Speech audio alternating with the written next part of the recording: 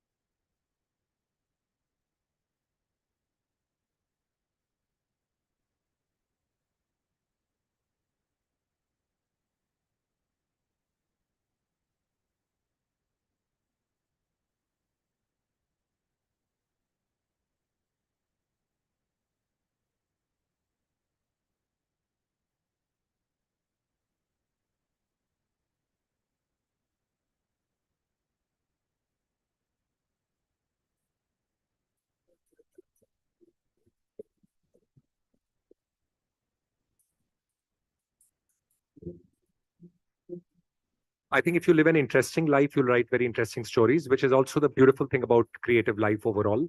Learning can never stop. There is always something new, and I learn from my patients. And each one of us will use that choice based on the use that you have to put the technology to. The first film that made me sort of see how a human story and the layers of politics beneath. Panipat का युद्ध पढ़कर आने वाले दरोगा लोग investigation कर रहे हैं तो उसमें थोड़ा विज्ञान मिश्रित होना चाहिए ऐसा मेरी अपनी सोच है. A person may have a very enviable lifestyle, externally appear very successful and happy, but no one really knows what's happening within. It is not going to kill the supply chain, it is to empower the supply chain.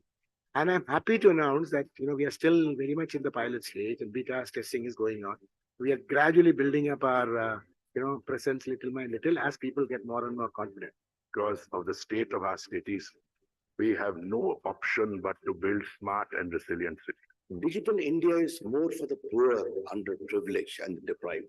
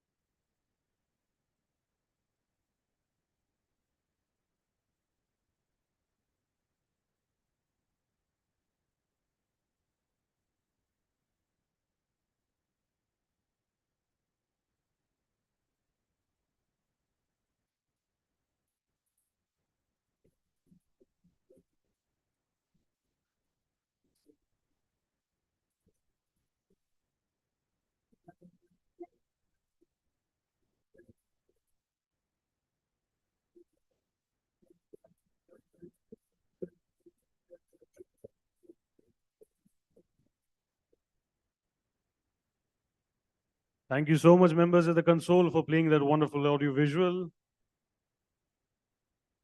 Yeah, I believe we can clap a little louder. Yes, thank you so much. This event is being streamed live across all BW Business World platforms, including our social media channels and also on www.bwsustainabilityworld.com. Now, on that note, I'll request the team to kindly play the community AV and give us all a glimpse about the newly launched BW Sustainable World initiative. Thank you so much. Can we please have the community AV, please?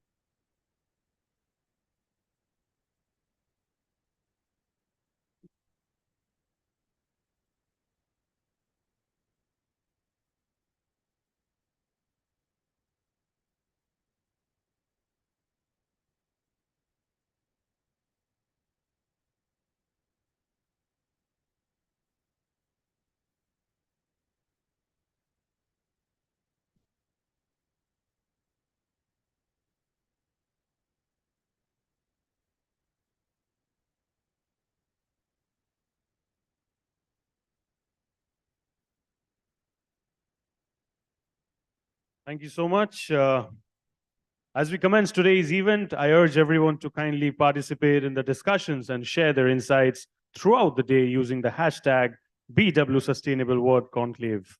Before we move forward with the conference, I would like to thank our partners for the day. Presenting partner REC, a Maharatna company, sustainability partner Bisleri, associate partner Gale India Limited, integrated business city partner Sri City, sustainability tech partner Siemens, energy partner Sunshore. Even partner, the Thick Shake Factory, Joy Travels Private Limited, Reality Plus, Exchange for Media, IWM Buzz, Impact Pitch, Fandrum, Binley Coffee. Can we please have the partner AV, please?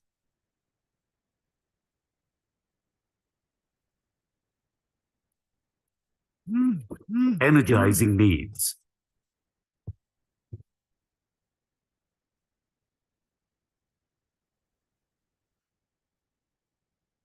Empowering lives. Electrifying moments.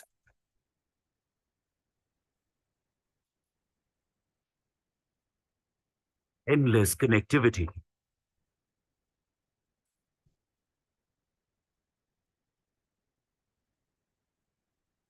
Serving generations. Now and forever.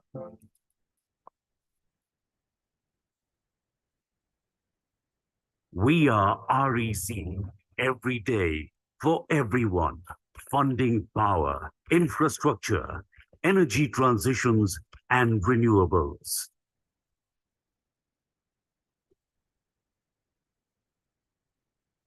India, the land of a billion dreams. Dreams that would make us sustainable and self-reliant. Dreams of growing together in a future-ready world. Dreams personifying Vasudhaiva Kutumbakam. The world is one family. Through a constant pursuit of innovation, at Gale, we energize such dreams. With a growing network of pipelines, Gale holds a strong presence in the entire natural gas value chain.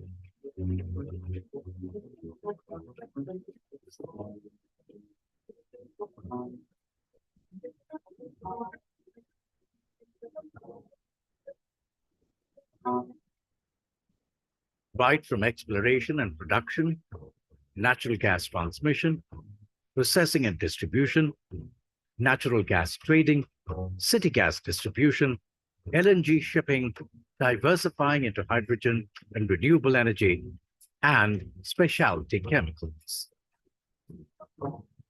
Today, Gale distributes more than 53% of natural gas used in the country to consumers ranging from mega power and fertilizer plants to individual customers.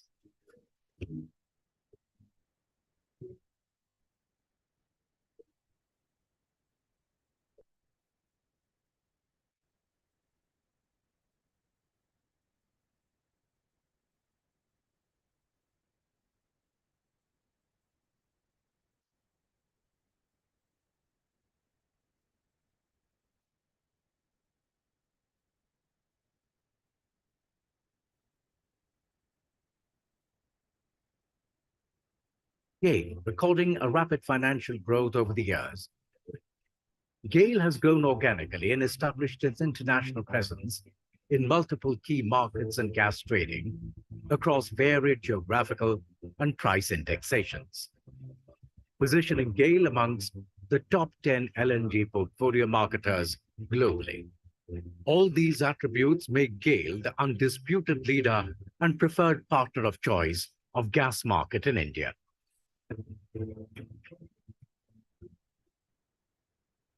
GAIL's pursuit to expand the natural gas network in India continues while ushering in the winds of change towards a greener world. With its unflinching commitment to achieve sustainable development goals and net zero target by 2040, GAIL has diversified into renewable energy resources.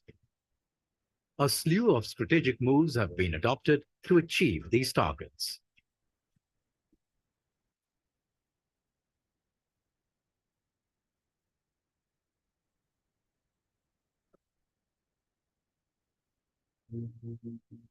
The credit for setting new benchmarks and achieving hallmark of success lies with the skilled workforce, who are driven by endless creativity and passionate zeal to achieve the extraordinary. GAIL has in turn prioritized health and safety of the workforce with international best practices in place. Transparency, accountability, and ethical governance are the core values imbibed in GAIL, leading to ease of business, making it the ideal partner of choice by all valued stakeholders.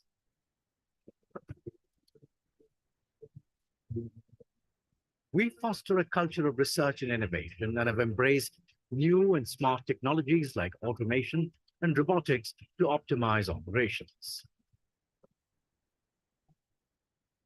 Remember this painting? The first for most of us.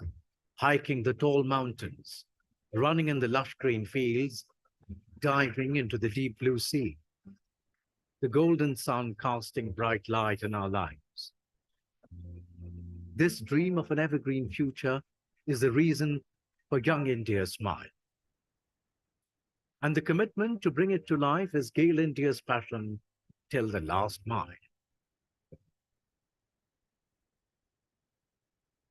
Guided by the same passion and its goals of availability, accessibility, affordability, and acceptability of natural gas, GAIL continues to strive for the nation's self-reliance and energy security.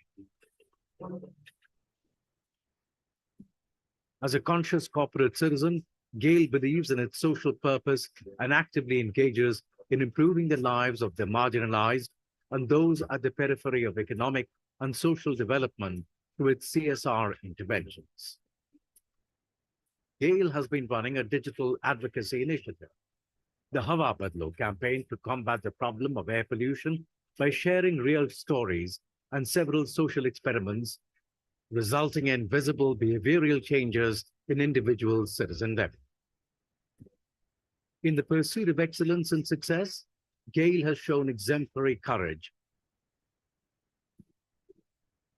resilience to overcome challenges, agility to adapt to changing circumstances, and sincerity towards its customers to transact business. No wonder it is the preferred partner of choice. GAIL, energizing possibilities.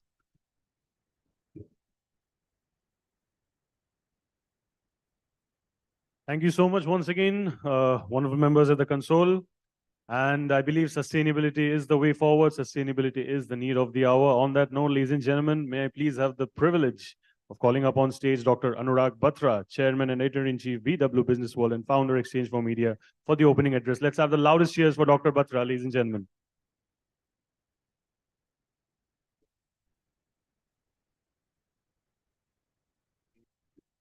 Honor and privilege to be here, and thank you for making time today morning. Time is the biggest asset. BW SustainabilityWorld.com is the youngest community that business world has. On 26th October, which is the World Sustainability Day, we launched that For the last 4 years, we've been ranking India's top BW 500 companies on sustainability practices. So I welcome all these speakers. We also have the BW Sustainability World Awards in the evening. These are baby steps. I have some friends in the audience who are doing very, very deep work in the area of sustainability, environment. Mr. Samir Shah from Peak Ventures is there. He's an investing veteran. He used to run Satwa Ventures in Hong Kong and then came to India a couple of years back. And he started Peak Ventures, which backs companies which really want to make the world a better place, want to make an earth which is really, it is arrogant to say that we look after Mother Earth, but to be able to more sensitive to Mother Earth. The earth has the capability to look after everyone, including us. My friend Sudhir Mishra, who's a lawyer, he's the founder of Trust Legal, and I can say he's among the foremost activists in the environment space. The odd even petition is his. He's done a lot of work in the last decade on tiger conservation. He's just written a book on how you can find the solutions to Delhi's air pollution. So, really, I'm sure I'll get to know some of you who are speaking. Whatever you speak today beyond the confines of this hall also gets onto the site, gets into the magazine, and you will have access to that. I can only say that we'll do deeper work in this domain editorially, cover your stories. Every year we do the India's most sustainable companies rankings with Sustain Labs Paris, and we'll do that again in March, April. But I just want to ask you, you guys are experts on sustainability. I was reading a lot over the last 2 days about what's happening in batteries, and what is the impact on emission that the batteries have vis-a-vis other things. And then me and Sudhir were talking with a friend in the morning at the breakfast table that the smog in Delhi, we live in Delhi, right? I'm sure you're aware of smog in Delhi, right? Now, just to tell you the economic cost of that, when it impacts lungs of everyone, especially children and older people, we are a little more resilient, being in the age group we are. But the younger, really younger ones, and the cost to their health, the money they spend on the health, people not being able to go to work, and forget not everything in life has to be about productivity. It has to be able, our cities are becoming urban messes. We were talking about, the managing director of Sri City is here. We were talking about how much time it takes to get to it. The quality of lives in our cities is becoming tougher day by day. I wouldn't use the word worse, but you could use that. There's a lot of good things in India, but I was reading in the Time magazine an article about Milwaukee, and they're promoting it as the most eco-friendly or sustainable city. And a lot of people have moved because it is resistant to earthquakes. It's cold, it's Midwest, so it's cold, but it is from a climate standpoint. So you started to promote cities on the basis of saying from a climate standpoint, they're better. And there was a story of a young couple that moved from somewhere else in the Midwest. They said they came from a town which had 100,000 capacity and has now 2 million people. So it is unlivable. Think of India. Cities that have maybe 1 million capacity have 20 million people, have 40 million people, definitely have 5 million in a lot of cities. Now, clearly, we will need to develop more cities. So you're developing Sri City. I've not been there. Your founder has invited me many times over the last 7, 8 years.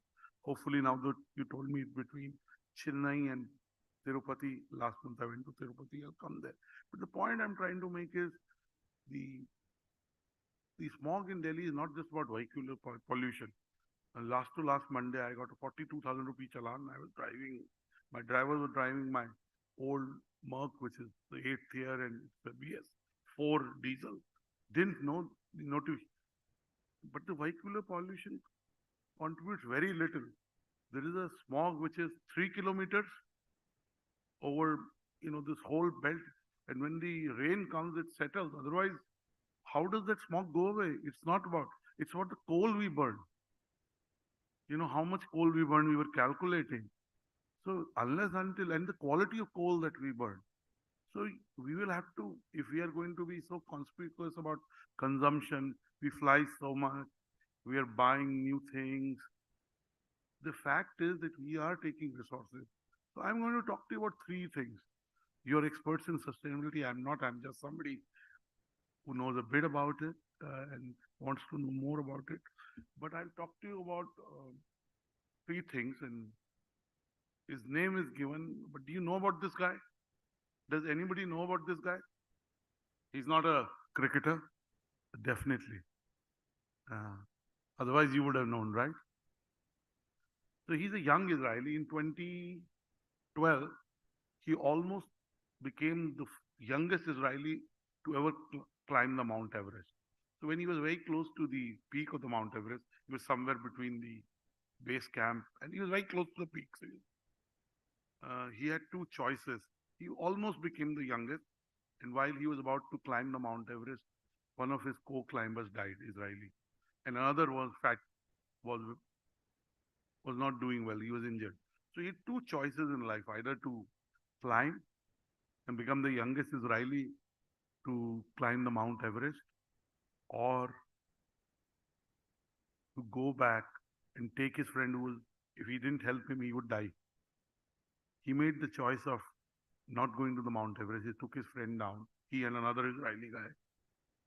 And they saved his life, or God saved his life. And he had frost bites. He had to get one or two fingers amputated. So he made the choice of being kind to someone and not achieving. One of the reasons why we have to talk about sustainability is we become too much about, me, and the ego manifests itself in material possessions. All of us, including me. I'm not excluding myself from that. I'm very sensitive to it and I think about it.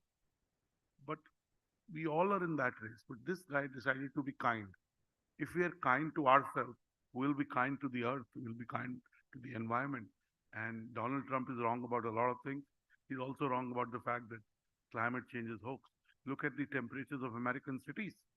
Look at the wildfires in Australia, in Europe, in America, in Sahara, in some parts of Africa. Summers are coming 4 months in advance, 4 months in advance. So I just want all of us to be kind to ourselves, be kind to the planet. Sustainability is about being sensitive to our resources. We are our biggest resource. So being kind to everyone in the room, everyone you meet. So I want to talk to you about, so eventually became the first climber to climb the Mount Annapurna. And the second thing is being mindful, being in the moment. We all talk about health, after COVID, health and nutrition and well-being is an even bigger focus for all of us. But the biggest component of that is sleep. And I see a lot of senior executives compromising on sleep. They sleep 5 hours, but they go to the gym. They do all kind of heavy stuff. Sleep is the fundamental 70–80% of the pillar of your health. Of course, then is nutrition, movement, and everything else.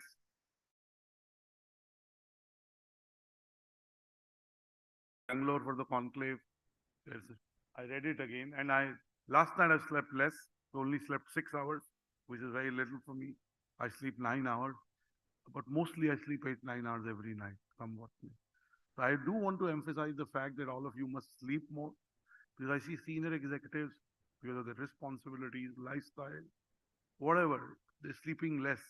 And in fact, I met somebody who, for breakfast in the morning, and he talked to me about sleep study. I said, I know all about that. In fact, I'm planning to do an India sleep study with 10,000. A lot of people aren't able to sleep. And of course, the mobiles have their own role to play. I put my phone in a different room. Even here, I put it in the outside area of my room. And this is the latest edition of the same book. There's a book called Why We Sleep by Matthew Walker, and there is a TED Talk, there is a YouTube video, you can watch it. And once you watch it, you'll sleep more. I traveled on Sunday night with an early morning, Monday morning meeting, so that I could sleep 8–9 hours, and I slept 8 hours, not 9. It was okay. So, really sleep is very important. It will help us be in the moment, live longer, live better. You know, talking of kindness, I read this book in March. Uh, it's called Humankind, A Hopeful History by Rutger Bregman. It's about how human beings are kind to each other.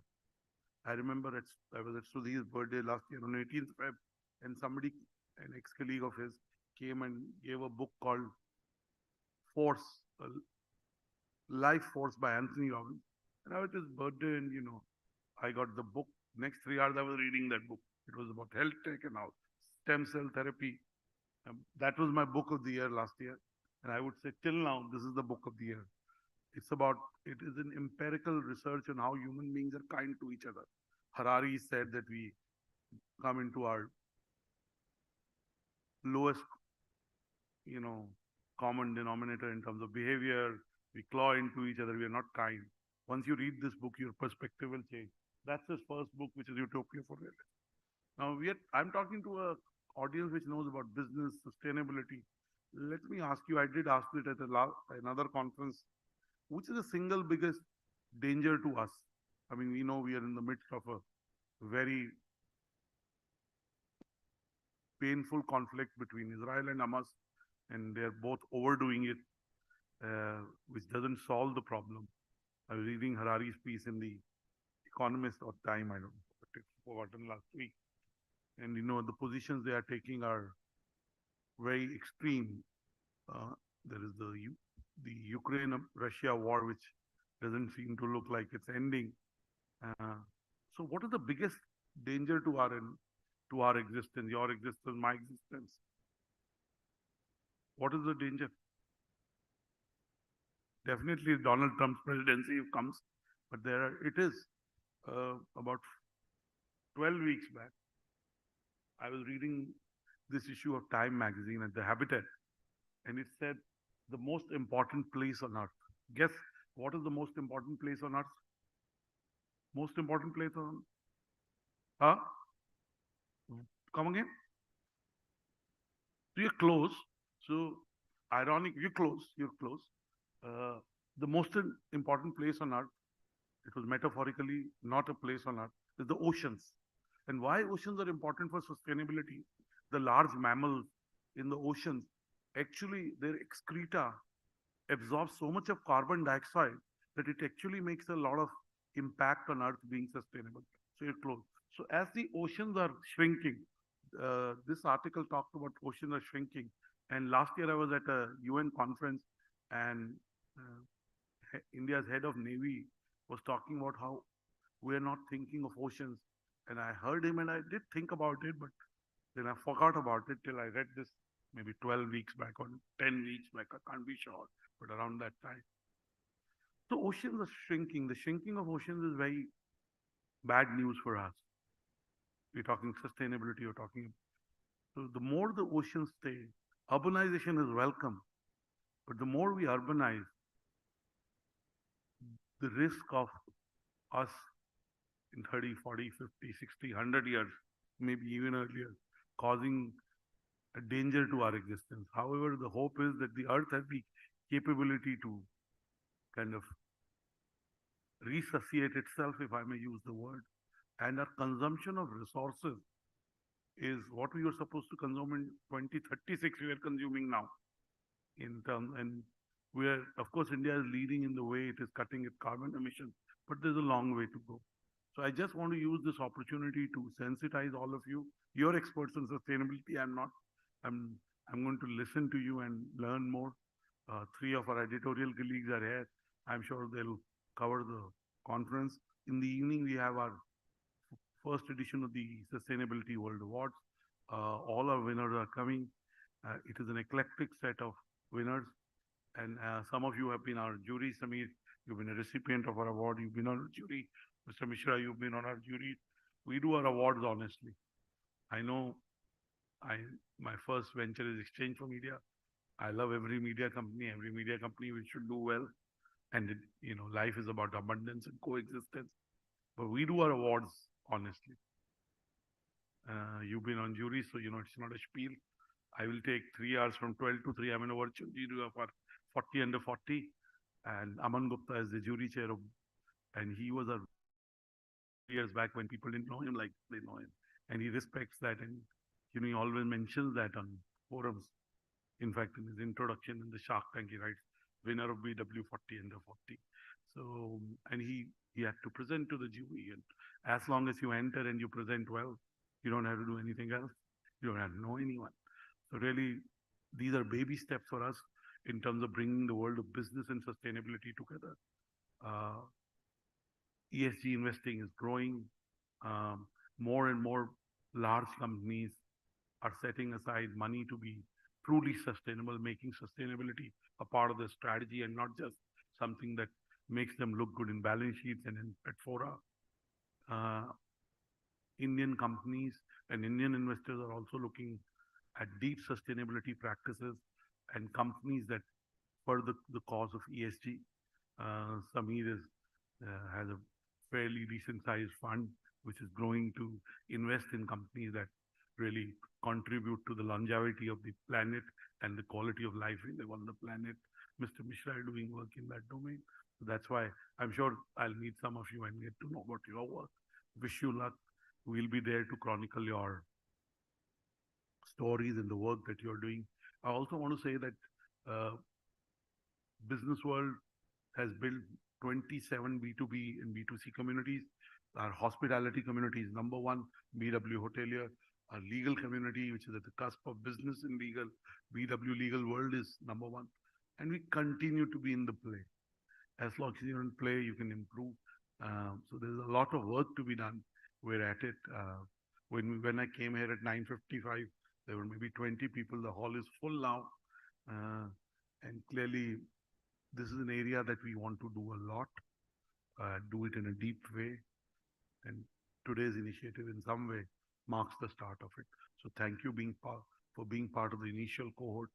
God bless you and look forward to your contributions and your knowledge and insights to make India and the world a better place. Thank you. Thank you so much, sir, for your time, for your insights. I believe we can clap a little louder for Dr. Batra. A wonderful session. Thank you so much. On that note, we're all set to get going. We have a special session right now from Sri Sriti, and the topic is a model for sustainable development. But before we move forward, may I please request the members of the console to play the Sri Sriti audio visual for us. Welcome to Sri City, a strategically located, vibrant social community that has become the most preferred business destination in India for major companies from around the world that employs more than 60,000 people.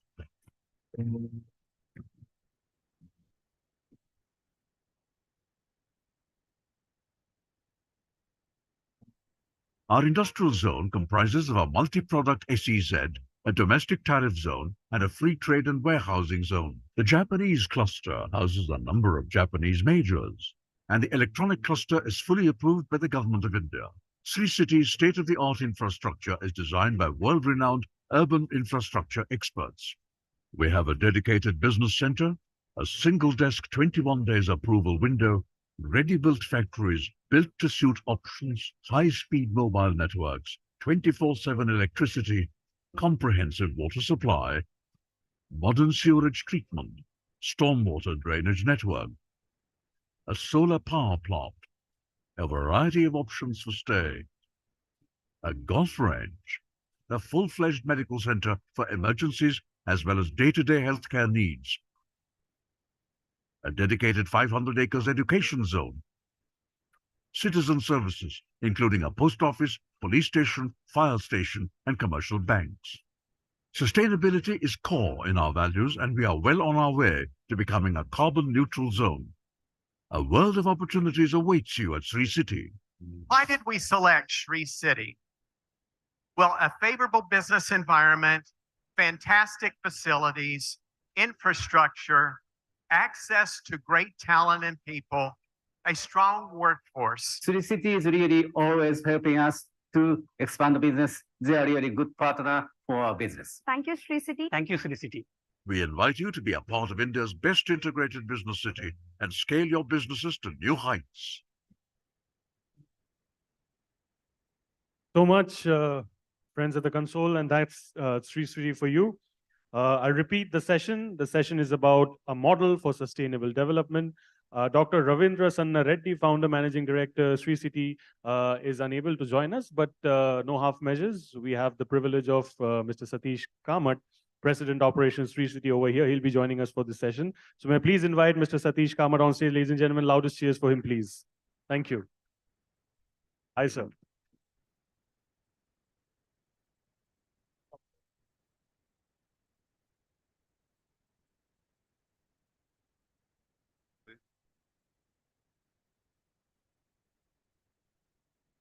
It's a great pleasure to address almost the who's who of the sustainability field in India.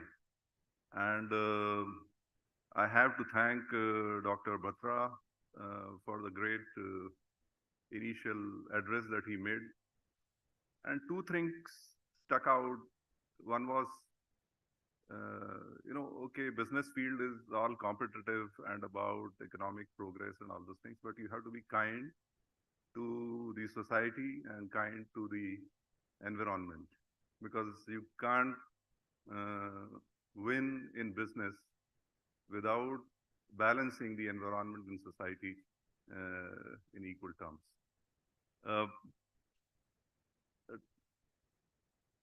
My AV will be there. Sorry, PPT.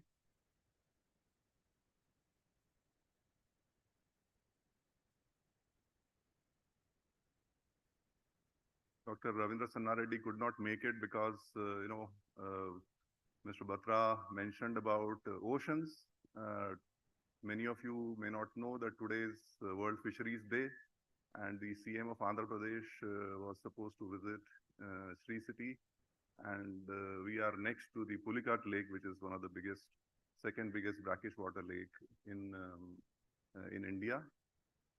How livelihoods of about 1 lakh fishermen depend on the health of the brackish water lake is important, and it's appropriate for me to mention it, because if the lake becomes unhealthy, 1 lakh people will probably not be doing so well economically. So the economics, the society, and the environment, they are tied at the we are tied at the hips, and it's a three-legged race that we have to run. No one person, no one field can win. So as you can see, how do I advance this?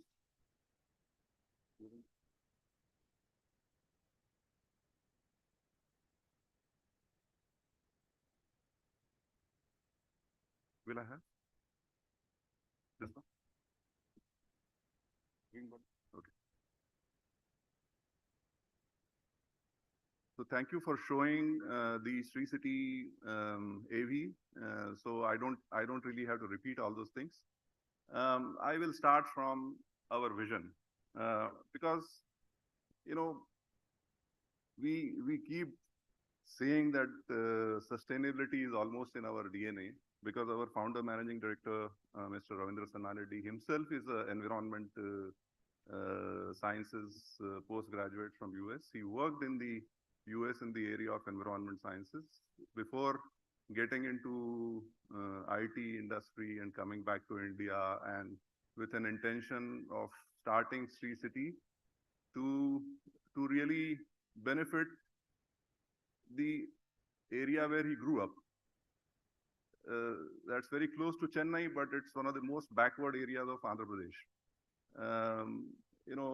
In the 10,000 acres where Sri City is being developed for the last 15 years, we started in 2008 onwards. We have now seen not only economic progress of the local villages, but reverse migration. Because historically, people used to go from this area and go and work in Tamil Nadu and nearby Chennai industrial zones and all those things. Now all that has stopped. Opportunities are there for the people who used to live in Sri City, and So ultimately, the whole idea was to start balance social well-being, economic progress, not at the cost of environment, but without damaging or sometimes even making it better than what it was. So since I'm representing the area of city development, I would say a little bit about city, and Dr. Batra mentioned our cities are getting clogged and they are bursting at their seams and whatnot. And it is very true.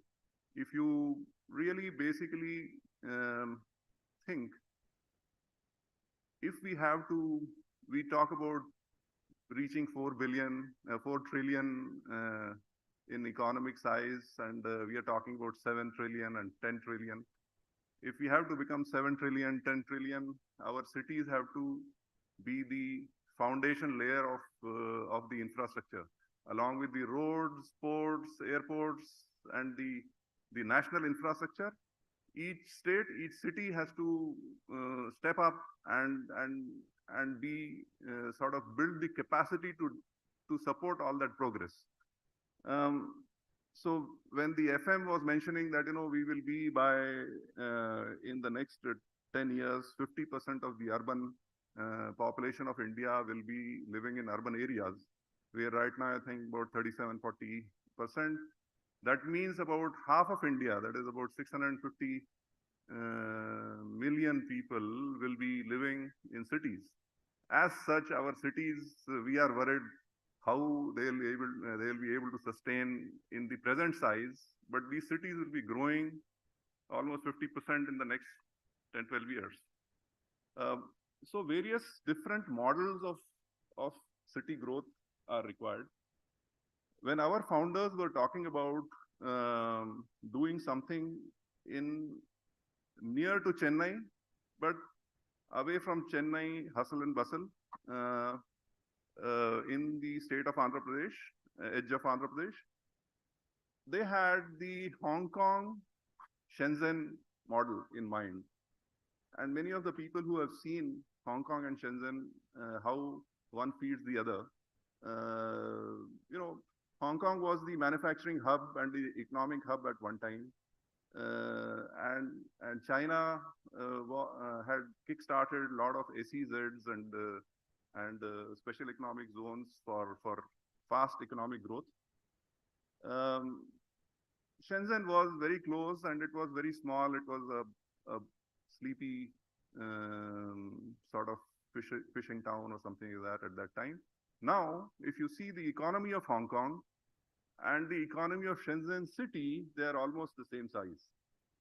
About $300 billion is the Shenzhen's economic contribution.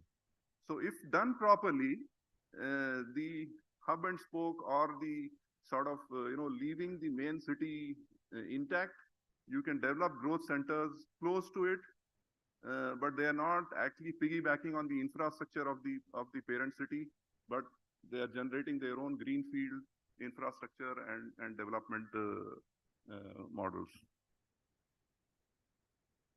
Now, quickly, I will not going forward.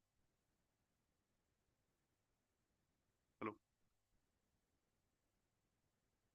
Can you go to the next slide, please?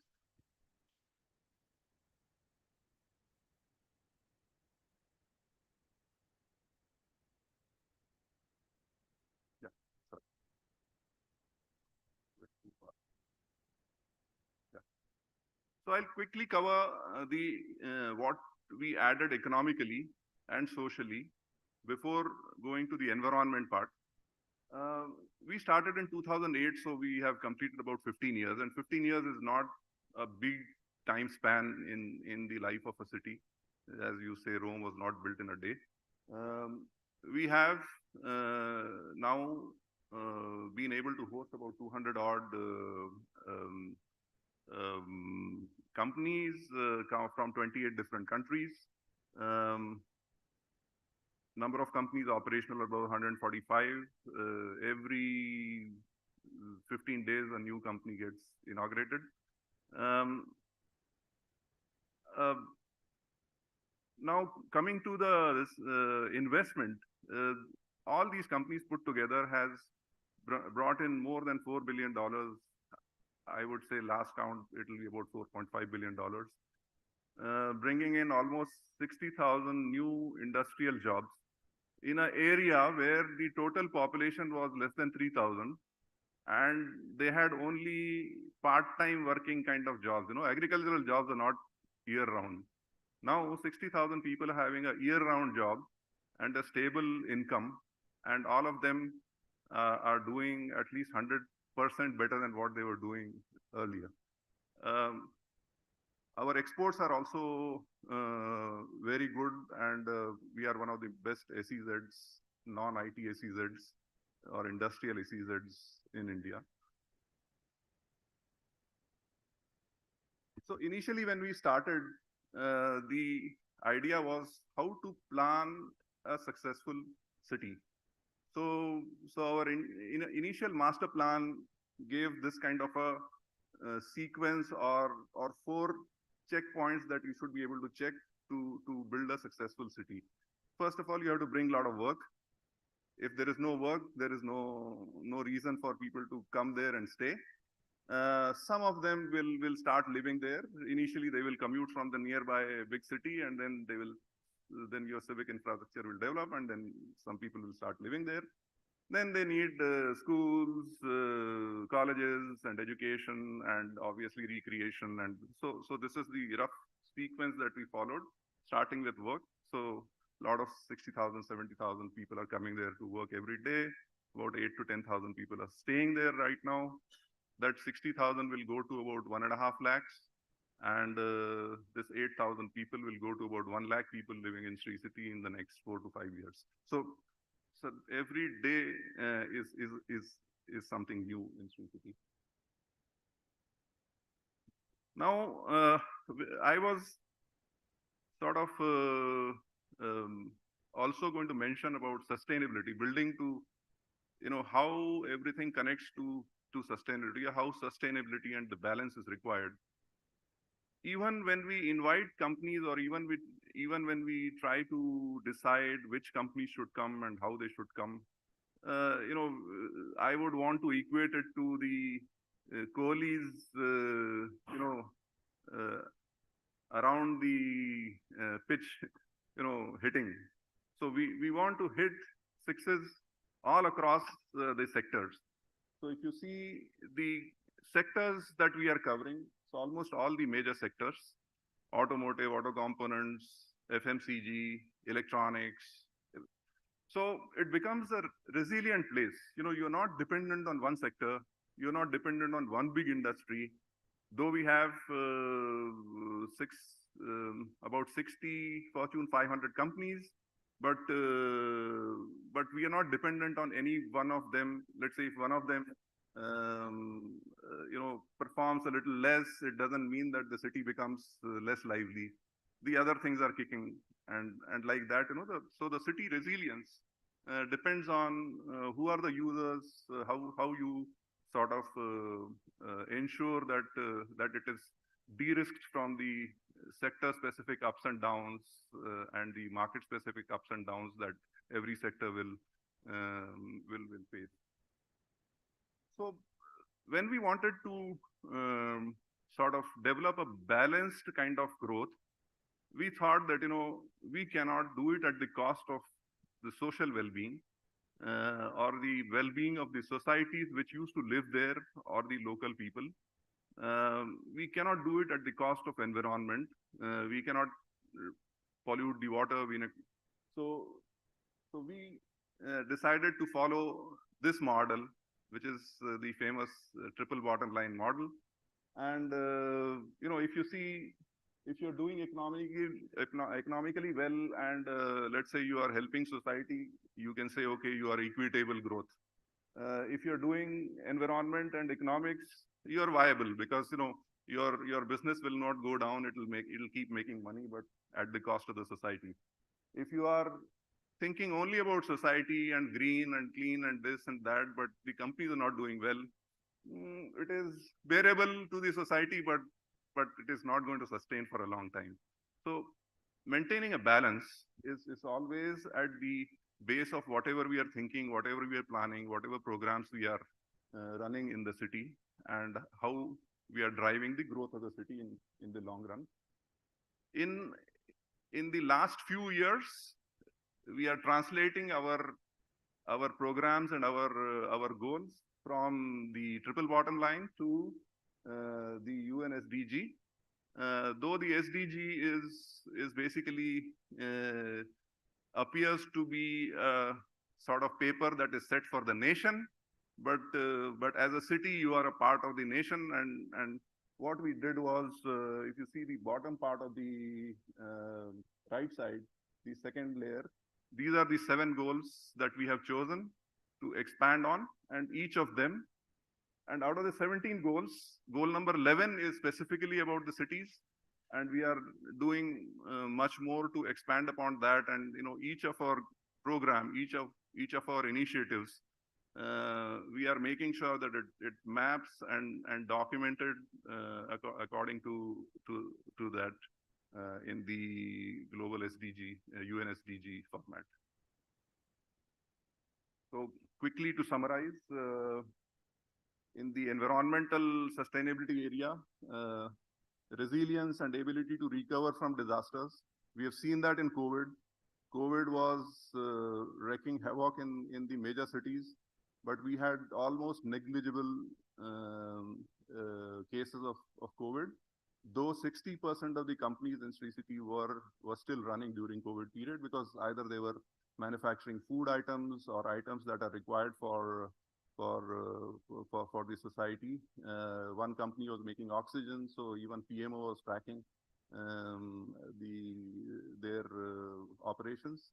One company makes cryogenic tanks, which are used for transporting oxygen and gases from one place to other.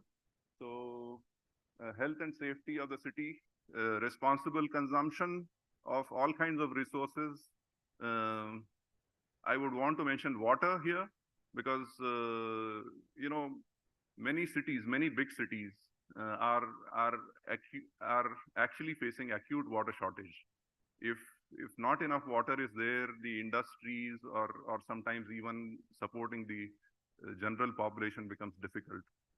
We have decided right from the day one to be a zero liquid discharge, 100% surface water city. That means we will not tap groundwater, and we will not, after treatment of water in the STP, we will reuse all of it in construction, landscaping, and other uses in the industry. So there are very few cities which will take this kind of a target at city level, and we've done that. In case of social sustainability, we give a very, very important lot of importance to make sure that our working structures are such that the local jobs and the local entrepreneurs are promoted, and somehow their aspirations are intertwined with our aspirations and the aspirations of the companies that are running manufacturing plants and people who have come from outside and are living in Sri City. We ensure in inclusive development and accountability to manage this thing, and governance model is in combination with the state government. So in case of economic development, you have already seen, so we are I would like to mention that Make in India and Atmanirbhar Bharat and all these initiatives of the central government, along with the business-friendly policies of the state government, have really helped us to attract a lot of good quality and diversified customers to Sri City, and ensure that through the industrial development, you are driving the economic growth of the nation. Productivity improvement, economic resilience, as I told you that, if you see all the logos, they're pretty much covering a large part of the economy. So something or the other is kicking. So you are, till you are 8 down, 9 down, your batting is still working. diverse and multiple sectors and multiple cash flows as a city. So we are not just into developing and selling the land. We maintain, we provide various services. We keep working with them to make sure that their businesses are sustainable so that our business is sustainable. So it's a model that many other states have liked. We keep getting a lot of delegations from Japan and various other countries. At the same time, many other state government people, their economic development boards also keep visiting us and to learn how we are doing our work and this thing on a daily basis. So with this, I would like to close my address. These are some of the pictures that you've already seen. And I'll be available throughout the day. So please feel free to interact with me to know more in detail about what we are doing. And thanks again to Business World and Dr. Batra to invite us and give us an opportunity to speak here. Thank you. Thank you so much, sir, for your wonderful insights. Love your cricket references. And just like cricket, it's not over till the last ball. Perfect. Thank you so much. Can we please clap louder for him, ladies and gentlemen? That was indeed a wonderful session. Thank you, sir. On that note, ladies and gentlemen, we now have a special chief executive panel. The topic for the moment is Reflect, Rethink, Remodel, the big leap towards a sustainable future. However, before we move forward, can I please request the console to play the Siemens AV, please?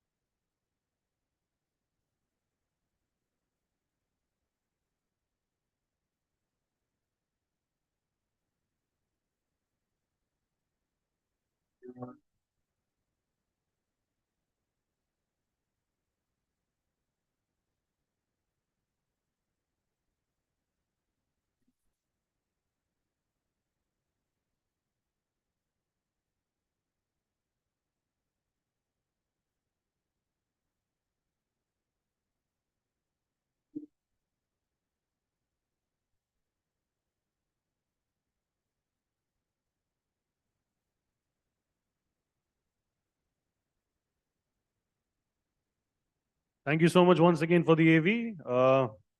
I repeat, ladies and gentlemen, the topic for the moment, it's a chief executive panel. The topic for the moment is Reflect, Rethink, remodel, the big leap towards a sustainable future.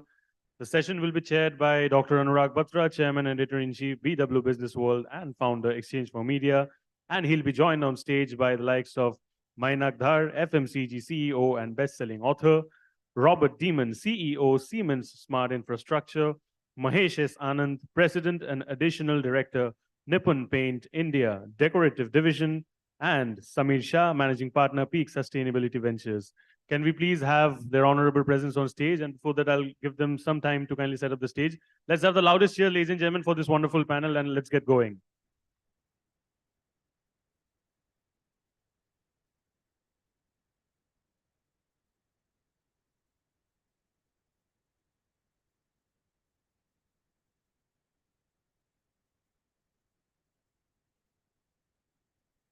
Ladies and gentlemen, this is our first panel discussion for the day. Can we please appreciate and clap a little louder for them, please? Thank you so much. Yes, that's how we do it.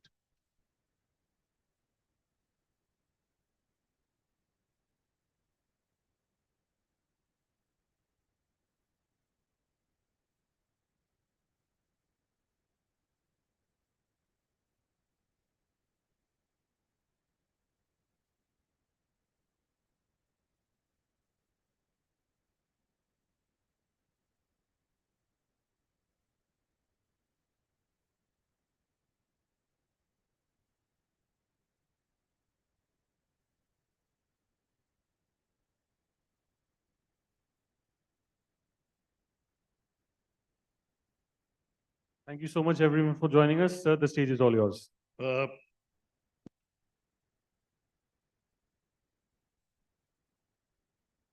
is still morning, so good morning. And I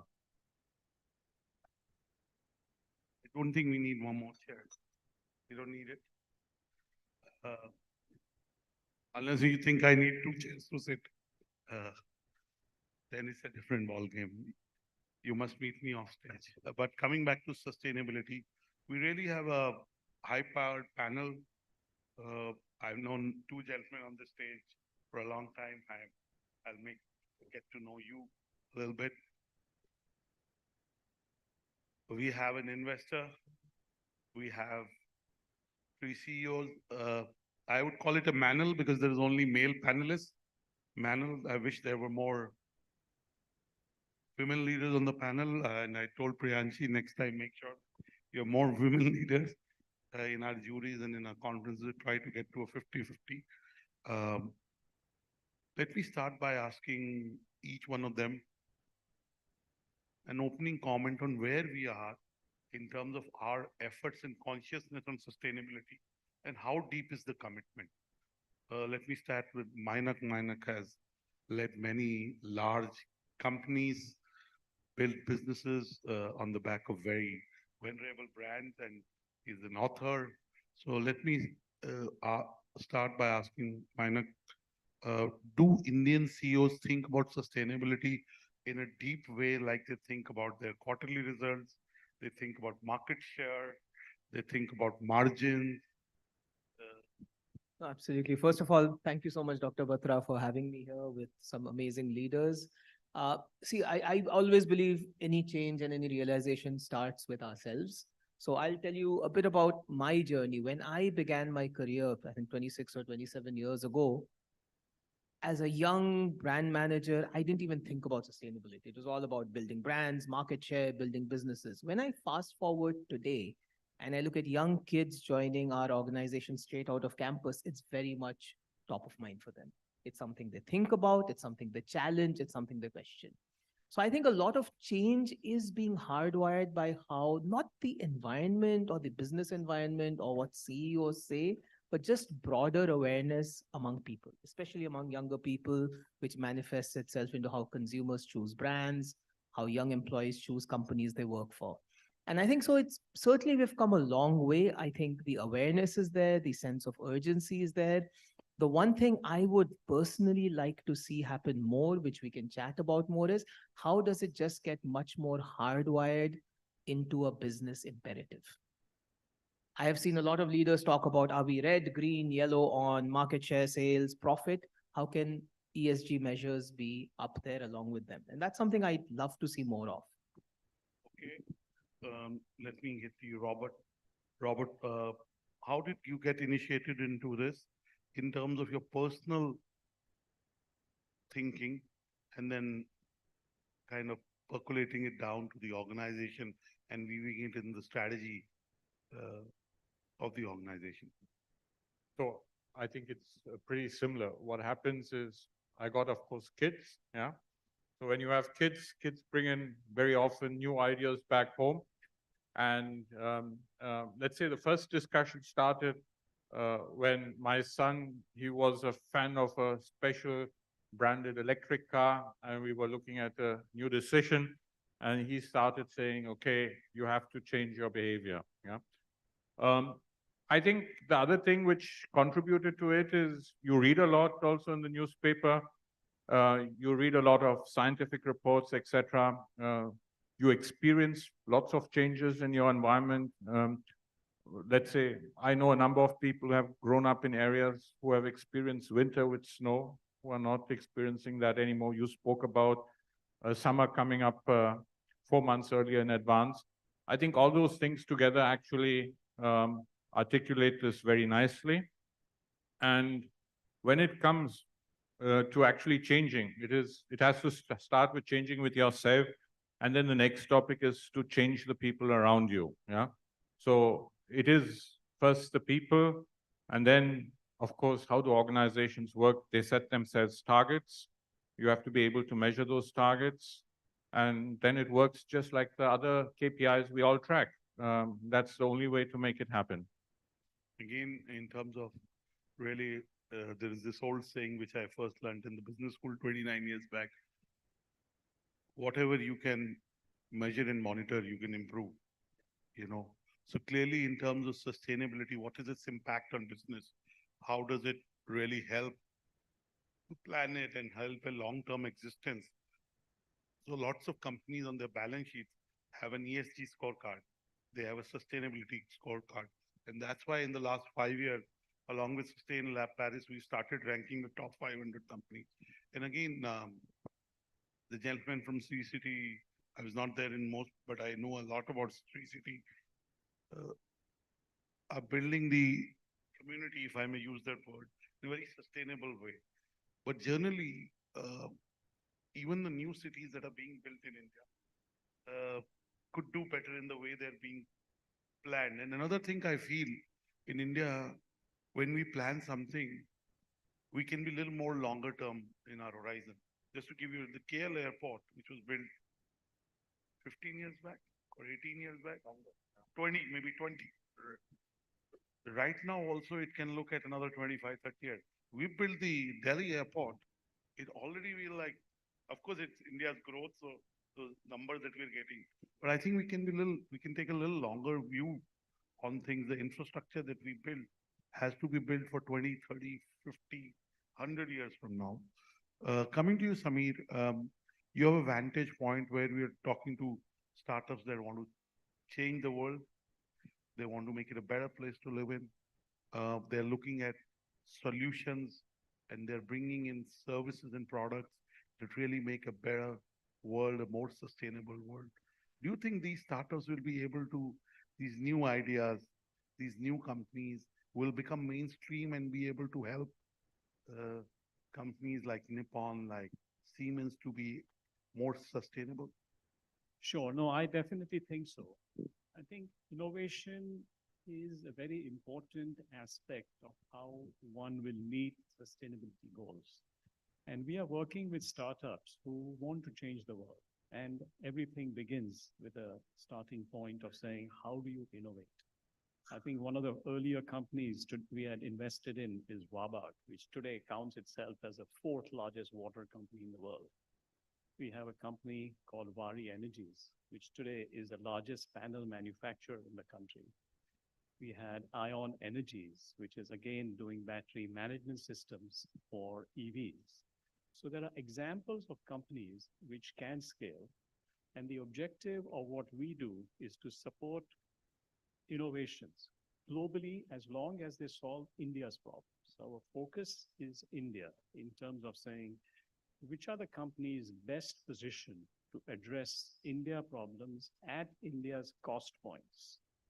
And that technology can be anywhere in the world. For example, we have just invested in a company in the UK, which has a biotransformation plastics, which is one of the major problems in India.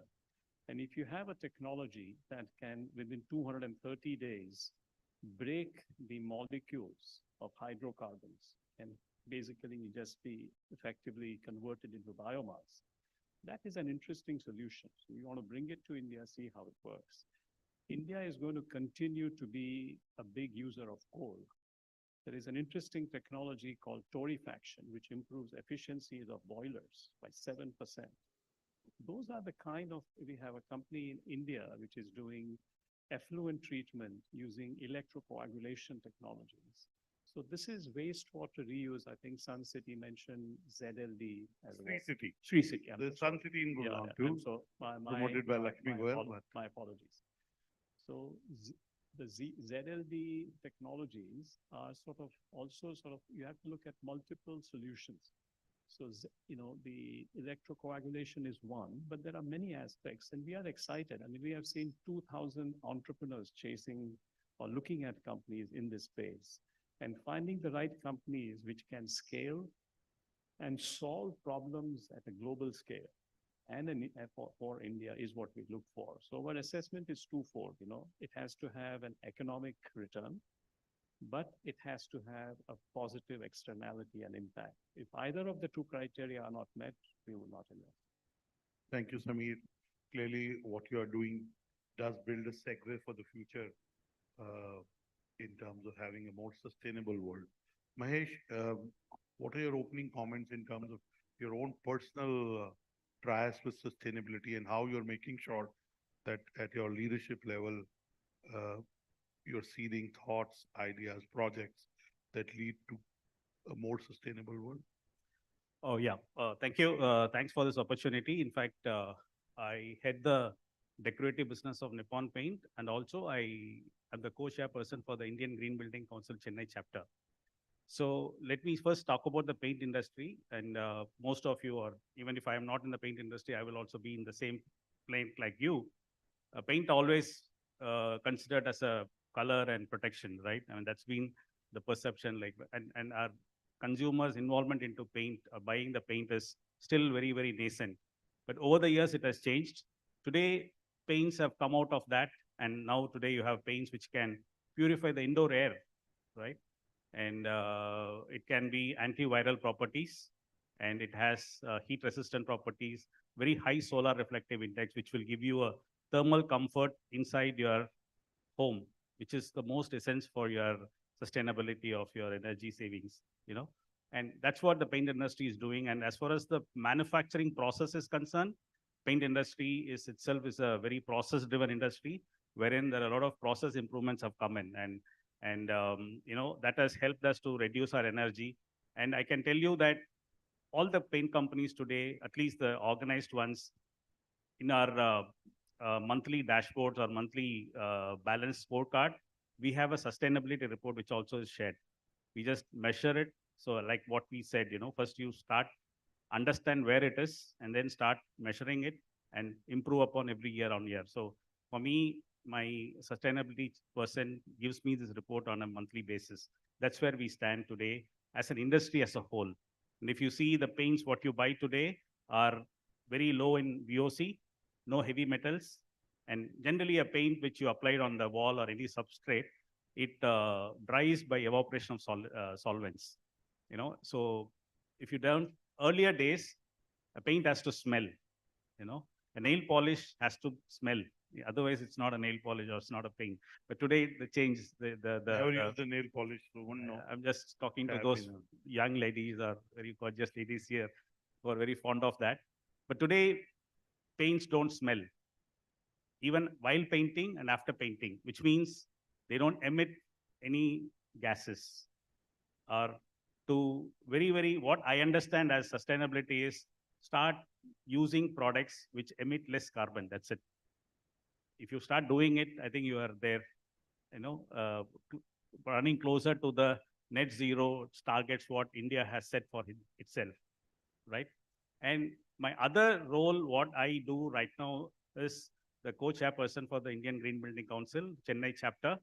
And IGBC, Indian Green Building Council, we call it as IGBC, is one of the most progressive. And today, we are the second largest green footprint across the globe. We have about 10.4 billion square feet of green footprint. And I mean, next to maybe US.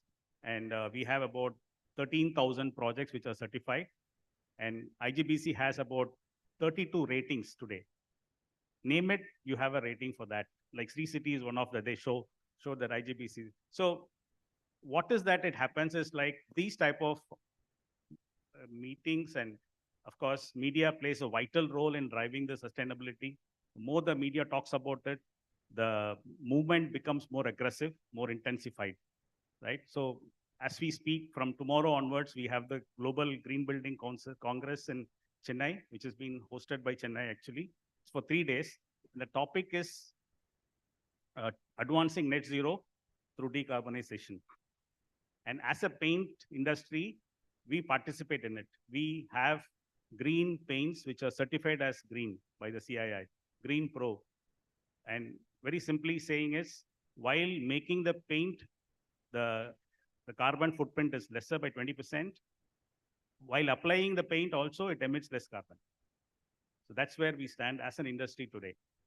And thanks for giving me the opportunity to at least share this information to all. And by this, I think we want to spread the news. I have to tell you a story. I started my career after business school in real estate. I don't know if you know Kamal Meter? Yes, I know. Parpur. So I met him. Sorry to interrupt you, since I thoughts are going off. I'm a green fella. Yeah, because yeah, and that was given by Mr. Kamal Mittal. Yeah, so I met him in '96. My boss was an Australian. I worked for 5 years before I turned an entrepreneur. And he invited me to Parpur Business Center, and he said to me, you know, I said, your rates are too expensive. So he said to me, no, these are the plants, you breathe better.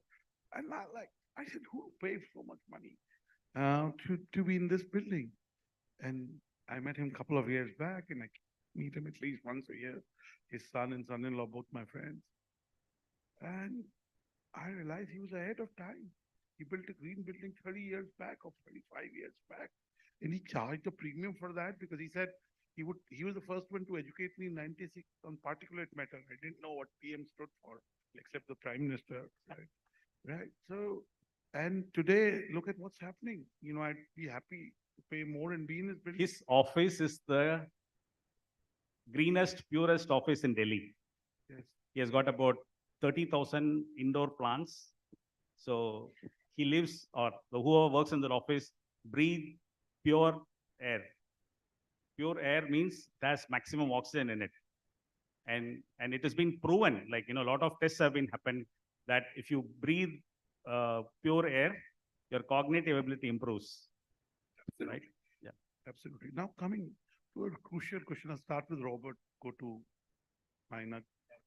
Do you think consumers, and you know, you come more from B2C, you're more than B2B.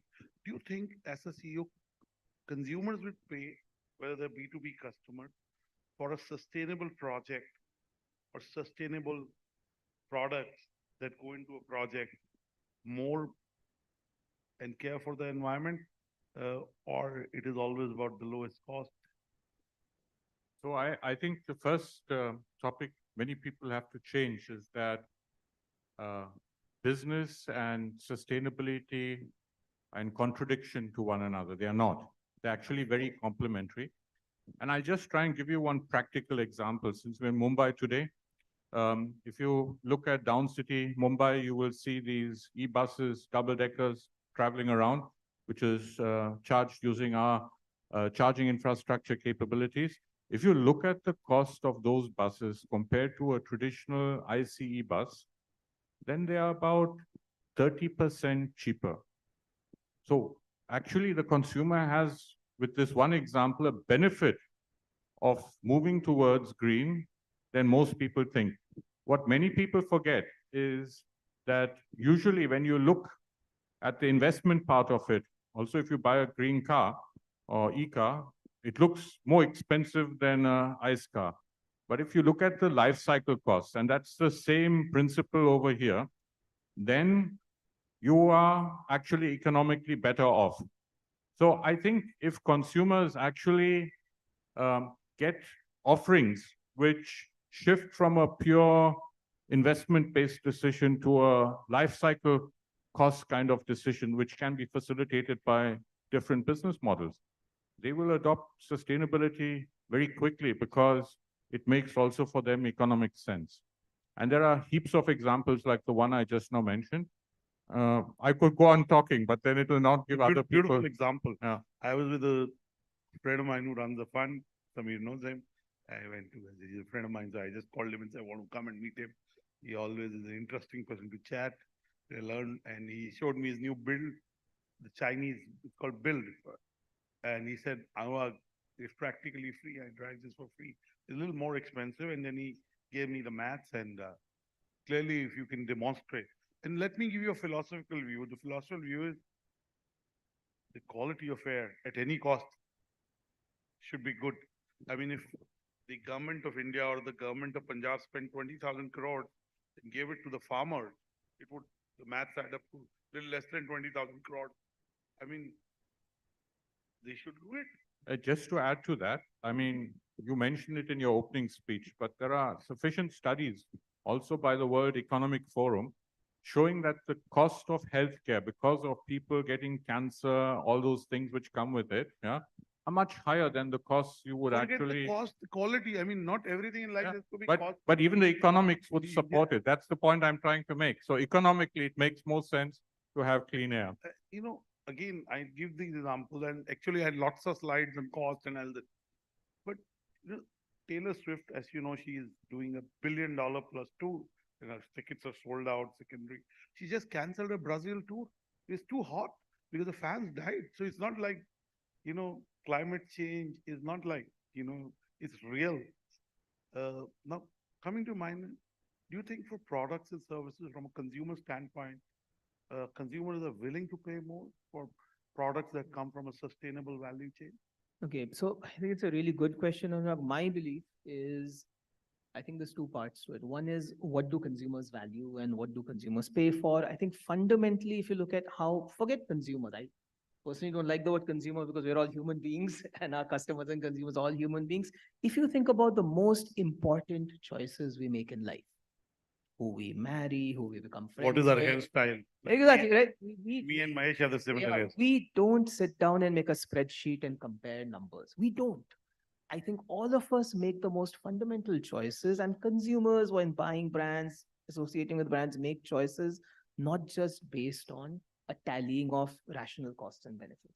I think a lot. So I think the core of being able to win with people and consumers, which is why I've loved being in the sector for so long, is it's about understanding human beings, understanding the values that are important to them, and storytelling in a way that resonates with their hearts and minds. So I think the core of it is understanding what is important to consumers, what is making them choose brands and choices. And I think our world has changed a lot. COVID has probably accelerated it. Awareness about the state our world is in today has accelerated it. But there's a lot of research out there in the consumer products field which says that these are now among the top needs or hierarchy of needs for consumers, even in emerging markets like India. Like there was this myth a few years ago, sustainability is all for rich consumers in developed markets. There's hard consumer data that says that when I'm choosing a brand, it is important for me. That does this brand do good for the society, good for the environment? Is it biodegradable? Is it organic? These are starting to become important factors. So if you look at the personal products industry where I spent the first 15, 16 years of my career, the fastest growing segments in there are natural, organic. So I think consumers are already voting with their wallet. And how I think of it is, ultimately, not to get philosophical on you, but I think I read a lot of the similar books you do, Anurag, is if you think of what the Bhagavad Gita says, it's do your karma, do your duty. And I think duty for us as business leaders is not to worry about how much profits we'll make. That's an outcome. Right. It is to solve problems that are going to do good for our consumers and customers, that are going to do good for the environment and world, and find that intersection. If there's a consumer or customer problem to be solved, Can we solve it in a way that makes it better for the environment? If there's an environmental problem to be solved, can we do it in a way that helps us win with our consumers? So I'll give you a couple of real examples where these solutions need not always be about more cost to consumer. So in my previous organization, we had really bulky products which used to get transported in plastic poly bags, high transportation costs, unwieldy for distributors to keep. So he said, look, we need a solution for it. And the only brief to our people we give is give us something that completely gets rid of the plastic and is completely biodegradable. So we moved to more, tightly packed biodegradable cardboard, which significantly reduced our warehousing costs, transport costs. It's better for the bottom line, but it also does good. So I think if we start with a problem-solving mindset, but say, look, we're going to solve problems that are good for consumers, good for the environment, the profits will follow. That's kind of how I approach it rather than starting with what's a bottom line we're seeking. And I think we have amazing talent in our country. If we can rally them against solving the right problems, I think we'll all continue to meet both needs.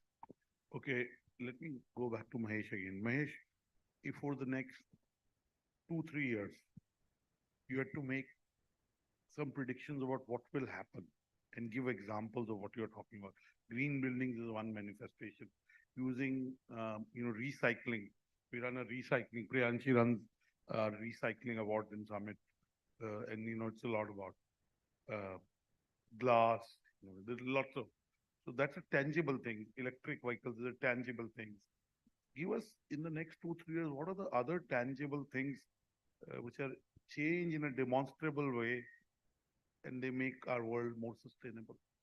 Yeah, if I have to talk about the paints today, a green paint is not costing you more. Every paint what you buy is a green paint. And if you see there is a declaration there, it doesn't contain more than 90 ppm of lead, no heavy metals, low VOC, ultra low VOC, but the same price.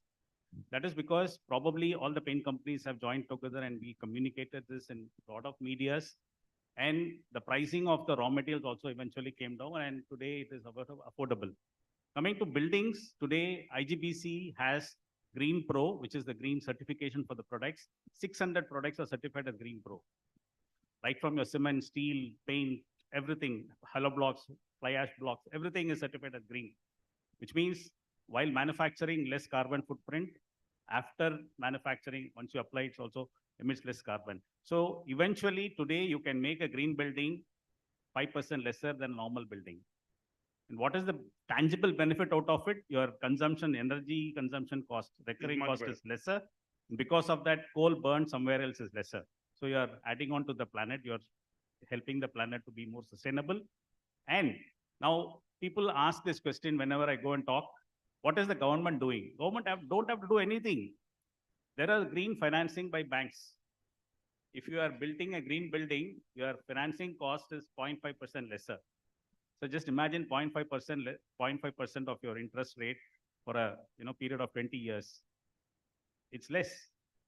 So it's there. And future, yes, you're going to have products like how you are now looking at a product which has nutritional values.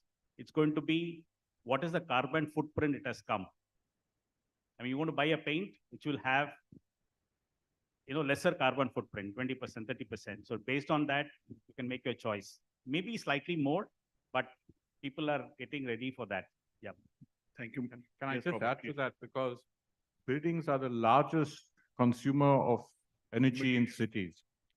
And if you can optimize the energy consumption in buildings, you can have huge impacts. And I can tell you, we have done many projects in Mumbai, across India, with return on invest of less than 2 years. Yeah, by just taking simple measures in place, optimizing aircon, lighting, and everything, you have a fantastic return on invest. And we are so confident about it that we actually tell these building operators, you don't have to invest anything. We'll invest, and the savings from it will pay for the investment we need to make. So just by people jumping on this topic, a lot can be done. In fact, most of you know, or all of you will know that maybe about 5-6 years back or 5 years back, we never bothered about what is the star rating of electrical equipments what we bought. Today, a common man goes and buys a 5-star rated AC. You ask him the reason, maybe slightly more, but he knows that energy, the Efficiency. electricity bill will come down. Subconsciously, he's not, I mean, he must be aware of that carbon footprint, carbon impact, what is making it. But today it is the norm. Yeah, that will happen for all the products. Sameer, you have a vantage point where you're seeing new ideas. Give us some of the new ideas that you've seen that really fit into the conversation here. Sure. Let me give you a few thoughts, actually. First is the framing of the question has to change. I think we have to move from just measuring financial returns to what is called integrated profit and loss accounting, which measures financial returns, what is the impact on natural capital, human capital, and social capital. So if you broaden the framework, that enables you to see how you make decisions in a manner that is responsible for the planet and for the people and for profit as well. By the way, the same individual, John Elkington, who came up with these terms, is now Bottom line. who's now saying regeneration, recirculation, and reimagination of how you think about the future is what I think should happen. One core principle that should outline sort of what we do is just the principle of resource efficiency. I mean, if you think about it, the cleanest form of energy is the energy you don't use. It's not solar. So the question is resource efficiency and energy efficiency doesn't get highlighted. You don't make front page news, but energy efficiency is actually one of the most easiest ways. Actually, motors, we have looked at switch reluctance motors. With 85% of the energy used in a building is during operations. So if you can save on energy consumption, that adds a lot to the bottom line in terms of the principles of energy.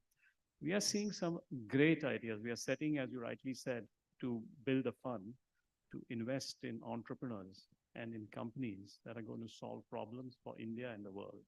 And we are as excited as we can be. So that should tell you that, in addition to the 18 investments we already have, we are looking to add to the investments, work with these founders. And I think you're right, we can't solve the problems, but we can make an attempt to address these problems.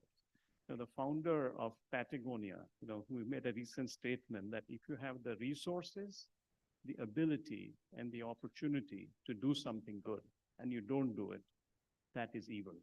That is his comment. I'll end on that note. Thank you so much. We have the presence of these leaders here. If you'd like to ask them a question, please raise your hand. Can we get a mic to Mr. Mishra?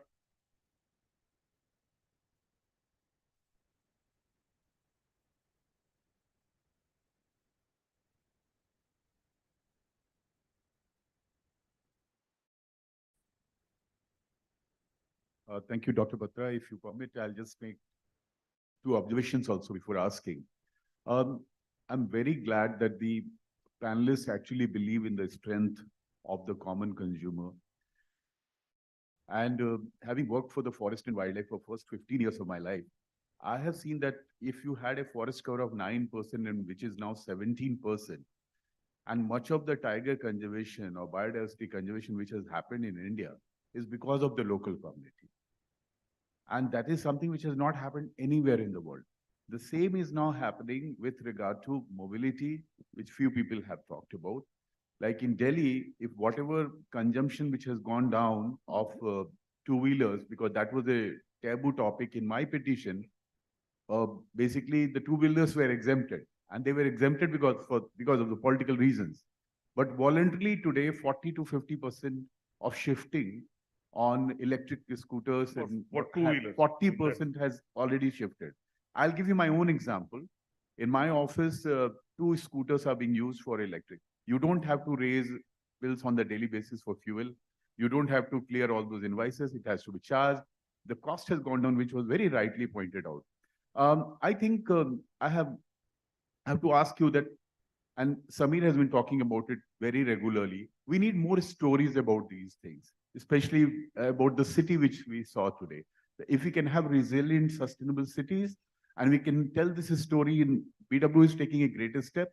If all the companies start taking one story forward, those stories will be something which will change consumer behavior. Thank you. I'll just make one observation. I think we should go for EVs and the green electric, EVs. But at the same time, I think CEW came up with a report that the thermal efficiency of coal plants in India is 29.7% versus a global average of 40%. There are many factors to it, but improving thermal efficiency is as important because unless you green the grid, EVs are not green if you calculate the life, the full cost actually. I mean, there's a concept of scope 1, scope 2, scope 3 emissions. So it's perhaps improper to compare ICE, where the production and consumption of energy happens on the spot.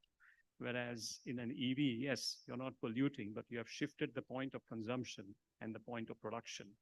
So unless you green the grid, the greenness of an EV is something that needs to be balanced. And I think one needs to focus also on efficiency of coal-fired plants. Still, we are going to use coal because as a huge base. At a huge base. Water usage in coal-fired plants in India is 2x the global standard. So these are measures of efficiency, going back to resource efficiency, that don't make headlines, but are equally important in addressing issues. And these are the kind of companies that we are trying to fund. Thank you. We could go on fast, but closing comment in one line. What is that one leap forward? What is that one big leap? We'll start with you, Robert, and we go around the house. Mindset. Mindset. Mainak? I think sharing stories with employees. Raising the consciousness by steering. Sameer? Increase awareness. Okay. And I also believe that increasing awareness and building stories, just a news may not attract people, but if a story will attract people. I think media has to play a role in that. Thank you. Thank you so much. Finally, everything that happens in the world, we lost the finals. Media has a role to play. I think media has a role to play in everything. And we'll continue to play our role. But on a serious note, please give this lovely panel a big round of applause. And they made very specific input and gave examples and made the conversation real and authentic. So thank you, Mahesh, Sameer, Robert, and Mainak for doing it. Give a bigger round of applause. Clapping is very good for art, Masal. Thanks. Thank you so much, sir. Genuinely, a lot of reflection, rethinking, and remodeling has been done. I'll request all of you to kindly stay on stage for a group photo op before we move forward. Let's continue clapping, ladies and gentlemen, when the photo is being done. Thank you.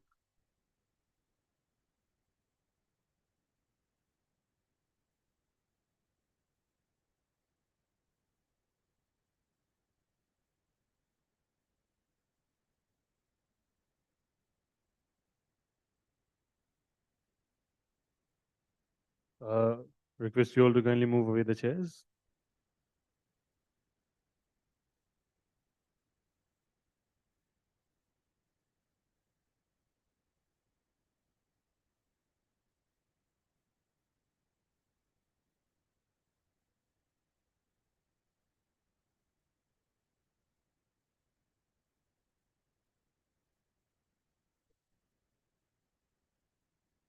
All right, ladies and gentlemen, wonderful chief executive panel indeed. We now move forward to a special industry presentation.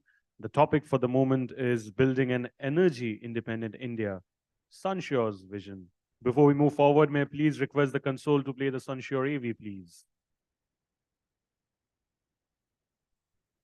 The renewable energy revolution has begun. Conventional sources of energy are proving too costly for the planet. As a renewable energy hotspot, India has the potential to lead the world's decarbonization journey. That's where we come in. Sunshore is India's fastest growing renewable energy company. We believe in delivering maximum impact by harnessing the power of RE technologies to supply round-the-clock clean energy to industries across the country. We run both intrastate and interstate plants to deliver green power at any scale of requirement.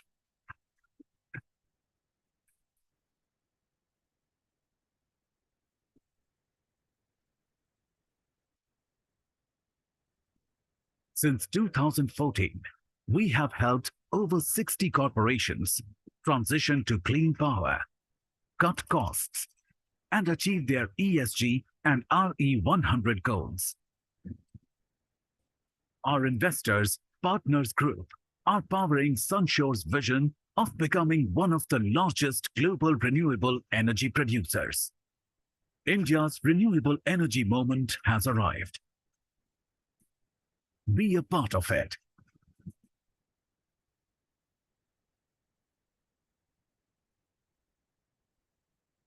Wow, wonderful stuff. I love the name Sunshore. Huh? Sun reflects positivity and brightness. Sure, of course, we all know they're very clear about their vision. Right, perfect. Ladies and gentlemen, the topic for the moment is building an energy independent India, Sunshore's vision. Let's move forward. May I please have the honorable presence of Sharma, founder and CEO, chairman on the board, Sunshore Energy on stage, please, for this. May I please have Shashank sir on stage? Thank you so much, sir, for joining us. Let's give a huge round of applause, ladies and gentlemen, for Shashank sir.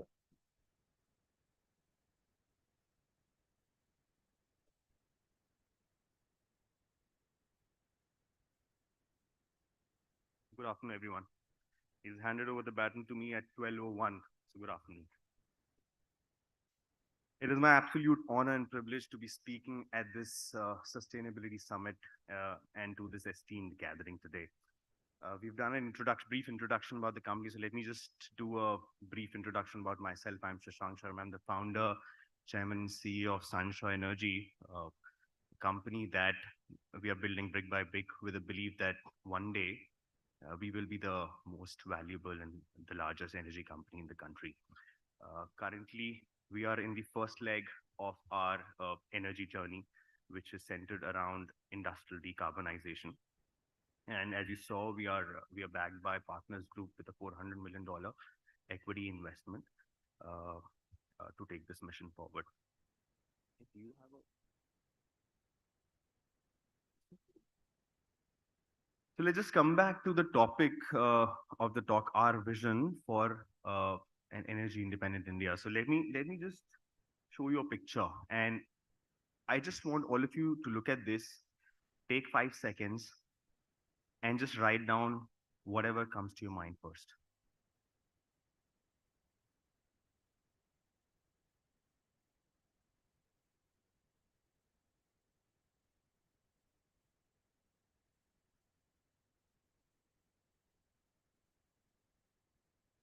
Whatever comes to your mind first. Whoever wants to go first. Energy consumption. Anyone else?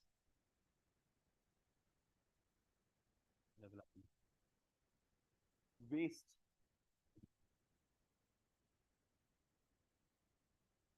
Yeah.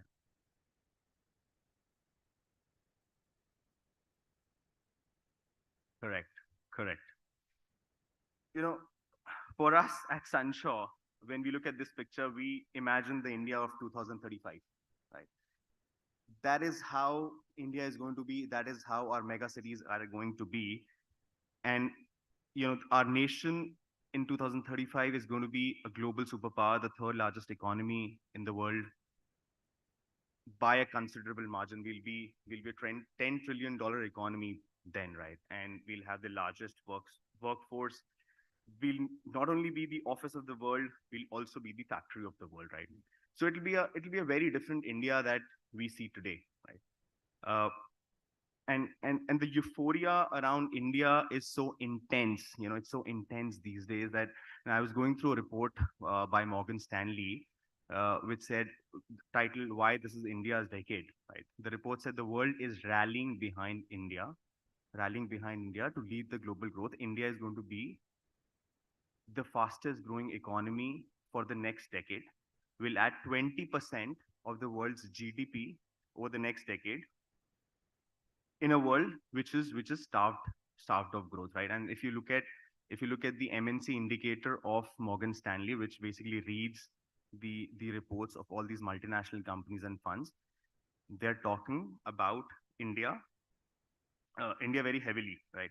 And it just suggests that the India sentiment is at an all-time high, right? But the question is, how do we build it, right? How do we build it? The transition from where we stand today, to this, right, is not going to be easy. India has to succeed in its development path, right? If it has to be a global superpower, and if being the operative word here, right? If being the operative word.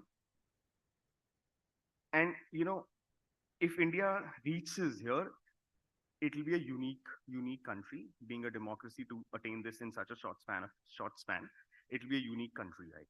And among a lot of other things that India has to do to reach where we have to reach, we have to do a lot of stuff: building physical infrastructure, building roads, ports, airports, power plants, mega cities. A lot of it has to be done. In fact, it is said that 70% of the India's infrastructure in 2030 has not been built so far, right? So what we are essentially saying is, we will build more infrastructure in the next 7 years than we have done in the last 75 years, right? That's a lot of infrastructure to be built, right? Along with this, we'll be building social infrastructure, which, of course, schools, hospitals, colleges, digital infrastructure. But everything, and of course, the before the first session that we had is around building mega cities, big cities, sustainable cities, industrial hubs. There'll be a lot of investments which will come in India: Teslas, Apples, Foxcons. It'll be a different place, But none of what I just spoke about is going to be possible without energy, right? Energy is key to economic development. It is the backbone of our economy, and very, very fundamental to us becoming a global superpower, right?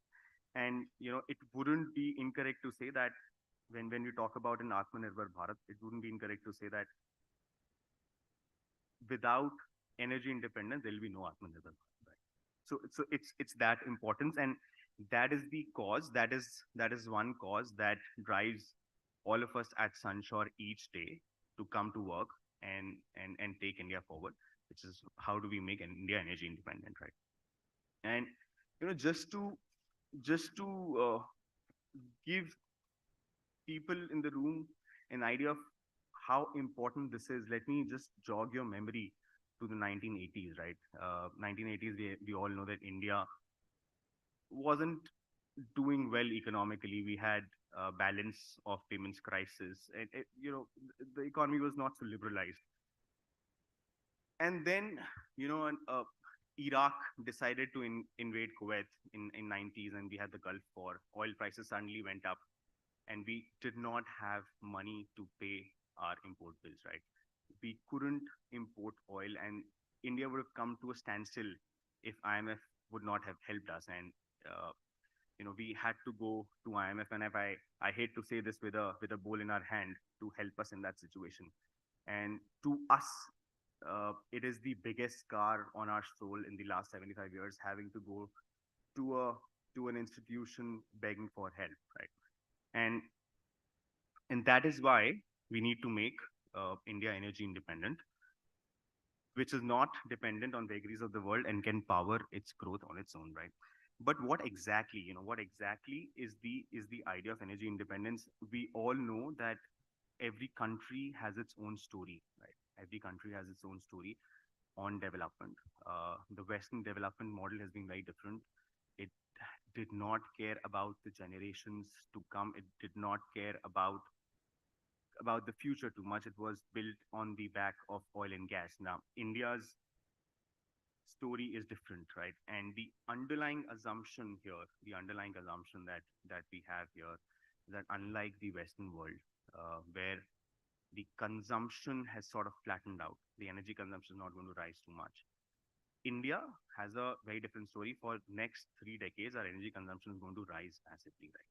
So our story has to be very different. Our story has to be, we have to cater to this demand, and it has to be sustainable. So when we talk about energy independence, there are 4 broad themes that we believe at Sunshore are very important, which is the first being energy access, which is about making energy available to people, and it's a sign of prosperity. The second being the energy transition and decarbonization. We are a signatory to the Paris Accord and have certain targets set for us. Third being sustainable development, not committing the mistakes that people have in the past. And, there is sometimes, there's this thing called the last mover advantage, which we have, right? Whatever mistakes that the West has done, we don't have to repeat them, and we have to develop sustainably. And fourth one being cost-effective technology adoption manufacturing. There is a certain level of manufacturing that we have to do in India to be really energy independent. I'm going to speak about it. And these are all intertwined themes. You cannot differentiate, or you cannot look at them separately. So let me just as I said, the assumption is that unlike the West, our consumption is going to increase year on year for the next 2-3 decades, right? And just to give you a sense of where we stand today, the average Indian today consumes about 800 watts of energy, and I'm not including food here, because food is separate. So average Indian consumes about 800 watts of energy. It includes whatever air conditioning, commute, everything that we do, right? Just to give you an extent of how low it is, the average American consumes 9,000 watts of energy in a day, right? Again, I'm excluding food from here. So there is a lot of headroom. There's a lot of headroom, and the reason why we were at such low levels is that we did not have energy access in the past, right? And in the last few years, what we have essentially done is we have connected more than 6 lakh villages, right? And more cities to the grid, right? And it's a virtuous cycle. When you give people energy access, it increases consumption. It increases consumption, it leads to more growth, and it's a virtuous cycle, right? And that's what is happening in India today, right? And so that's what is happening. And what we believe is, by conservative estimates, the per capita consumption in India is going to increase by 60% over the next 10 years. And our overall energy demand will increase by about 2-3 times. And this 60% increase in per capita consumption is going to be, 2/3 of this is going to be powered by renewable energy that we set up. Now, so this is about energy access, but the second theme around energy transition and decarbonization. India is a signatory to the Paris Accord, right? And has certain COP26 targets and commitments. We import oil and oil equivalents worth $140 billion every year, right? $140 billion. It's a drain on our forex reserve.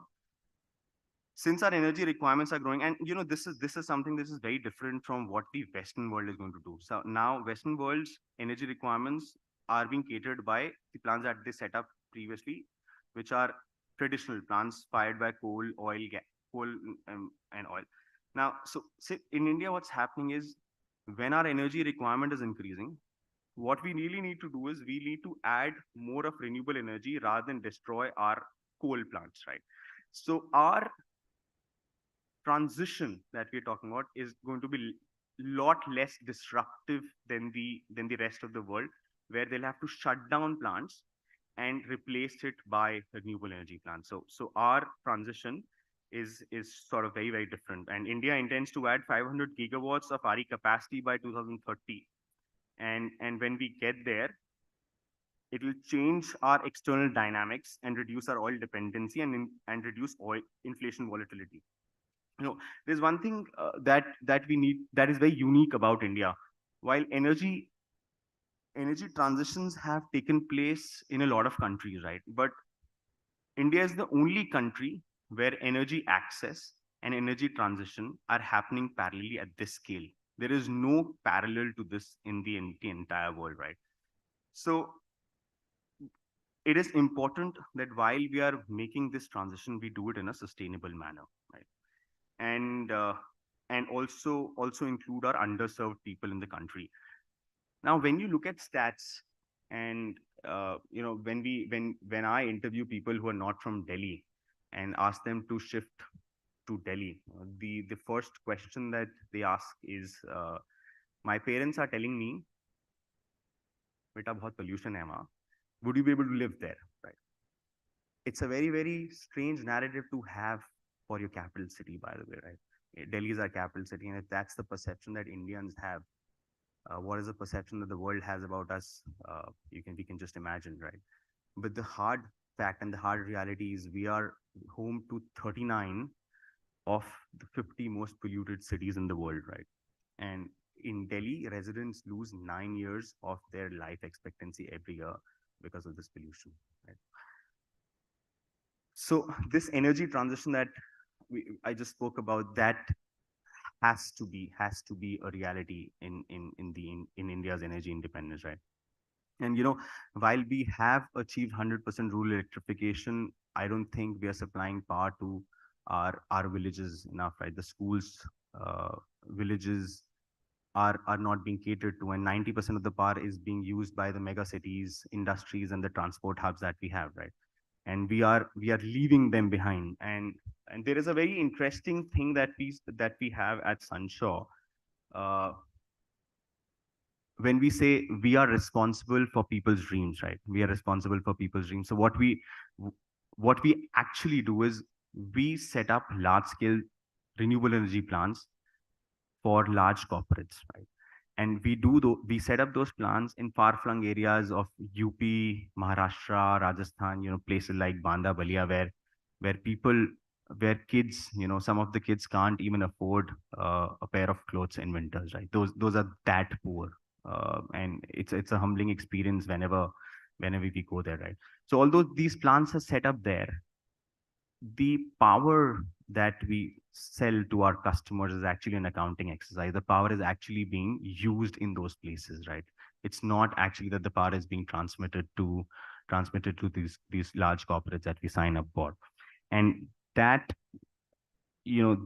is increasing the energy access of these underserved masses.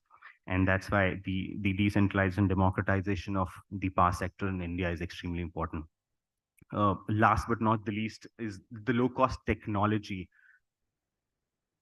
We are extremely dependent on the external world for the equipments and technology that we are using today, right? We read in the headlines, we read in the newspapers that India's tariffs have gone down, India's renewable energy tariffs have gone down, and probably we're the cheapest solar power energy producer in the world. But I don't think anyone feels satisfied when we sort of evaluate the situation that all these modules and all this technology is coming from China, right? And we cannot be energy independent till the time we start producing and this technology here.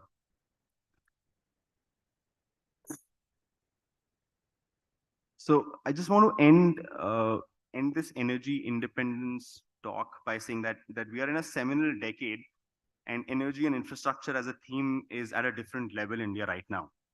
The rise in energy consumption alongside the energy transition also opens up a new segment to boost investment growth. This rise in capital investments will help unleash a virtuous cycle of investment with more jobs and income, and more savings, in turn, more investment. Companies like us have been beneficiaries of this at a lot of levels.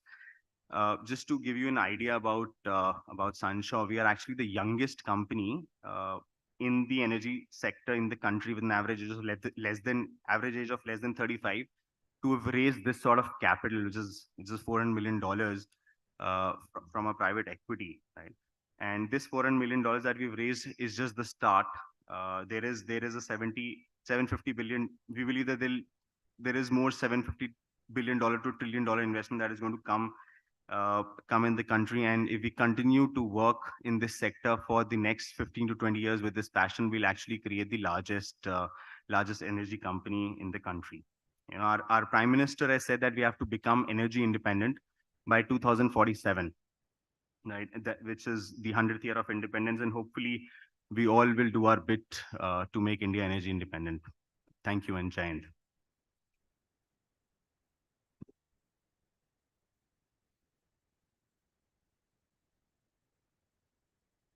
a photo opportunity. Can we have photographer sir as well? Request you to kindly be on stage for a photo opportunity. Ladies and gentlemen, can we please clap louder for him? Thank you so much.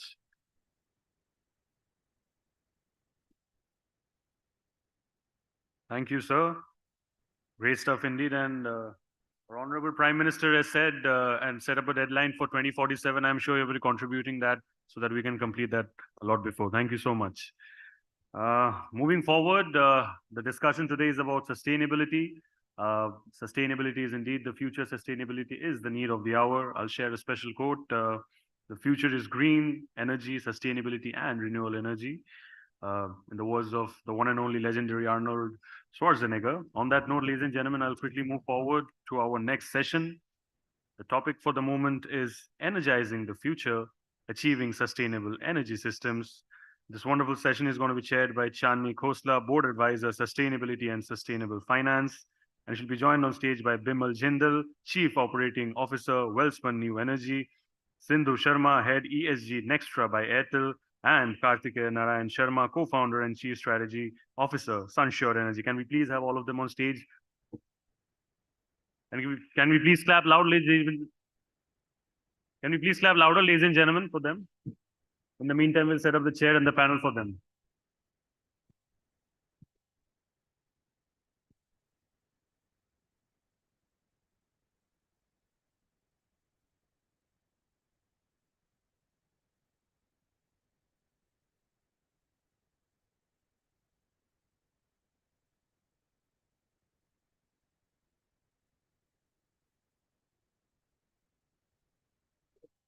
Sir and ma'am, you can proceed towards the stage.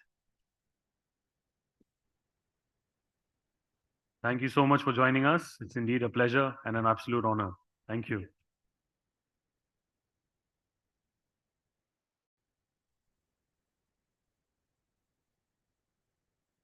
Request you to kindly take your seats. Ma'am and sir, the stage is all yours. Thank you so much.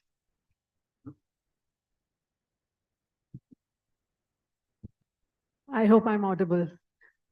Very good afternoon to the audience, and I must say thank you for your commitment and thank you for your time to be here today with us. I also welcome my panelists, and let's dive straight in. We heard the previous speaker talk about energy independence, India's ambition on energy transition and decarbonization. So Bimal, let's start with you. We love to understand, first of all, what Welspun New Energy is all about. It's its second innings, but green hydrogen and in the renewable space. Now, Climate Scorecard, that's an independent think tank, has come out with some statistics that India's fossil fuel subsidies have dived down, that means they've declined by about 72%, whereas they're still 9 times higher than the subsidies we get for renewable energy. Now, given the fact that we still are very heavily reliant on thermal power generation and the fossil fuel space, what are your thoughts? I mean, for a for-profit entity in the renewable sector, what kind of operating future do you see in the renewable sector in your second innings? Thanks, Chandni. Good afternoon, everyone. Thanks, BW Business World, for inviting me for this session to share, our thoughts and views. I think the earlier speakers covered, pretty substantial on the Make in India and independence, energy independence part. If we look into, I will not talk fossil fuels because we're talking sustainability. I will focus more on the renewable side. Anything which you want to start new, you need to give a support. Even if we take, our lives, when the infant comes into the, I will say, life and he want to start, he cannot start walking or running. So he needs some support to crawl, to walk and to run. I think, we should look from that perspective, the renewable is happening. If I look into India has done solar around 70 plus gigawatt, 72 gigawatt plus number. If you look into the viability gap funding or any other stuff, it was given until some number below than 15 gigawatt. It was something between 10 to 15 gigawatt, if I look into, even less than that, yeah. So the 55 gigawatt is happening much more competitive than fossil fuels. And we're talking 500 gigawatt, we may talk, 5,000 gigawatt. Every benefit is going to come to the country, to the citizens and everyone, right? So this is the baby steps which we're taking to incentivize or give the benefit, right? So this is my thought, when you say that subsidies are still high or still happening, it need to be there for the initial phase. Now you mentioned, so Welspun definitely has built a pretty big portfolio in the past, and we sold it. Now we call it Welspun 2.0. We are again trying to enter into a market, focusing on green hydrogen, focusing on renewables, and we are watching the market. We are still shaping up our, the next plans. But yeah, so now you are saying how the profits will come because the subsidies are coming. Now, when we talk about the subsidies, it is a very, very, I would say, generic subject. We need to see that subsidies are happening in which shape, which form, and to whom. If I look into the renewable subsidies, the massive subsidies are happening to the rooftops or the, captive or residential customers, not to the industrial customers, right? And they're the major chunk of the, consumers, or I will say the powerhouses who will, using the power at the much bigger numbers. Now, when we call profitability, it has a, again, very general term. So it's like, someone can be happy with, one chapati or one bread and another one wants 4 breads, right? So again, I think in the given circumstances, if we compare fossil fuels, if you look into the grid tariffs, they are varying between, 8 rupees to 12 rupees, depending upon the area, location, and the way you want to use. But if you can go to the renewables, every industry is trying to, while working on sustainable environment, they're trying to save money and they're trying to bring their bottom line also up. It was definitely previously, if you look into, it was always focused more on the sustainable part. Now, the sustainability is giving us, profitability also.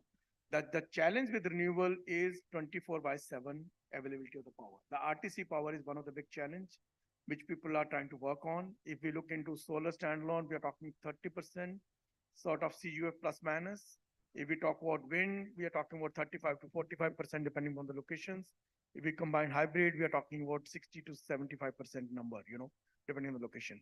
Now, after that, the storage solutions are still not competitive. That's one of the massive challenge. And that's where people are trying to focus on hydrogen.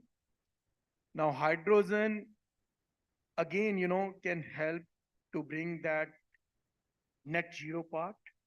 The reason, hydrogen is a very diversified molecule. It can use as a feedstock. It can use as a fuel. It can use as a storage. So if I look into practically today, this seems the best molecule. Tomorrow we may have something new coming up, right? So we don't know. The hydrogen was there since ages. I think the commercial things were not working out, but the way people are focusing, the way I look into the journeys from $5, you can say $4 to $6, the people put the number, to going to $1.5, $2. But if you look into the solar, we talk about 18 rupees becoming 2 rupees, 2.5 rupees now. So the journey was 10x. Now here we are talking only 50% journey. So in nutshell, I think that the things are going in the right direction. And India don't have the fossil fuels. I've heard the previous panelists saying that energy independence. The energy independence will come from the renewable sources for India. We have abundance of wasteland. We have a good solar irrigation. We have a good wind resources. Just the high wind sites are gone, and then we have a plenty of water. We are a coastal country on 3 sides. So we have everything for hydrogen, solar, wind, and we can use pump storage also. So that's my view that, it is going to be competitive and definitely it's making sense. That's why many of the corporates are going in the CIN segment. Thank you. Very well articulated. Thank you, Bimal. Moving ahead, next Shah. Am I pronouncing this correctly? Nextra Data Limited is a subsidiary of Bharti Airtel. And I think last month you came out with your inaugural sustainability report for financial year 2023. Now, I love the tag. It's responsible by choice and sustainable by design. Is that correct? Absolutely. So my next question to you, Sindhu, is that Nextra has achieved 58% increase in renewable energy. Phenomenal. Congratulations. Thank you. And you have aimed to become a net zero company, a net zero emissions by 2031. Absolutely. That's a wonderful target. Now, as a buyer on this panel, I will love to understand what motivated you to this shift to renewable energy. Was it the cost of capital? Was it the policy initiative? Or was it an investor pressure? And if I may also mention the second question I have for you, it's what are the success factors behind achieving energy transition? I mean, in your experience in this last 1 year. Over to you. Sure, thank you. So let me give you the background first. So Nestra, the data center arm for Bharti Airtel, so that you will get an idea the quantum which we are discussing here. We are consuming around 200 megawatt round the clock power, and we are aiming around 600 megawatt in next 3 to 4 years. And that, with considering all this, we are saying that we'll be net zero by 2030. So considering all those things and aiming net zero by 2030, is a tough call. But we have publicly announced that first. Second, with respect to renewable energy consumption and all that, we have started this journey a few years back. I would say 4 or 5 years back, when we signed the first corporate power purchase agreement. And thereafter, we have collaborated with more than, I would say, 7 or 8 companies. We have formed more than 11 to 12 SPVs, and we have signed long-term contracts. So we are not just saying that, okay, I need power for 2 years. I need commitment for 15, 20 years. So this is how we have started. Another point which I really want to make, that we have an RTC load, round the clock load. And to meet that round the clock consumption, we need all sort of sources. We need power from solar, we need wind, and we need storage also, although there is no such progress in the storage piece, and the pump storage which we see that which will come in next few years. Considering all that and the interstate option which we have now, so our target is to have maximum actual replacement. So we are not relying on the offset. So what we are targeting, let's have maximum replacement first. Let us start at 80, 85% or 90%, which is permissible as per the state policies or the central policy which we have. And thereafter, when we are done with all this, we'll target the offsets. So this is the, I would say, the journey which we have started. Second question with respect to why we are doing this and what, who is forcing us to do this. So we are a part of Bharti Airtel Group. We started this journey around 10 years back. We started investing in small projects. But Nestra being an B2B arm, we also have an external investor onboarded a few years back. Definitely, we are getting a push from the investor, but at the same time, it's our responsibility when we have investors like Carlyle and other global investors to meet their expectations. Second, we are also serving to all major, I would say, hyperscale clients, IT, ITS, and BFSI clients. They have their own target. So it's a chain. If you will not fulfill your piece, they will not be able to achieve their target. So it's a chain. So we are helping them out to reach their target, as well as we are adopting our targets to reach our ambition. So that's the whole story. It's not just investor clients, it's the holistic approach. And it's in our culture also. If you'll see the tagline, which we have narrated, so it's a very well thought articulation. So we are actually responsible and we are sustainably doing this. Still want to give a go at what kind of inspiration you might have for other buyers as something that gives comfort to the renewable sector space, that this is something that is here to stay, and this transition is truly possible. So let me give you the background. So if you'll see, the whole landscape has been changed a lot. 5 years back, we were not having the policies in place. Now we are saying we have green open access allowing 100 kilowatt consumers also. We have interstate supply also. So now, if after all those policy interventions, if we'll not do and if we'll not purchase RE, then it's our fault, I would say. Earlier, we were having constraint with respect to the adoption of these policies by various states. Now, if you will see, more or less all states are adopting. They are encouraging, and on ground, people are purchasing the RE power. So I would say it's really, it's not just that we'll wait for another few years to have more lucrative policies. I say this is the right time we should invest and we should buy RE. Thank you. Thank you for that, Sindhu. Moving on, Karthikeya. COP28 is around the corner, and I'm really looking forward to being there next week in Dubai. And I'm hoping some of my panelists will also be there. Now, the IEA has last week talked about the 3-point agenda on COP28. And this is really pushing the envelope now. It's talking about tripling renewable energy, and that is to a capacity of 11,000 gigawatts by 2030.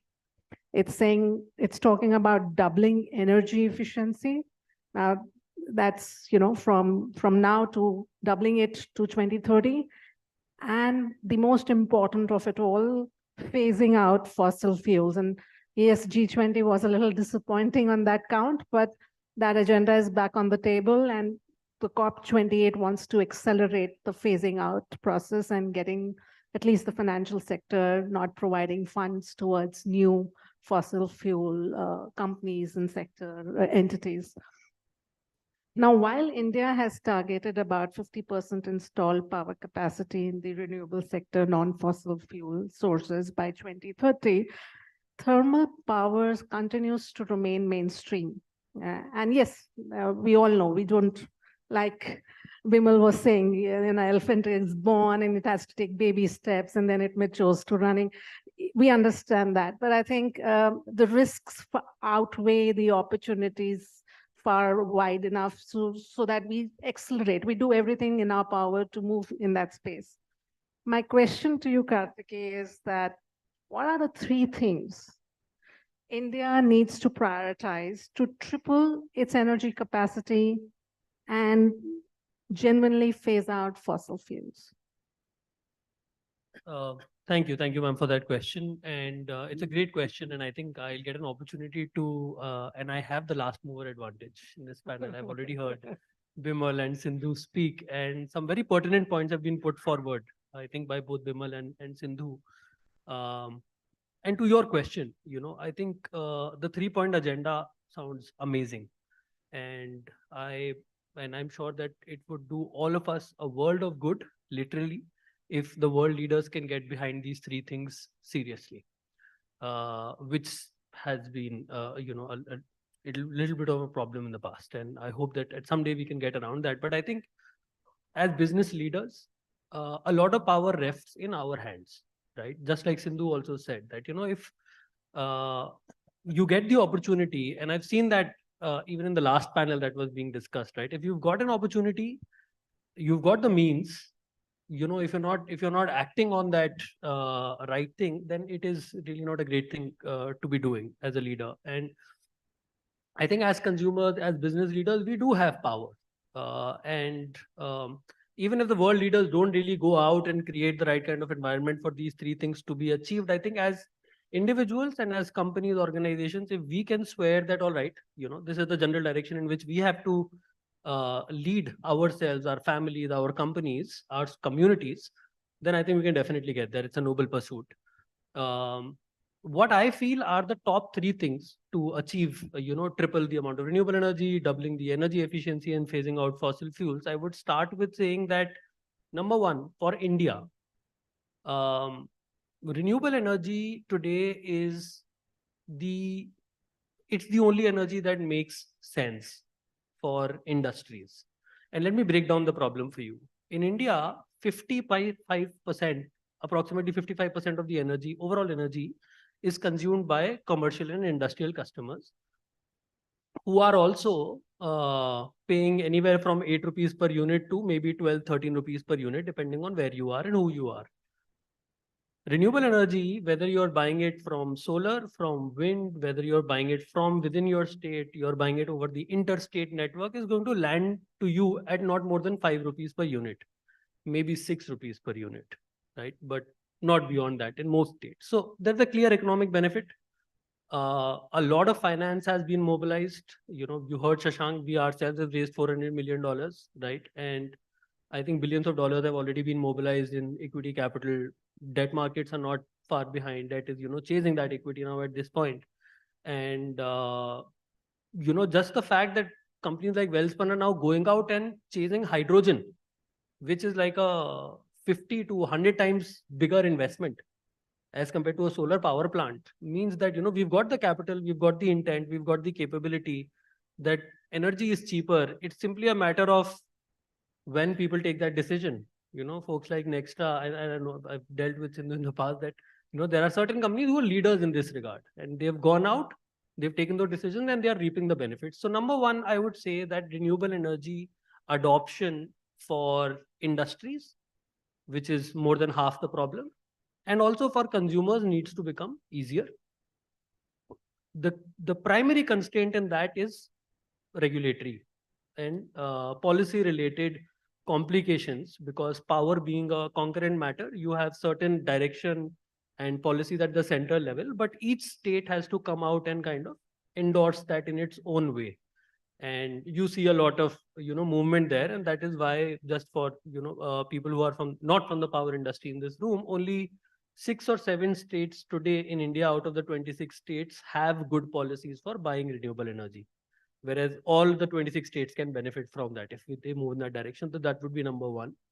On energy efficiency, I really feel that I've done some studies with companies like the Bureau of Energy Efficiency, who've done some landmark work in the field of energy efficiency. In fact, the PAT scheme, which I believe that a lot of people in this room would be aware of, the PAT scheme alone, in a 4-year period from 2014 to 2019, was able to get 53 or 59 companies together to offset around 150 million tons of carbon dioxide just by adding efficiency, right? Which was done by small measures, lighting, controllable HVACs and so on.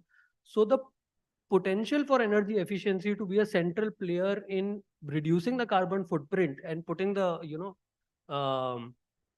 it's a virtuous cycle that Shashank was also talking about, that, once we really can figure out how to play that energy efficiency game at a larger scale, even the SMEs can start benefiting from that. I feel that it's going to be very, very powerful, right? And it's basically going to cut your targets in half, right? So that's definitely something which I believe needs to happen. More companies like BEE need to be incorporated. They need to be funded. They need to be founded. And companies like BEE needs to be empowered. And then lastly, on the phasing out of fossil fuels, I feel that is the most daunting challenge. Because, while we say that 50% of installed power is going to come from renewable energy, that only translates into around 10-15% of overall energy. So while you'll have 50% of installed capacity in terms of energy, electricity, you'll only have maybe 15-16% from renewable energy. So by 2030, even if we meet the 50% target, we are actually 85% reliant on coal. And the same agency, the International Energy Agency, basically predicts that even in 2070, India is going to be powering at least 40% of its energy from coal. That's 45 years out from today. So while those agencies can predict what they want to, I truly believe that energy storage is on the brink, it's on the cusp of becoming economically viable in the Indian context, right? It's already, I think billions of dollars have been mobilized in energy storage in the US, in Australia, in Europe, right? But India is some unique challenges that we are trying to negotiate, and we are going to get through them. And I was just telling you that fun fact, right? So for people, non-power people in this room, what fascinates me most about the power industry is when you actually go out and flick on a bulb in a room, that power is actually generated at that moment. There is no storage on the grid. So when all of this power is being generated real time, so there are agencies who are, working day and night to predict how much power would be used, and then working backwards, making sure that that power can be generated and scheduled at that point of time. The moment energy storage becomes a player in this ecosystem, our lives are going to transform, the way, for example, the only way we know storage as a civilization today is on our handsets. So when we moved from computer screens to having a device in our pocket, the kind of change that we had then, I believe that energy storage can affect a change like that. And it's the only true vehicle through which we can actually phase out fossil fuels. And then by that time, I'm hoping that hydrogen also comes of age. And that is the trifecta, I believe: renewable energy friendly policy, energy storage innovation, along with an energy efficiency, and then becoming a leader in hydrogen technology. That will put us on that path. Thank you. Very well and succinctly put, Karthikeya. I hope everything that you've said comes true at the earliest, if I may say. Yeah. So we barely have about 5 minutes left. So can we all pick up our mics and do a little rapid fire question and just in one sentence, if we can kind of attack the issue at hand. I mean, we've talked about the potential, we talked about the opportunity set in the renewable sector space, and both from a producer and a buyer perspective. What do you think could be the key risk that could derail this whole movement towards renewable sector? And if you can answer that in one sentence quite quickly. So I will pick three: the right-of-way issues, evacuation infrastructure, and supply chain ecosystem. So if you'll see in last 4 years, 5 years, we have favorable policies in place, right? We need these policies for next 10 years, 15 years, if you really want that pie to grow. So uncertainty will create an issue. Yeah, I would concur with Sindhu. It's the regulatory environment which is the biggest risk through this transition. Bimal, do you want to kind of elaborate on your 3 points, because they went right zip over my head at least? Yeah, so I will start with evacuation infrastructure. We are talking about a 300 gigawatt target by 2030, and if we need to do roughly, we are like 7 years. So we are talking about 20-25 gigawatts sort of installations every year. If the evacuation infrastructure is not available to evacuate that kind of power, leave the production, you cannot do it. While CA is working rigorously on this, I think we need to expedite if we want to hit that target. Today, most of the developers are struggling to get the CTU connectivity at the timeline which they want to commission the plants.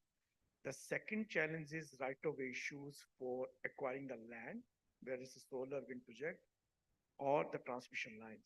So that also is pretty big challenge, which is delaying the project. The project which you can do technically or practically in, let's say, 6 to 8 months or 10 months, it takes 2 years and sometimes 3 years, and sometimes you get stuck because of the few patches and the project get derailed also, right?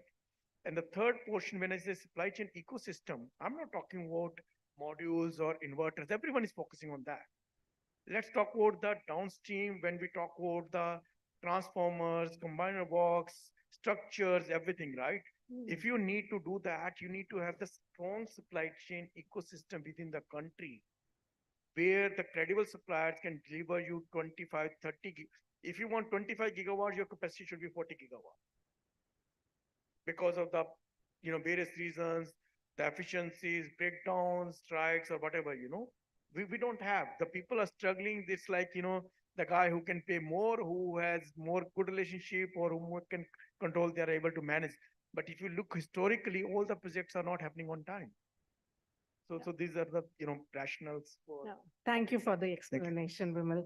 So one last one, I hope we can just kind of fit it in the time left.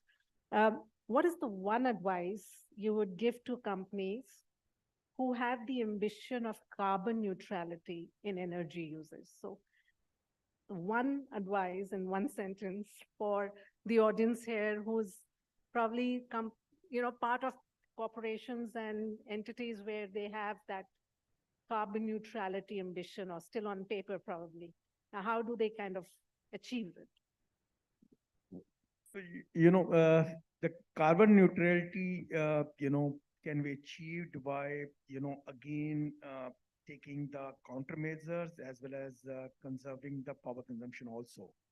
I think I will say the green buildings concept, I'm seeing even this, LEED certified buildings. But if you look in India, we don't have many of those buildings. If we focus on that, if we reduce our power consumption during the day, even I was talking to you, the AC here is, pretty cold. Even every single degree, I think, you also said every single degree, if you go from 22 to 23 to 24, you save the power substantially. And we're not talking 1, 2, 3%. It can go 20%, 30%, 40%. Instead of 22 degree, if I maintain my car temperature, or let's say my room temperature at 25 degree or 24 degree, which is also good. Many people say, no, I want to have this thing. You're saving tons of power. You need not to produce that much, So if we bring that concept, that itself will, reduce the power consumption demand while we work on other part. Yeah. So basically, you're saying that people need to be more aware the way they are consuming the energy. There has to be a changed mindset. I'm taking one more minute. I was talking to one of the gentlemen who was the chief sustainability officer with one of the very big, multinational corporate. And he was talking to the founder, chairman, and very reputed person not in the country, outside. He said, we are debating the traditional HVAC guy said, I need to put that way. And he was going back to the history of India. If you look into our historical building, we don't have any air conditioning. We used to have water bodies. We designed based on the airflow on the season. And he said, let me do something different in the structure. He gave me very, innovative concept. We are talking at the midnight, sitting on something different. And he was telling me that, he put a water channel on the roof. And that helped him to reduce the power consumption by more than 20%. Now, and it's practically done in one of the very big company, and they're trying to implement. But sometimes you need to become unconventional. You cannot go with the same ways to, hit the same targets. Yeah. Very well said. Thank you. Sindhu, do you have a word of advice for companies? So we need to have a proper plan in place. It's not just about. So RE is a part of supply side. We need to have the demand side in place, right amount of initiatives for energy efficiency, so that at least will cut down your emission. Small initiatives which are for that you need very less amount of time and investment. You need to first target those. Then you should also work on the new technologies. Let's talk about us. We are the first data center company having fuel cell system deployed at one of our data centers. And that fuel cell technology is also hydrogen ready. Tomorrow, guys like you and you will make this economical. We'll definitely adopt those, hydrogen also. So thank you, Sindhu. Yeah. We only have time for that much. Karthikeya, your last one piece of advice. My advice to large consumers of power in this room would be to go after your net zero goals, because really go after them, because in this decade, that might be the most important goal that you're going to nail down. So really very well said. Thank you so much. Thank you to the panelists, and thank you for being such a patient audience. Thank you so much, ma'am. Thank you so much, sir. Let's clap louder, ladies and gentlemen. I believe that was generally a fascinating session. Request you all to kindly stay back for a photo opportunity. And I guess I was perhaps the only one that who was feeling cold. Thank you so much for resonating with my feelings. So even I feel it's very cold over here.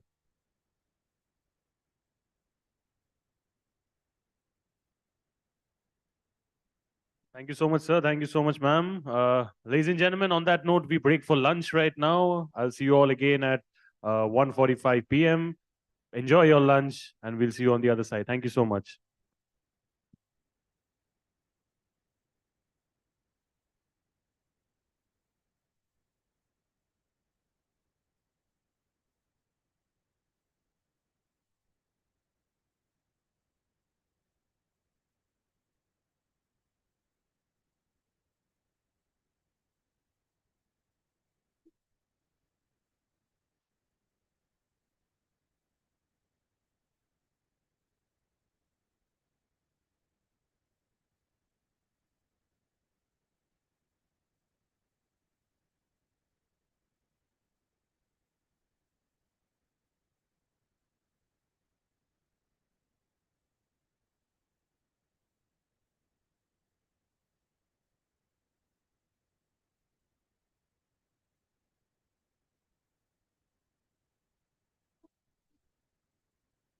Fantasy.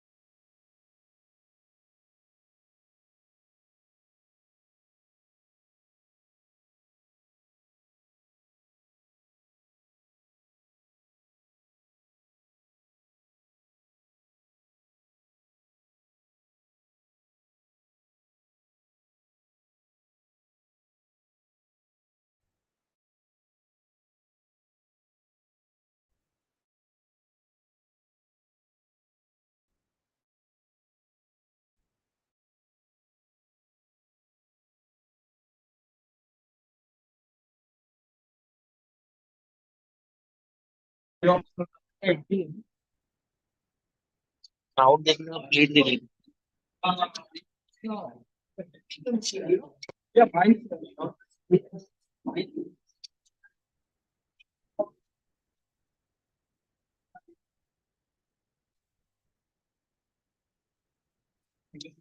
get outside.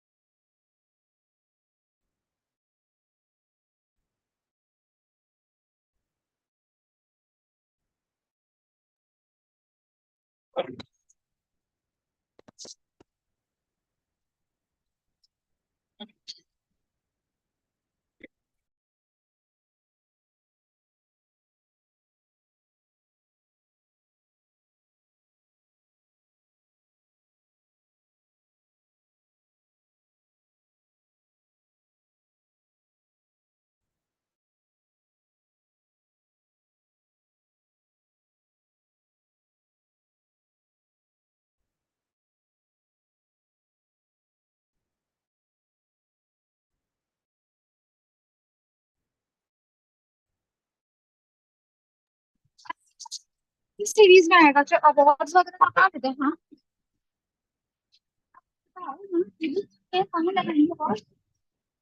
Award वहां लगा पर video तो चाहिए ना उसको set करने के लिए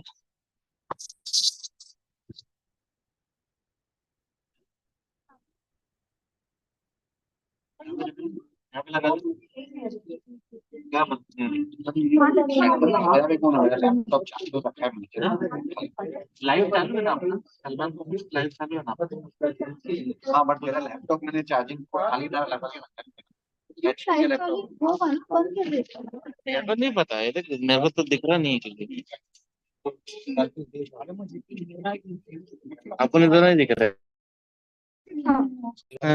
आवाज आ रहा है तो वही मैं टेंशन में आ रहा म्यूट करो अपना ये ऑडियो ऑडियो देखो इधर दिख रहा है मेरे को मालूम नहीं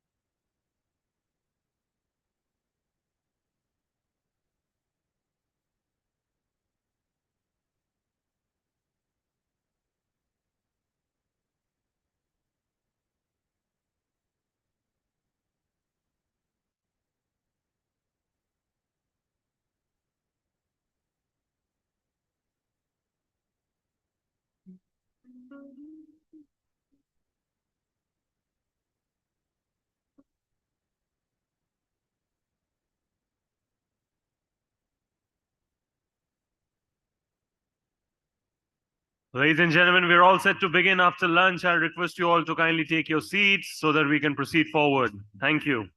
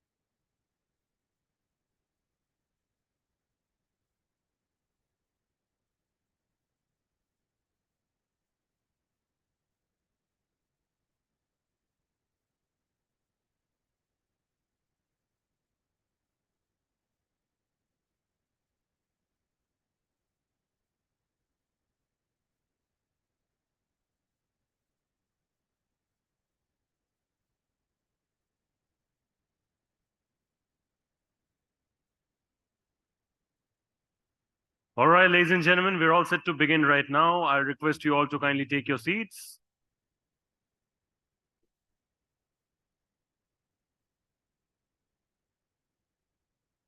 Request you all to kindly take your seats. We're all set to begin with the second half of this wonderful day.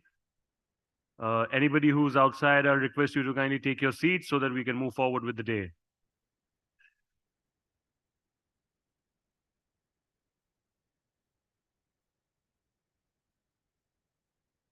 Request you all to kindly settle down so that we can move forward.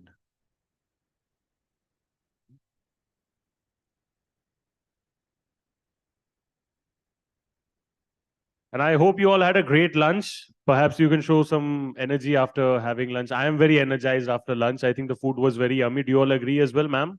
Aapko lagta hai food was very nice? Over there as well, I hope you all had great lunch. Over there as well. So the entire room and house is energized. We have a new discussion right now, a new topic right now. So I'm sure we can all lend our ears for that. Before we move forward, I'll request my friends at the console to kindly play a partner AV for all of us. Thank you so much.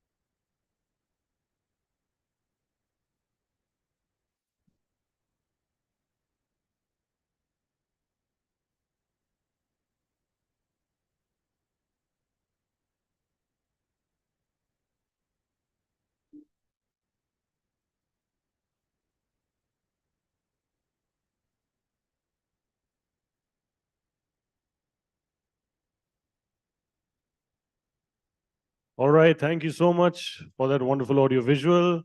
On that note, we now move forward to our first panel discussion for the day after lunch. The topic for the moment is ESG disclosures. Are we heading the right route with SEBI and BSE guidelines? This session is going to be chaired by Dr. Srinath Sridharan, author, policy researcher, and corporate advisor. And he'll be joined on stage by Astrid Diaz, head corporate sustainability, Voltas, Sridhar Sarthi, Chief Ethics Officer and Head, Sustainability and CSR, Tata Capital, Smitha Gopal Krishnan, Asia Sustainability Leader, Sustainability and CSR, 3M India, Dipankar Ghosh, Partner and Leader, Sustainability and ESG, Business Advisory Services, BDO India LLP, Ramnath Iyer, Co-Founder and Chief Executive Officer, ESGDS. Can I please have the honorable presence of all of them on stage, please? Taliyon ki goonj of the highest intensity for all of them, ladies and gentlemen. Thank you so much. Thank you so much, sir. Thank you so much, ma'am. Can we please get the mics ready for all of them, please? I know they're energized, but it's wrong of us to expect them to shout at the top of their lungs without a mic, just because they're done with their lunch. Kindly get the mics ready, please. Thank you.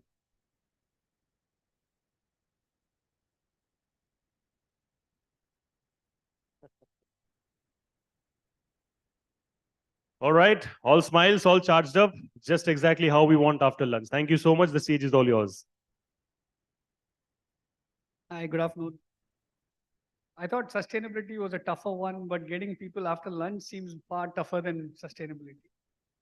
I have an interesting topic. Are we heading the right route? I don't know whether somebody in right mind will actually admit that we are not in the right route. So let me be provocative to an extent, and so that the idea of this panel is to ask some of the elephant in the room questions, not just say everything is right and we are all green and clean. That's not the intent at all. While of course, my panelists will also, they bring in very multifaceted experience, whether it's an Indian corporate or an Indian multinational or a multinational in India or an advisory business or a data business. The intent is this. We have regulations like BRSR. So did our ESG journey become better with regulations or the other way around? Are the businesses also teaching inputs to the regulators? Or is it because simple business sense? The clients that you deal with, if you're an export house, if you're an exporter, you're dealing with exporters who are asking for better disclosures, better performance in your entire ESG journey. Are you improving there? The classic example that I always give about disclosure journey. If you look at the investors in India, the stock market investors vote for the cleanest industry till date for the last 15 years. It's been ITES. Financial services comes much later, the second one. Manufacturing is far behind. And that's because our Indian ITES companies have worked with advanced markets, regulated markets, and clients in those. So the disclosures have always been far higher than even the financial markets. So there's a reason for it. So the question is, are our business models and clients demanding better behavior? And of course, technology. We all keep talking about India as a leader in technology, as that helped in our entire ESG journey. But very importantly, it is not going to stop us from doing ESG shaming or ESG washing. Both of them continue and will probably continue for some more time. There are companies which look at ESG as a compliance tick mark. There are companies who are very altruistic and believe that their existence is about society building and nation building. So we'll have, I think, a range of both. And very importantly, the last 2 points are, is government doing enough? I mean, before the panel, we were discussing, saying that, what about the carrot and stick? We always seem to get the stick, but where is the carrot? What's the government doing about ESG and our compliance with it? And last is, we all seem to be speaking about those 7,000 odd listed entities. That doesn't make India. What about those large private unlisted entities, SME and MSME? So as a moderator, my job is easy. I just have to point to the right experts in this panel to answer all these queries. So with that, let's go from the format that we're going to follow is, we'll have each of the speaker, the experts share their views among this broad range of themes. And we will then come back to all of you for a round of question and answers as well. So let's start with Ram. We'll start with devil is in the data with you.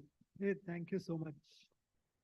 So let's start by trying to understand one of the questions posed. Is regulation going to create transformation? That's the first thing that you said. Now, what we need to understand collectively is regulation never creates transformation. Regulation creates transparency. Transparency creates curiosity. Curiosity propels people to ask the right questions, which then enhances the accountability of the business that is answering to the stakeholders, which will create the stepping stone for transformation. So, are we headed in the right direction? So that's the topic, right? So the first thing that we have now done, or we have seen SEBI do, is they have specified what is BRSR. They have said that within BRSR, there are core indicators and there are leadership indicators. And the KPI or disclosures need to be done on core mandatorily and leadership optionally, with a glide path on which companies have to do it in what duration of time. Now, what is more interesting is not that this has been specified as a disclosure requirement. What is most interesting is SEBI has said your disclosure has to be assured by independent service providers who go and evaluate the veracity of your disclosures. So what SEBI has done is not only said that there has to be transparency, they have also said that an independent body has to certify that your disclosures are credible and not on a limited basis, which is what the Western world is trying to implement in 26-27. SEBI has said by 26-27, the top 1,000 companies have to have reasonable assurance. There's a huge difference between limited assurance and reasonable assurance. So are we headed in the right direction? Yesterday, I was having a call with one of the representatives who was working with the European regulator to try and see how CSRD needs to have as a roadmap. And they said your SEBI has gone miles beyond what we think we will be able to implement in the near term. So we are already on the right path, is what European regulators are now recognizing. And they are sort of sitting up in surprise and saying, we didn't expect this as what regulator will do as action in India, especially given the maturity we have seen. Again, I'm not saying that they are not worn colored lenses. They are wearing colored lenses when they make the statement. The maturity of the Indian market. So are we on the right track for transformation? The answer is absolute yes. But the other point that our chair made is equally important. The other point our chair made is you are going to specify the disclosure roadmap through BRSR for the top 1,000 listed companies. India at the last count has more than 6 lakh private enterprises. What about them? Of those 6 lakh private enterprises, more than 3 lakh are active and disclose in ROC. Is there a roadmap? They are the pillars of the economy. What are we going to do about their sustainability? What about their disclosures? What about their ESG roadmap? So unless you really extend this to more than the listed companies, which is what BRSR and SEBI and BSE are likely to have as an ambit, it is only going to deal with a small set of the problem. The large set of the problem, if our economy engine is going to be the MSME and SMEs and the unlisted companies, we have nothing today that says that this is what the unlisted companies, SMEs and MSMEs need to do. Even if it is a large private corporate, there is nothing in terms of roadmap on their ESG disclosure or their communication on their ESG initiatives. Let me now hand it back to the chair. Thank you, Ram. I want to bring you in here. One of the points that Ram made is about the private and listed companies. So the challenge is all of you as experts of large corporates or advisory businesses, they're able to have experts like you. What about others who cannot have expertise as you? That's one part of it. The second part is even in your own journey, there's a huge learning curve. The cost and time of one compliance and cost and time of actually building up a new model. So share some of those challenges and issues that you have faced, and how is it relatable for others? Yeah, so in terms of your first question, when it comes to MSMEs or anyone who's having a small enterprise, we realize that they're not doing it on purpose. They really don't have those kind of resources to actually, for example, GHG emissions. So when we ask them, what are your GHG emissions? It gets very difficult for them first to understand that concept, to comprehend, and then go ahead and calculate all of that. So yes, there is that gap in resources, especially when it comes to all of these things, which then becomes a difficulty on their side to calculate and tell us all of these things. One is that. Second is because they're a small organization, or probably because of the bandwidth that they have, this concept is still new to them. It has started just, I think, since 2 or 3 years back. For a company like Voltas, I think we're still learning, we are still fumbling with a lot of things. So I can really imagine what must be happening on their side. What we're trying to do in small ways is help them in whatever way we can. Let it be training, let it be going onto their sites, let it be explaining why we're doing it, the concept and everything about it. So yes, there's a challenge, there is a difficulty, there are a little bit of solutions, but it's expensive and it's time consuming and there's a lot of efforts that you need to put in, right? In terms of our own journey, when it comes to reporting, I think SEBI has done a good job when it comes to the BRSR, because we saw a lag from BRR to BRSR, right? There was a lag there and kind of BRSR covered that up. So we've seen that. I think this is a good job. When we had our own internal conversations with people from the Ministry of Corporate Affairs, we also realized that their intent was, as we were talking about, is transparency. Talk what is actually happening. And it's okay if you say no, that we don't have these things. But it's very important for you to talk about these things. So internally, there are things that we still have to do, for example, like a life cycle assessment that we've not done, and we are planning to do it. So then that becomes like an agenda for us. If you're asking me if there is no BRSR, would you still report? My answer would still be yes. Because we're part of the Tata Group and we have internal reporting structures. And our MDs are questioned by the chair of the Tata Sons, which then becomes very important for us to have things in place. But if you're only talking about BRSR and the reporting and everything, I think that's a good journey that we've gone on. I think we're good as you compare, if you're comparing us to US or Japan or to any of these big economies, I think we're doing a good job there. In terms of challenges, yes. I'm talking purely in terms of manufacturing and, Voltas's perspective. Normally, we've seen that ESG teams are always, we have a constraint with resources. So getting data, getting people aligned, talking to different stakeholders becomes a lot of a challenge, and plus there's another thing when you talk, so BRSR covers value chain and not only your own operations, which becomes a difficult task.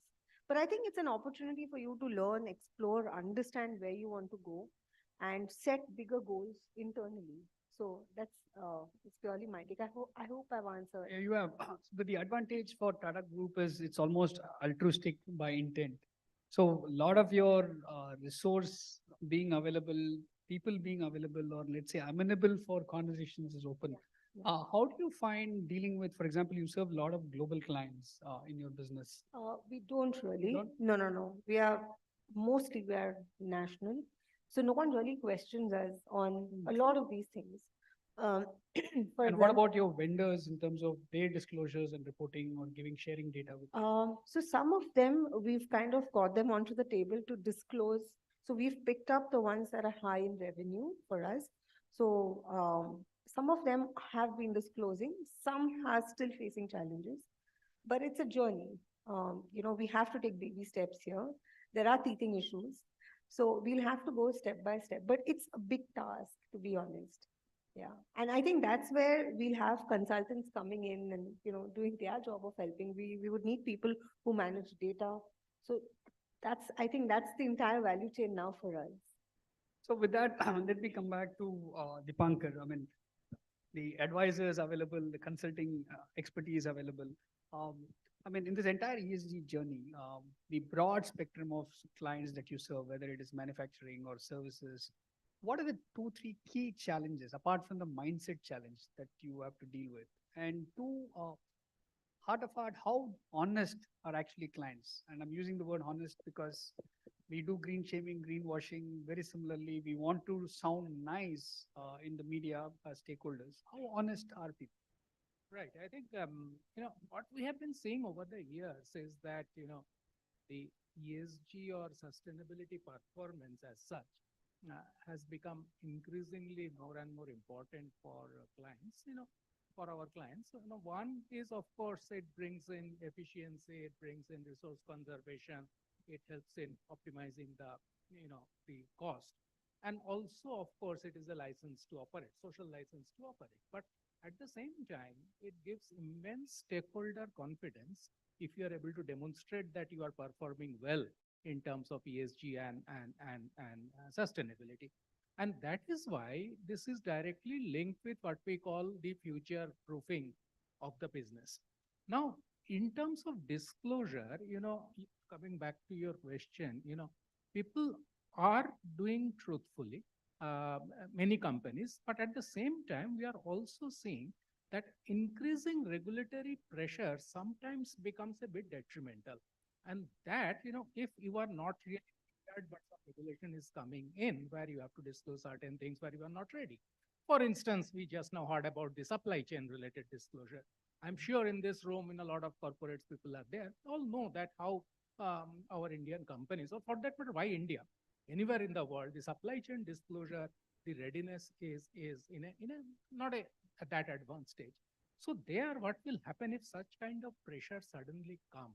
Obviously, what will happen is, people will try to assimilate some data and try to publish them. In doing so, what will increasingly happen is that, not so true disclosures might come in.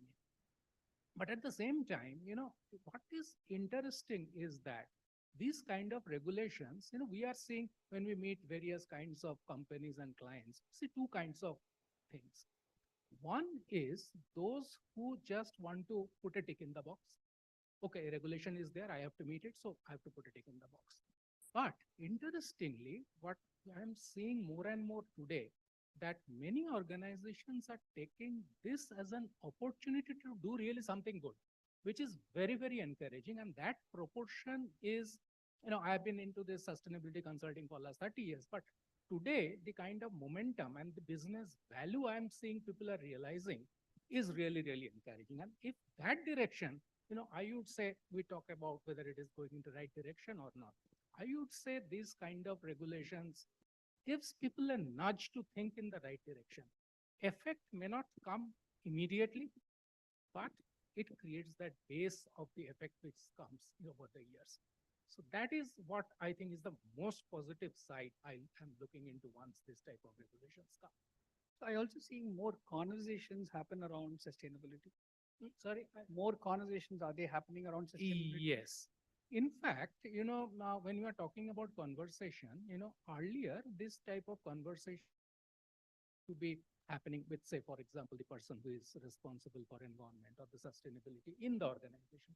And now increasingly, I'm seeing these conversations are happening with CEOs, with CFOs. And at the same time, the board is also really, asking those right kind of questions, and I'm increasingly seeing that companies are wanting even, capacity building of the board. These type of things were absent 5 years back. Got it. So in that sense, let's say we have to give little credit to our regulatory development for bringing some of these conversations happen at the board level. Otherwise, it was seen as somebody will do this job, not mine. So now let me come to Sridhar. All these conversations about sustainability need financing. All these conversations about business model rejects need money. So talk to us about where do you see this entire aspect of financing in India is happening, and what are the challenges? I mean, let's be realistic about the challenges. It won't happen overnight transformation. So interesting, and so I'm an eternal optimist. So I believe in the quote that the first step, towards getting somewhere is to ensure that you're not in the same place. So so you need to move forward.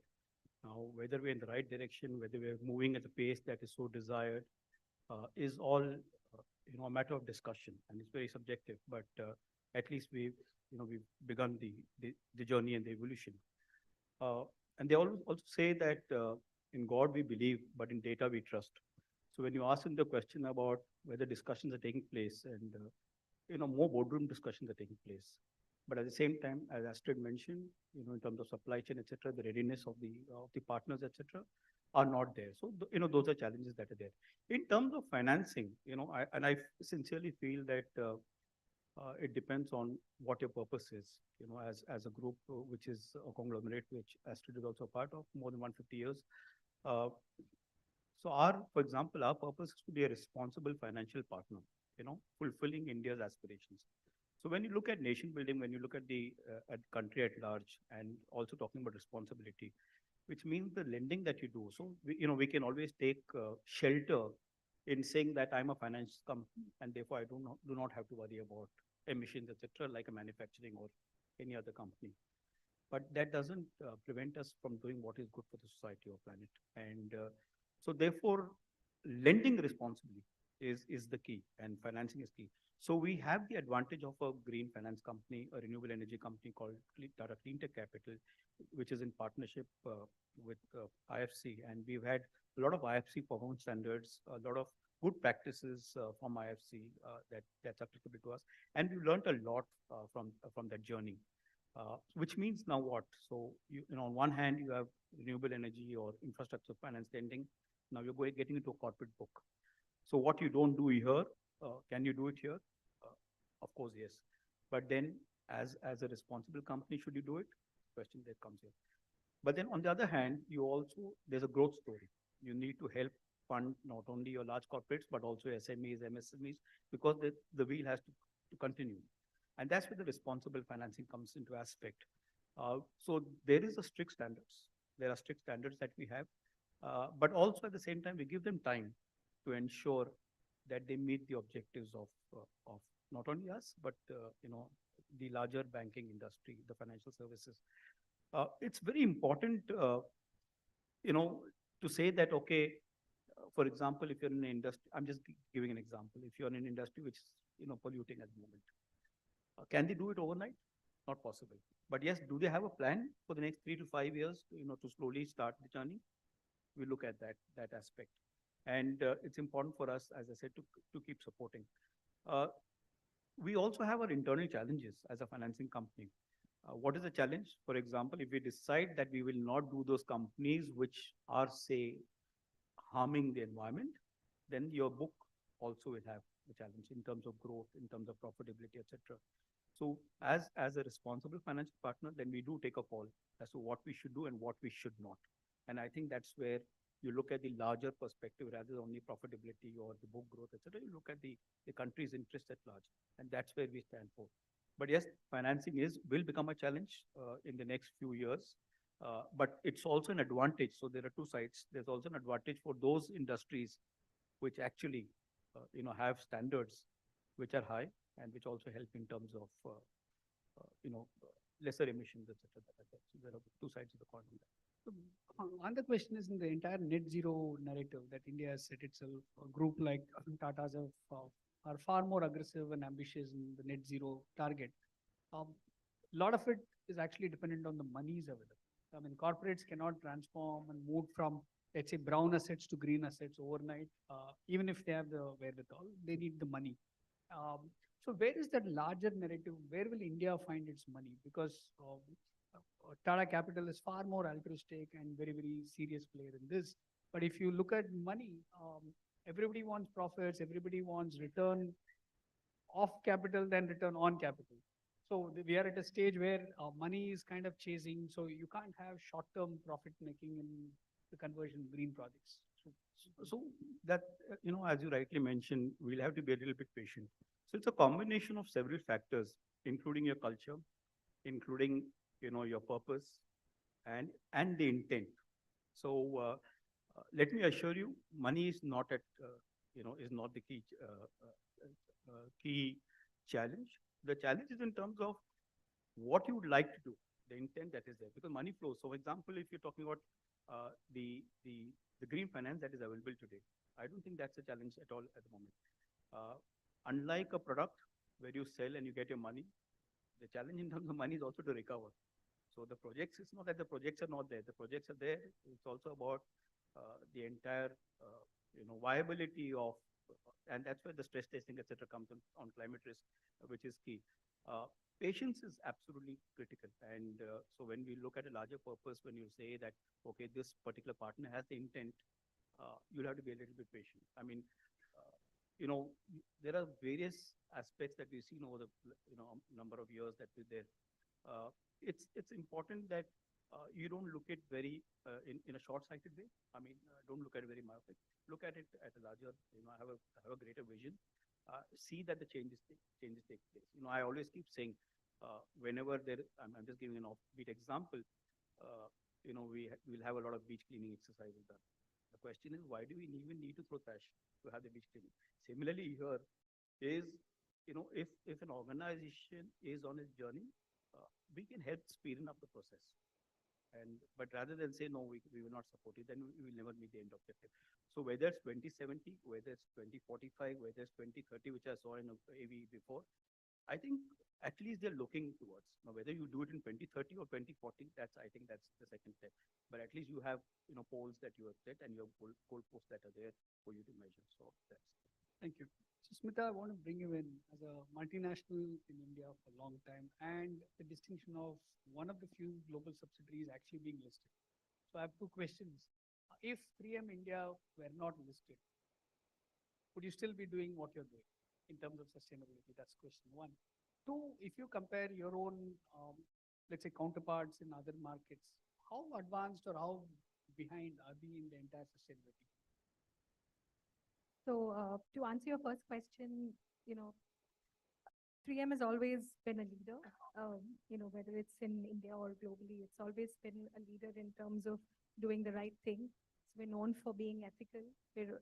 We've had sustainable practices, at least from a manufacturing standpoint, since 1975. A very simple employee-led initiative called Pollution Prevention Pays, was basically looking at reducing waste, reducing pollution from your manufacturing processes. I mean, so the origins are there. And I think what really is strong about 3M is the culture that pervades across subsidiaries is those global practices are uniform and consistent across. So, so even if BRSR wasn't there, I mean, we continue to see, India has always had, you could say, a disclosure reporting environment, in at least in the last 10, 15 years, with CSR being one, looking at social. We've had EPR, regulations and guidelines coming in, the PAT scheme. There have been many, they continue to exist. A lot of these where, we've been, regularly reporting. What BRSR probably does is, sort of cohesively allow to create, allow the company to create a cohesive narrative to really communicate, the various initiatives across environment, social, and governance. And to your second point about, the how advanced or how do we compare? So it's always nice to, I mean, I remember during our conversation outside, since sustainability itself, I mean, we've always been the reduce, recycle. I mean, that was the culture in India. So we've been trendsetters from that perspective. So if you look at this BRSR, it's and the quick evolution, to core, to the third-party assurance, all of these are so forward. So we have our parent company saying, you need to teach us, people in Europe writing and saying, please give me a one-slide snapshot of what the BRSR core is about, because it helps us also learn from India. So that way, in Asia, Japan and India are the countries that have mandatory requirements to communicate. But, we are being seen as, creating that awareness for, parent company. And, I think I also want to add something around, how all of this creates the transformation within the organization. So for reporting, before, I mean, it would always be pockets, so you had your EHS environment data was always, the custodian of that data would be the EHS team. Then, of course, people related was all HR. And I think what with this whole, what we've tried to do is one, my role as, I mean, my background is communications and strategy, and that sort of brings all these stakeholders together, engagement of stakeholders across, working with cross-functional teams and really drive collaboration within the organization.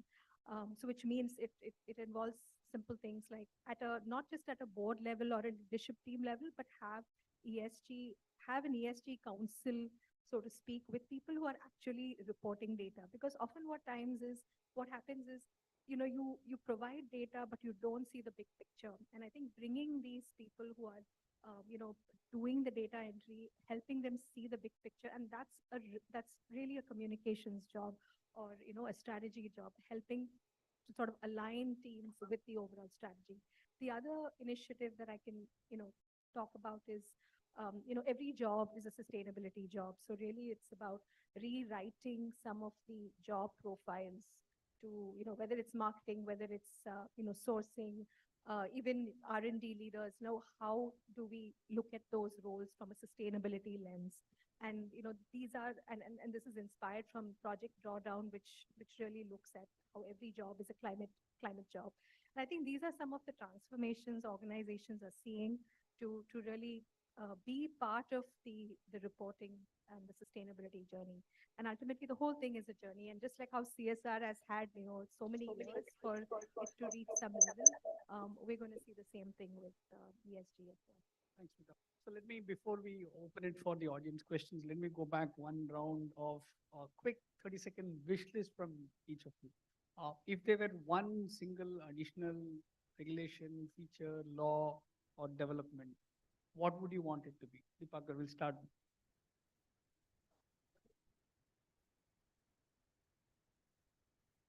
What is important is that we need to have our cost of borrowing reduced. We have as a country, we have got a natural unfair disadvantage that our cost of borrowing is always very high compared to the developed nation. And if you actually implement ESG or, internalize ESG or sustainability, obviously the return of investment has to be a little less. So unless and until cost of borrowing comes down, it will be very difficult and unfair disadvantage for us to internalize ESG. I think the key differentiator that's going to be there is companies which will march ahead in the next decade will be those companies which are consistently looking to raise the bar, not looking at mere compliance. Many of them are trying to be compliant now. I think raising expectations is going to create value, and which will ensure that stakeholder expectations also met from it. I think the part that I'd like to talk about is how we have to build ecosystems for this whole journey, and companies have we have that ability to create that ecosystem. So taking our partners along, I think if SEBI can sort of give guidelines on how do we really take them along, because otherwise it's like you have one end, you have the hammer coming from one end, which is being passed on, and then it's not really the way we should be marching towards our net zero journey. Yeah. Yeah, I think equal guidelines for all. I think that's really important, because you're saying just listed companies, and again BRSR, if you see, it's more or less towards the manufacturing sector. There are a lot of service industries that so what about them? So I think if you have guidelines throughout for whoever is there in your value chain, that helps, rather than just targeting one set of people. So I'm just wishing or hoping that happens, that change happens. And yeah, I think it's a good journey to be on. It's always good to do good, right? So I'm hoping for something like that to happen. Ram, before you go on data, doing good and being good, why is it so difficult? Is that my question, or is it wish list my question? It's a wish list question, not a personal one. Okay. So if you ask me what is the wish list, the value chain. Why is doing good, I'll come to later. So the SEBI has taken the first step. If RBI takes the next step, then this value chain issue will automatically disappear. The financing cost will automatically come down. So if you ask me what is my next item on the wish list, it is RBI to try and increase the banking system portfolio financed emission disclosure, which will then mean that all people who use the banking system, specifically if they borrow from the banking system, have to disclose to the banks they borrow to, which will create the value chain transparency that has come up so often. And also, if they are performing well in terms of their own disclosures to the banks, we can look at more competitive interest rates and so on, which creates an incentive system to increase compliance. Now, why is it difficult to do good and be good? The answer is doing good and being good is so far has not been linked to profitability. The moment it somewhere translates into the bottom line in whatever manner, or at least there is a proxy. For example, carbon pricing, I don't know how many of you are familiar, but today it is not included in the way ROI is measured or it is reported. The moment these things come in, then automatically if you put a benefit of being good in some manner, then automatically there is a further, it serves as a catalyst to being good, and people naturally want to be good and do good. And that is why, if you ask me, that is one change that we should advocate. Again, probably RBI or SEBI or even the Ministry of Corporate Affairs. Thank you. So now we'll have the audience questions. Can we have a mic around?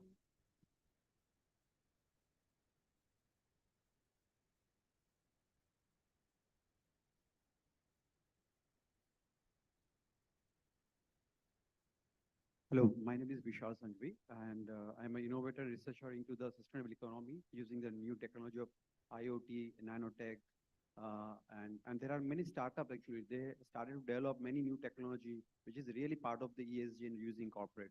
My question is about I have two questions. One is a small question, whether the BSE has the protocol to when company going on list, they should measure about what they do in the area of ESG actually. So they can start the company, because I want to become an economist, then only I can create ecosystem. So my question about this, I want to know Second thing, whether, there are many companies, like I want to become a, like I also incubate many startups within my company, which is. So, you will normally working for that, they're going to be 40,000. So, what is your advice whether Indian companies, startup or other companies, they have to, start producing and practicing merge with the already big companies, or else they can go for the overseas opportunity and they something create a success story over there.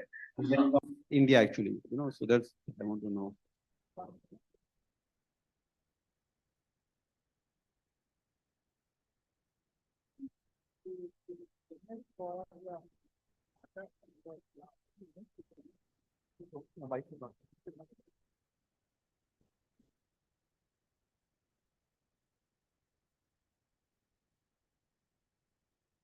Yeah, for the startup ecosystem today, the ESG, as of now, obviously, as we know, there is nothing mandatory, but at least, the value, once they start understanding, obviously certain ESG practices obviously will have to be followed, and that will be eventually helping them to get, investment to scale it up and things like that. So that is where it is standing now. But exactly anything else you wanted to really?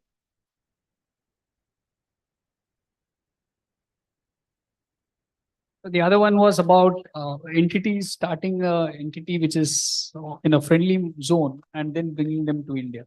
Like, for example, Dubai is actually promoting startups in sustainability. Do you actually incubate a business there and then bring them to India? Or would you advise doing it in India? That's of course depends on the context and what kind of business they're incubating. I don't think there can be a clear cut yes or no answer to this, I guess.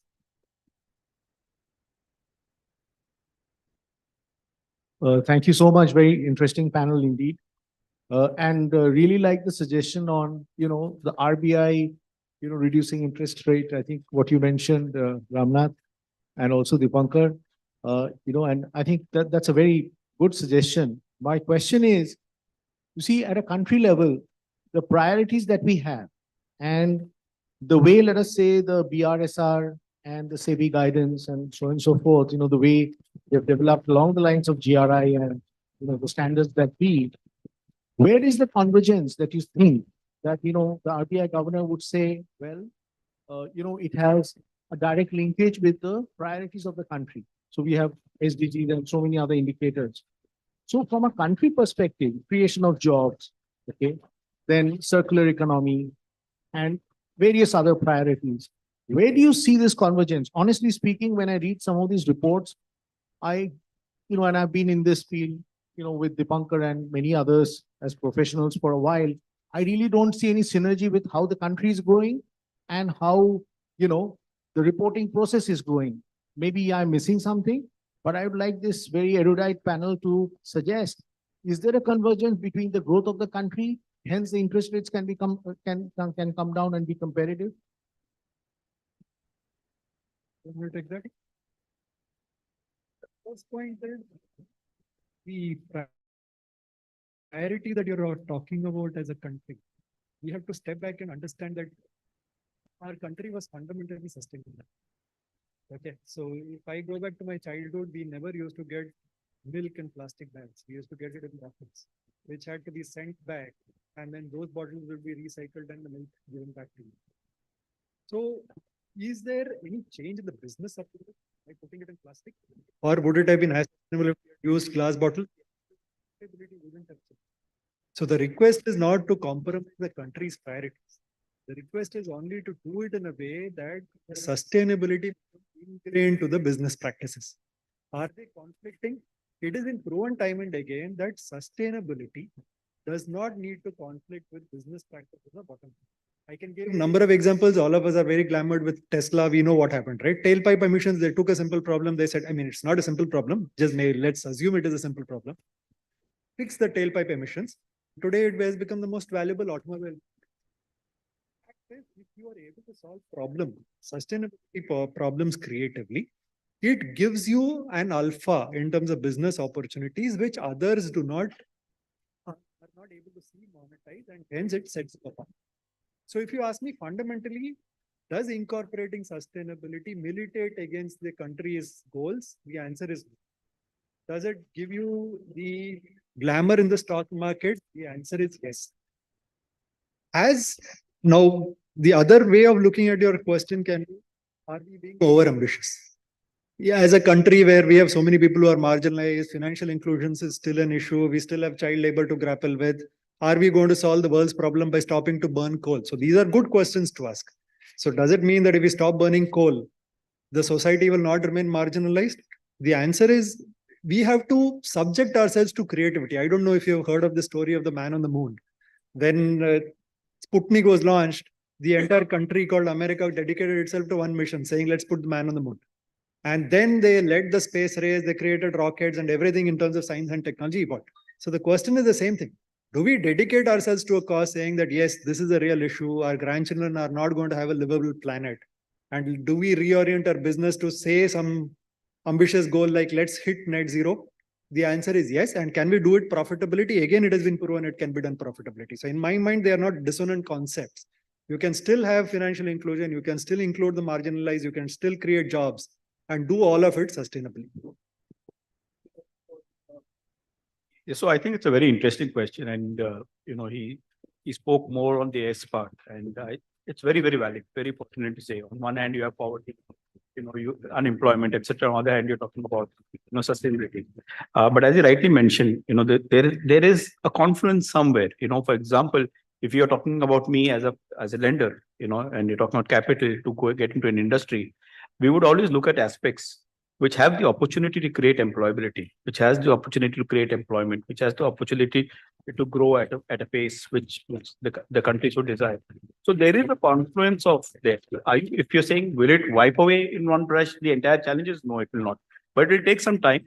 But mark my words, over the next 5 years, you will see the change in the way lending is done by banks, especially, or the financial service industry, through sustainable products. So you will see that in the housing industry. You will see it in the other industries too.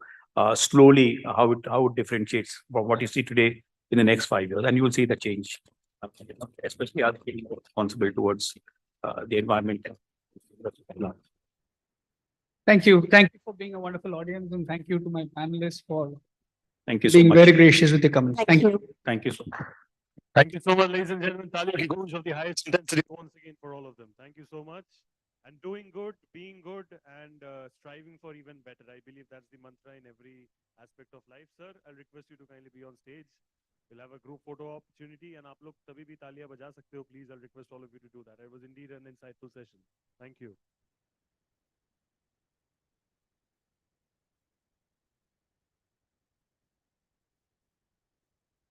Thank you so much, all of you. On that note, ladies and gentlemen, I'll quickly introduce the next topic for all of you. The discussion that we are going to be having right now is about unlocking Scope 3 emissions, collaboration for a low carbon value chain. I'll give them some time to settle down. आप लोग ready हो यहाँ पे with the chair setup सब कुछ? Thank you. Heads up मिल गया आपके इनसे बस काफी है. So the topic for the moment is unlocking Scope 3 emissions, collaboration for a low carbon value chain. The session is going to be chaired by Tania Singhal, founder, Minzo Carbon and Solar Arise, Dr. Pradeep Panigrahi, head, corporate sustainability, Larsen and Tobro, Bipin Odhekar, head, sustainability, Marico, Sanjay Khare, vice president, sustainability, past member of the executive board, Skoda Auto Volkswagen India. He'll be joining us virtually for this session. And Surya Valluri, Chief Sustainability Officer, Grasim Industries. May I please have the honorable presence of all of them on stage, please. Taaliyon ki goonj for all of them. Thank you so much for joining us, ma'am. Thank you so much, sir, for being with us over here. It's a pleasure. We also have someone joining us virtually over here, so I'll request you all to kindly set up the technological part, whatever it is, to get things going. I'll request you to kindly wait till our virtual panelist joins as well. Yeah, I've joined, so I don't know whether I'm Do we have him visible ready on the LED screen for us?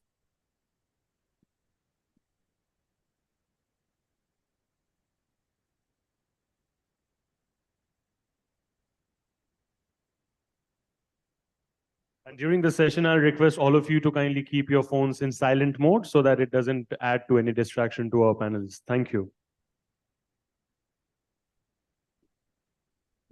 While we wait for Mr. Khare to join, maybe a quick poll in the audience before we start the session. How many of you actually know what Scope 3 emissions are?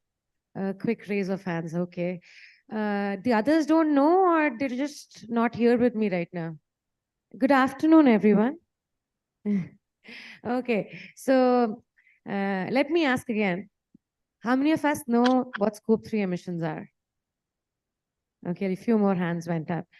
There are 15 of the Scope 3 emissions. Are you measuring any of these at your organization? Okay, a few hands have, only a few hands are up. Okay, interesting. Okay, let's deep dive into this a little bit more. Okay, perfect. We have Mr. Sanjay with us as well. Hi. Okay, perfect. Great.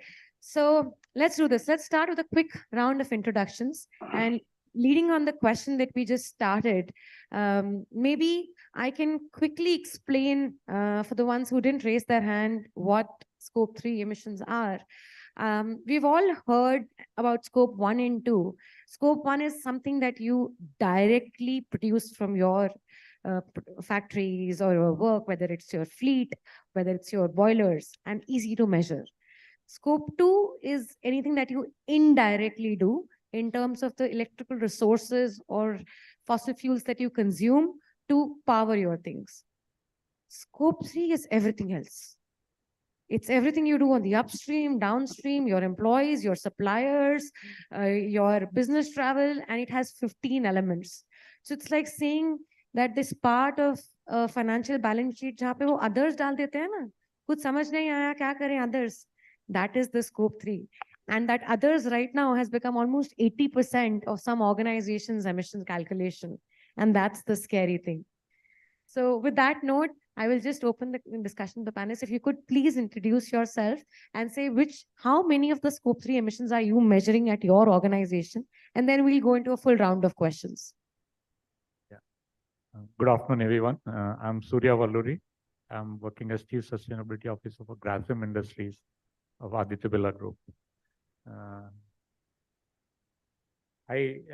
You're answering to your question, out of the 15, 8 are relevant to us and we are measuring it. We are one of early publishers of our BRSR report, in which Scope 3 is also published. Not only we published Scope 3, we also got the assurance done for the Scope 3 voluntarily. So awesome. That is where we stand.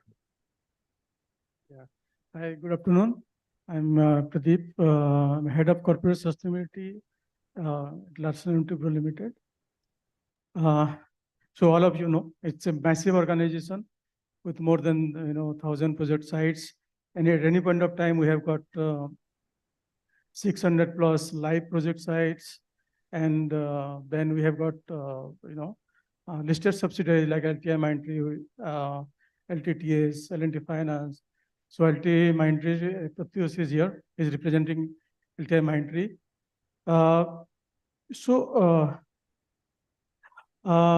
We also measure Scope 3 and we report. We have been doing for quite some time.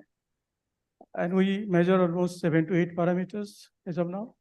And today our Scope 3, we are measuring to the extent of 90 to 95%, which is very, very difficult, because all 15 parameters, you have to first understand, you have to measure in your supply chain, you have to measure through your products and services, purchase goods, so many things. So it's a massive problem, but we still do it. We try to do it with utmost diligence.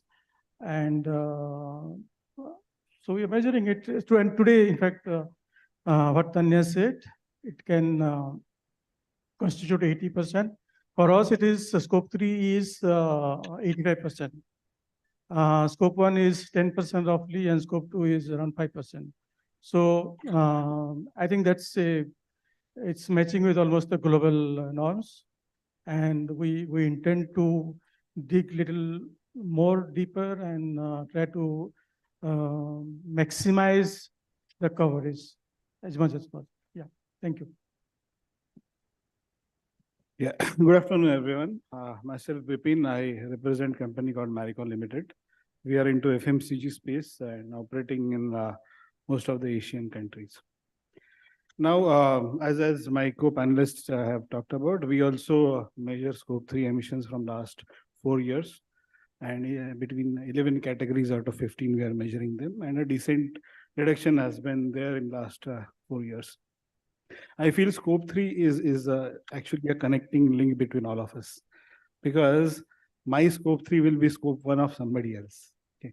And then this is how we are connected to each other. If we say that this world is one and we are part of one single world, then probably scope 3 is a connecting link between all of us. Some or the other ways, at least few of us will be connected through some of the channels, through which if we start collectively talking about scope 3, I think we will understand our linkages and we can take this journey forward. Sanjay, if you could also introduce yourself, please. Yeah, so I am Sanjay Khare. I represent Skoda Auto Volkswagen India, and we have 5 brands in India. That is Skoda, Volkswagen, Audi, Porsche, and Lamborghini. 3 of them are luxury brands, and 2 of them the mass market automotive brands. And India, we are not a listed company, so obviously we don't have these reports available in the public domain. We have some internal measures which we have done based upon our global guidelines on what is exactly the scope 3 emissions. I'll just tell you broadly, in the automotive supply chain, we have measured out just 2% is our internal emissions in the production sites, which comes through our scope 1 and scope 2. Rest everything, 98% is scope 3. Almost 80%, whooping 80% is from the tailpipe emissions. I think someone just mentioned Tesla in the previous one. To 80% emissions come from the tailpipe. 11 to 12% are coming from the upstream supply chain, and 5% go into the recycling part. So we have a broad study available, and we have taken very, very strong and very conscious inroads in India, which are very much bottoms up inroads into supply chain sustainability, which I think I'll uncover more later on in the talk. Thank you. 98%. Now, that's something new. I'll quickly tell you a little bit about myself. I'm Tanya. I actually started a solar firm in 2010 where there wasn't even a solar policy. Today, I'm proud that I have about 0.5 gigawatt of solar plants built across India, and it's listed on the London Stock Exchange. Right now, as we sit, I'm trying to work towards a company called My Net Zero, Minzo, so that we can all actually measure our emissions, because what you can't measure, you can't reduce, and then find a way to sequester it. Perfect. With that, let's start with you, Suryaji. So you mentioned that you voluntarily decided to measure your emissions. So first, what inspired that decision? And 2, while you were doing it, what was the approach used specifically with the vastness of your business to measure the scope 3 emissions? Yeah, multiple factors. First of all, our scope 3 is around 40% of our total emissions. Anything above 30%, it makes sense. You need to have the visibility what you are actually getting into, why it is contributing. So our, as for the last carbon accounting that we have disclosed in our BRSR, we are around 5.54 million tons of scope 3 emissions, of which then, having known that, you also will be curious to know where is it exactly coming and how you will be tackling it, because this is very important with all those regulatory changes that are happening, and Grasim being one of those very complex organizations with multiple businesses. So we have in the textile domain, we are into fashion and fiber. We are under the fashion value chain, and then we are into chemicals, basic chemicals. Then we are into paints. So all these things have multiple markets where we need to cater. So we keep an eye on all these regulatory changes, in which this has become very important for us to know.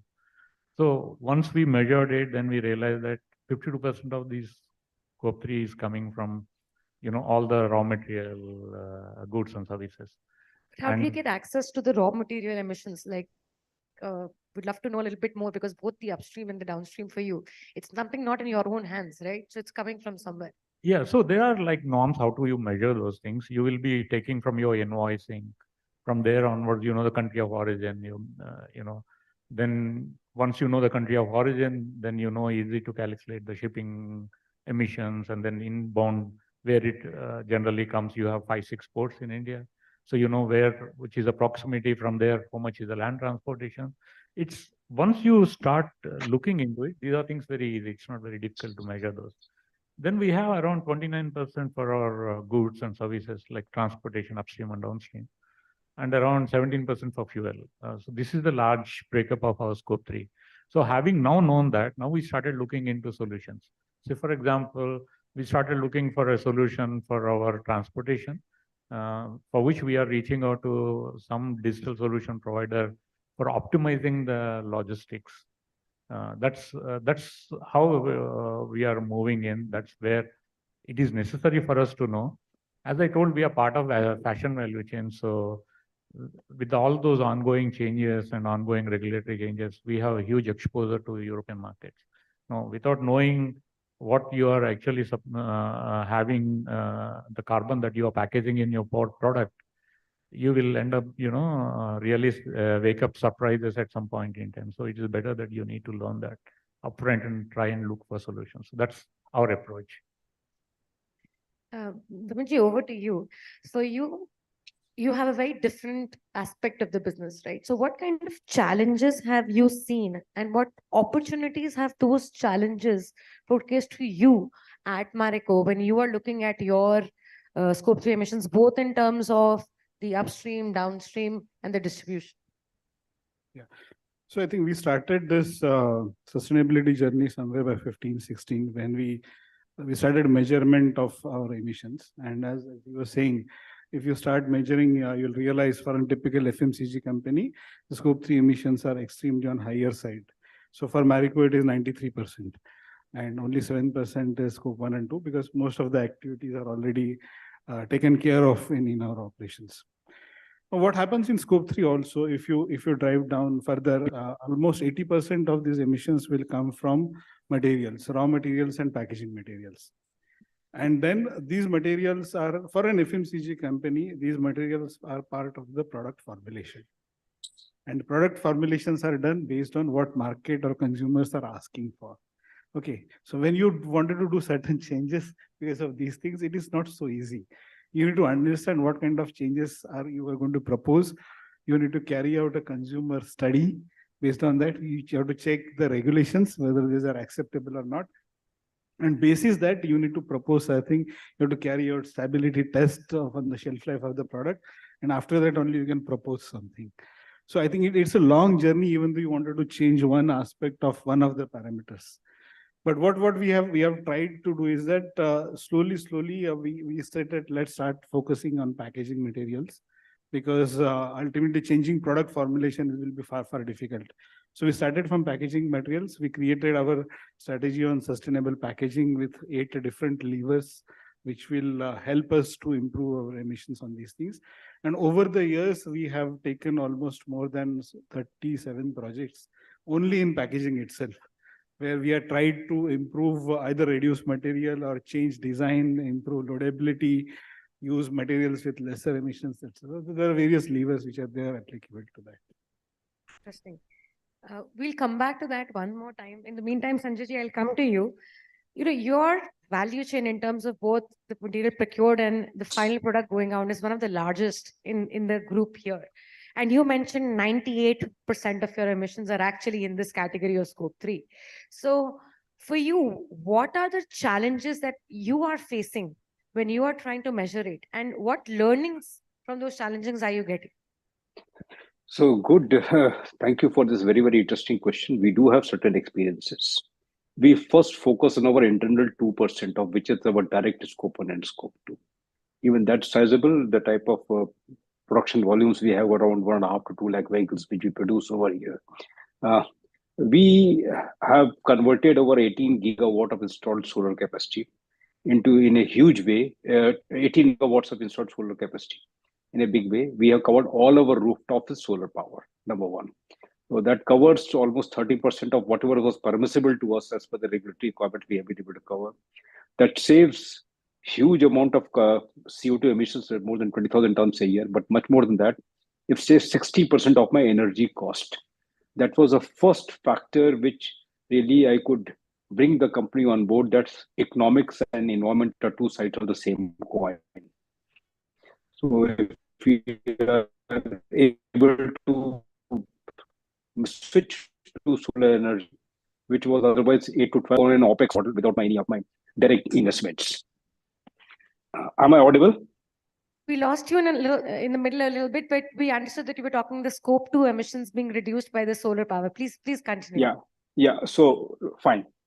After that, we worked in a big way on our water methodologies. We are a zero liquid discharge company. We are a water positive company. We are also zero waste to landfill company. All these are certified by TUV Nord. After we have done all these things, product area, which certainly is a major work for us, we are working in a big way on electrification globally, in the US market, in European market, and China market. India also, we are going to bring the electromobility, but that still is a little bit not a cost-effective option as of now. And secondly, the charging energy is still not a green energy available, so it's not going to solve the problem in the immediate context.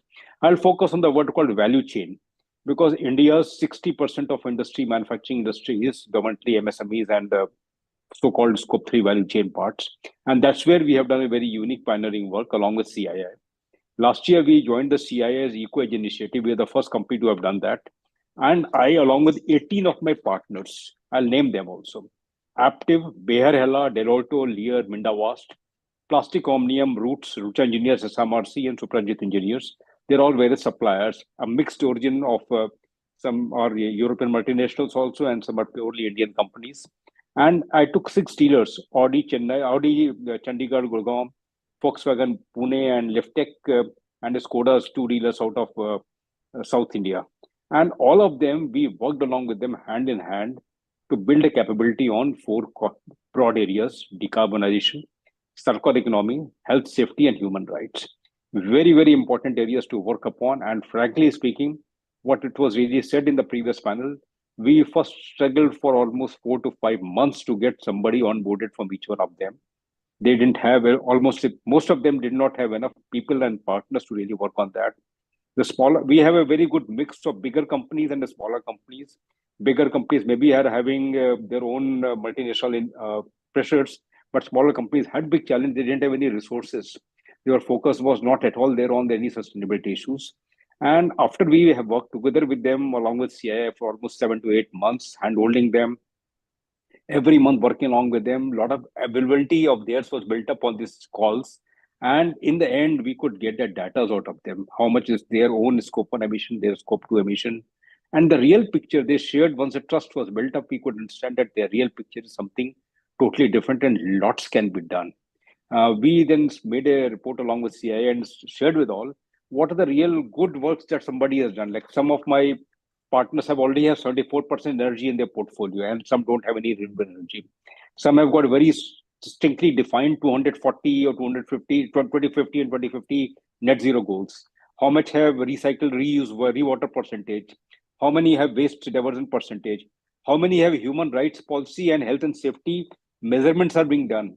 So this type of benchmarking was done, and then we were given the first time we were recognized together on Delhi stage in the summit that yes, we have come as emerged ones. And so this year I'm enthused to take 50 more partners along with me.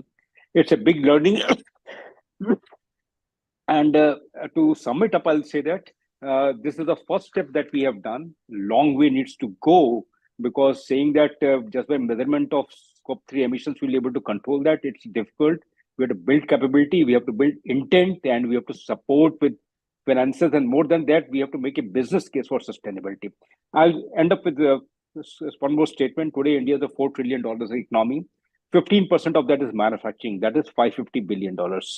In times to come, and the 7-8 years time, we're targeted to make it $7 to $8 billion, trillion dollars economy, with 25% into manufacturing. That means 1750 billion new pay. That means manufacturing will go up by at least 3 times. That's where the new growth is going to be. Urbanization is going to be 3 towards manufacturing. So it's a big opportunity for us that whatever seeds that we are sowing today, tomorrow when the new infrastructure gets built up, that will all be green, that will all be sustainable, that will all be social infrastructure. And yes, transition for the existing infrastructure, the green shoots are visible. That will happen. Thank you. Well, very well said. Exactly, building on what Bipinjit said, build trust because somebody else's scope 1 is your scope 3. So how you build the trust with your suppliers and got all of them on board. Amazing. So back to you, Pradeep ji.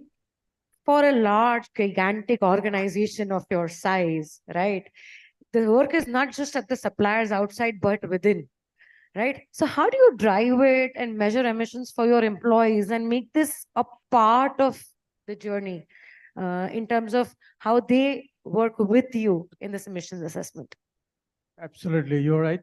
As I said, more than 1,000 project sites, all at any point of time, 600 to 700 live projects, and we are, we're spread across the country and of course abroad also.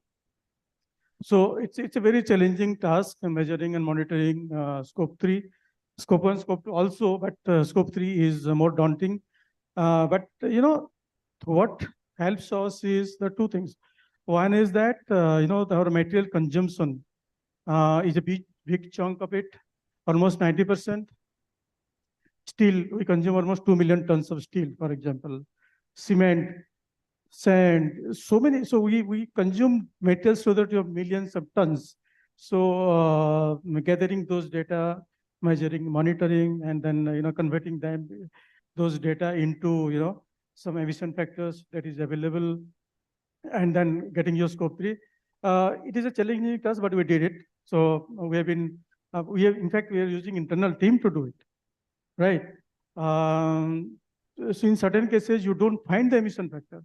So you have to go do a lot of research to find out emission factor. For example, the pipes we use, steel pipes, or the cables we use. Sometimes you don't find the emission factor. So we do a lot of research to find out that and then convert it. As far as the employee travel is concerned, we are doing it to the best extent possible. We have the data of how much business travel is done, how much of people, how much whether you use official car or personal car, all those data are available. But what is challenging is that at a personal level, how do I, as a person, what kind of mode I use to come to office? Sometimes, you can give you can have a guesstimate, but unless the person gives a real, data, there is a data transparency. It's very difficult to know. So, in fact, that we are trying out Minjo now to try to understand whether that can help us in. We are in the pilot stage. We're just to find out whether that can help us in understanding our scopes related to employee-related emission. But apart from that, the other areas like what is related to supply chain, we're trying to cover as much as possible. We have got more than 100,000 suppliers, more than 100,000. So and something more than just yes, there. yes, and that's a massive. So if you look at numbers, it's mind-boggling. But again, how do you try to cover them as much as possible? I think that's a call you have to take. Whether you want to cover the top 25, top 30, top 40. Like this year, we are running a sustainable supply chain assessment questionnaire, SSAQ, for top 200 supply chain partners. Last year, we did for top 25. And this top 200 would constitute around 60% of our purchase. So, if you look at those aspects, then actually you're fairly covering most of the partners, and then you're in that sense, you're covering a large chunk of your, scope 3 emission. So yes, I mean, still the challenges are there and we're trying to overcome as much as possible. Yeah. Got it. Good. So I think I would love to hear a little bit more in terms of supplies. But before I come there, let's talk about policy a little bit, right? Right now, we know that there is no mandatory policy to measure scope 3, even though for organizations like Mr. Sanjay's, it's 98% of the emissions, for yours around 60, and such a large chunk, but there's no mandatory policy saying that. But still, voluntary this work is being done. So what role of policy do you think, Suraji, we can have which can change this domain and bring some strictness in there? And what are the works already happening on the policy side that is reinforcing some of the measures? It's very interesting because, you know, there is a lot of regulatory changes that are happening across the board, right? Geographies. You all must have heard about CBAM, right? And you all are now hearing about Indian government is also actively working on the carbon roadmap for India. And all these things bring in that whether there is a policy or not, first of all, the organizations need to know what actually their footprint is. The carbon accounting indirectly, whether it is there in place or not, but it is becoming an important aspect in your day-to-day business. Like you have your financial accounting, carbon accounting is indirectly it is becoming a mandatory thing. The second important aspect is also the consumer awareness. I just pick up from you about your packaging. The demand of these changes in the consumer perspective and their awareness is redefining the complete SKUs of some of the businesses, some of the products. And in fashion value chain, this awareness actually redefining about what is the fashion, definition of fashion.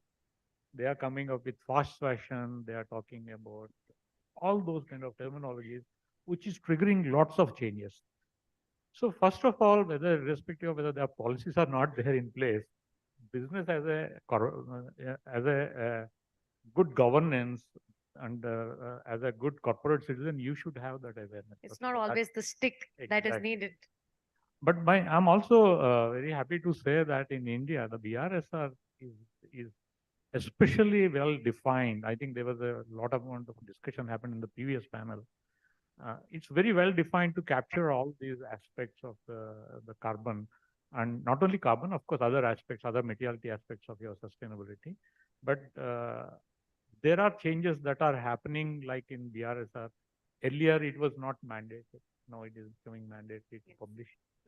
Earlier, there was no assurance. Now it is becoming mandated for doing the assurances. So these are progressive changes. On the regulatory changes, on the taxation and all that CBAM, they are also including scope 3 into CBAM scope, so that you need to really aware of total carbon in the product when you are exporting to certain market. So the entire value chain tracking is becoming necessary. So coming up with these all requirements and changes, the policies are taking place, but it's a long way to go. These policies, I don't think one policy will remain, is one solution for all the organizations across all kind of domains, but these all continue to evolve over a period of time. But a robust organization should be able to adopt whatever changes are coming. Just to add to him, in fact, BRSR, for the first time, BRSR has mandated scope 3, at least the accounting part. I think that will also give a lot more visibility to what is the scope 3 at a country level or at industry level. But I think what is very important is that we must understand the scopes and boundary, because there are a lot of double accounting and overlapping. Unless you do that, again, it will be like everybody will be accounting for scope 3, and then at a cumulative level, it will be very high. The total emission would be very high. So I think understanding the scopes and boundaries is very important. Although there will be many mandates going ahead, you will find a lot more mandates to come. CBAM he was talking about, but then how do we understand it holistically? I think that will make a lot of difference. Yeah, very, very well said, because we don't want the total pie to increase by double counting what's yours and mine as scope 1 and 3, and then looking at a much larger picture. Yeah, great. Coming back to the supplier part, we discussed in terms of, you mentioned in terms of packaging, which is still to the end consumer. What about the sustainable agriculture that goes behind it to create the product? And how are you looking to influence the consumer in the end? Because that's the king. Unless he buys, there's no point of doing anything. So both at the input that comes in and the output product to make it sustainable. What is Marico's view there? I think both two are independent activities, but still they are linked to each other. I'll just talk about sustainable agriculture. I think I personally have a very strong belief that sustainable agriculture is a very, very big demand in India as of now. Because you also are aware of that a lot of big agricultural practices are there in India, and most of these farmers are marginal or smallholders. Now, what happens if the farming community is marginal or smallholder? Their ability and literacy to do farming is less. And that causes a lot of inefficiency in the process. So what we are doing is, our buying, so although 86% of Marico's raw materials is coming from agricultural sector, there are top two products which are, one is an edible oil, second is copra, what we are buying.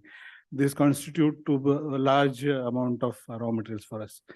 So for copra, we have started a program called as Kalpavriksha. This Kalpavriksha program is there where we have 140 agronomists who are trained on scientific cultivation of coconut. Now, these guys will go farm to farm, do an assessment of their farming practices, understand their issues in terms of soil management, water management, pesticides, or specific trees to be utilized, and then give guidance to them. And then the process continues month on month. They will continuously work along with them. And then after a certain time, maybe a couple of months or 4 months, we conduct a study on the productivity of these farms. Interestingly, we observed in an internal study that people who are basically using these techniques, their productivity is 15% more than the traditional way of working. Now, if this productivity is 15% more, which means in an indirect way with same resources on financial terms and on from ecological terms, you are getting more output. And then emissions are lesser in that case. Now, this model we wanted to propagate further. As of now, 81,000 farmers are associated in this program. And then we want to take this project forward and try to convert the entire sustainable coconut farming in a sustainable coconut farming way. I think we still are not more than 5% of the current population. There's a huge, I think, work has to be done. But at least we feel that we have found a certain way which can be taken to a larger scale and then benefit distance. So this is to answer your first question on agriculture. Second part of the sustainable product. Now, in India, it's very early, to be very honest and frank in this audience, because ultimately, if the product cost is less than 100 rupees, people will first look at the price rather than the claims associated with the product. That is a reality, and which we need to appreciate before we build up anything. So as the product cost will keep on increasing, definitely consumer will have more understanding. Of course, the next generation has far better understanding. So what we are doing here in Marico is that we have something called as PSI, Product Sustainability Index, which is a framework created. This frameworks basically reviews around 20 to 25 different sustainability attributes which are associated with the product at the design stage, and then try to work it out what can be done. So it works as a gate for a new product, and it also creates new projects for our old products, how the index can be improved as we come up with the next version of this project. So the project can come up with packaging, it can come with formulation, it can come at manufacturing, it can come at procurement level, or it can come at some of the logistics. So if you do some changes in the manufacturing footprint itself. But overall, it converts into a single number or maybe some grade which will help us to understand whether it is good or bad. Exactly as we heard in the last panel discussion, it has to have a profit motive. At the end of the day, CSR can go for some amount, a few $1 million, but when you're talking of billions of dollars at scale, that's where it comes. So it's interesting to hear how when you get more juice of putting the same thing in and it's sustainable, it's a win-win at both sides. Okay, I see we are inching towards the close of time. Before I open the discussion for questions for audience, final, say, one line advice to somebody who is entering into this field to start measuring your scope 3 emissions from your experience. Maybe we can start with you, Sanjay. One advice given this thing for somebody who's entering fresh to measure these scope 3 emissions you would like to give. So certainly it's very important to measure and know where do we really lie. I mean, unless until you step upon the weighing machine, you cannot make the improvements. So very important to really make assessment. And I think SBTI is one of the very standard system which is available to us, Science-Based Target Initiative, where we can really make a participation first and know where we exactly stand. before we start making the improvements. Got it. So know the baseline. We don't, unless you know it, you can't reduce it. So Suryaji, now that you've measured, one line of advice to somebody who wants to reduce it. I think the most important is now to work with the solutions. In my opinion, digitization is more important, and you need to find digital solutions and I also strongly believe that sustainability and digitalization will go hand in hand. If you are really measured and you are aware, then look for those solutions, which will actually help you in reducing it. Great. Measure it, think about it digitally. Pradeep ji, for an organization of that scale, how do you bring the change from within, and one advice on that? Yeah, see, we have the first mover advantage. So you don't need, actually, that my job is relatively easier because the base is very strong and we all have so many stakeholders who cooperate to get these things done. But again, the size of and the massive scale requires, as Surya said, the digitalization. We have been into that for a long time, and we're continuously evolving on how to actually maximize our reach in terms of data diligence, in terms of collecting the data, measuring, monitoring, and the reporting. So yeah, I mean, I think what is required, constantly looking for upgradation, change, use of IT, IoT, and things like that. I think that makes you better, and then you can go on improving further. Yeah. Constant innovation. Yeah. Okay. Finally, back to you. For FMCG, what opportunities do you see, and what advice would you have for people in terms of this, given the learnings that you've had? Well, I think we have not done something great to give advice to people, but I think what learning which I have is that we need to integrate sustainability into business deliverable, because each employee or all the resources of the organization are ultimately, their first priority is to deliver business. So if you integrate your targets, your objective, your goals with the business deliverable, then automatically the entire cycle moves, and then you will find that everybody is working for you. Makes sense. That's from us. I would love to open the ground for questions. We see a hand there in the end. Can we get the mic there, please? Can you quickly introduce yourself, and if you have the question to a specific speaker, please direct the same. Hi, I'm Vikas from Somerset. We are a private equity fund. We invest into healthcare sector, and I'm leading ESG there. So my question is to all panelists.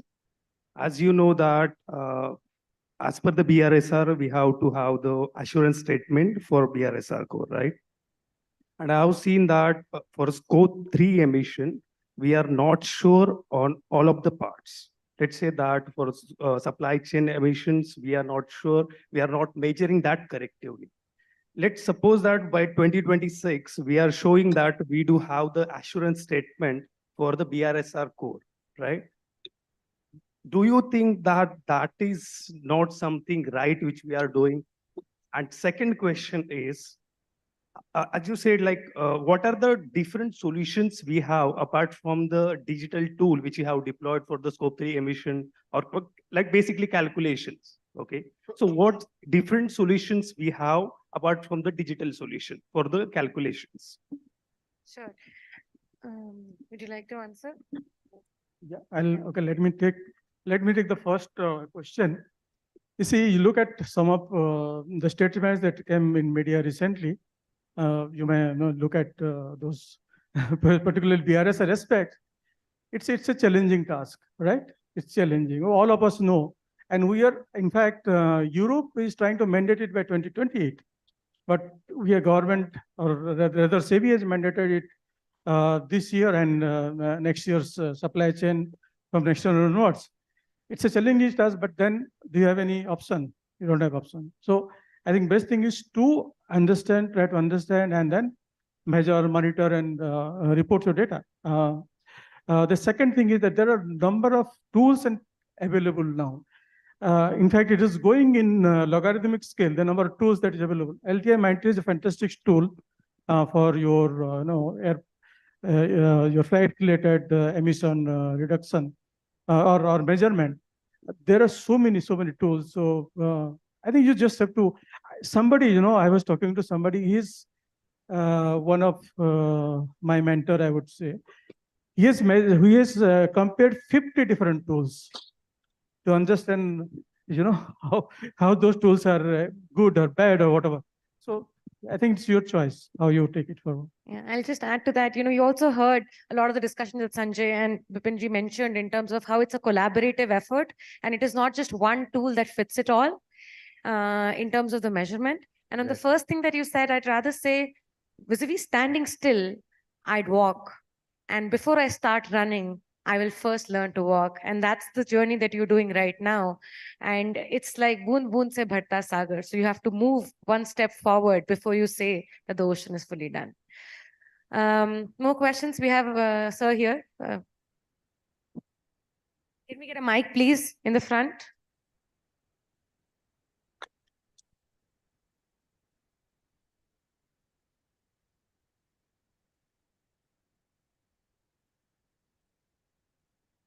Thank you so much for a wonderful panel on Scope 3. It's always a big learning for everyone, those who listen to it. I have few issues at my end need to be shared with all of you. My question is not to defame anyone. In India, there is a culture of our companies, especially the listed one, forget about unlisted one. I'll not do LCA, life cycle approach, because it's not mandated in India. That's the answer you'll get from Indian companies.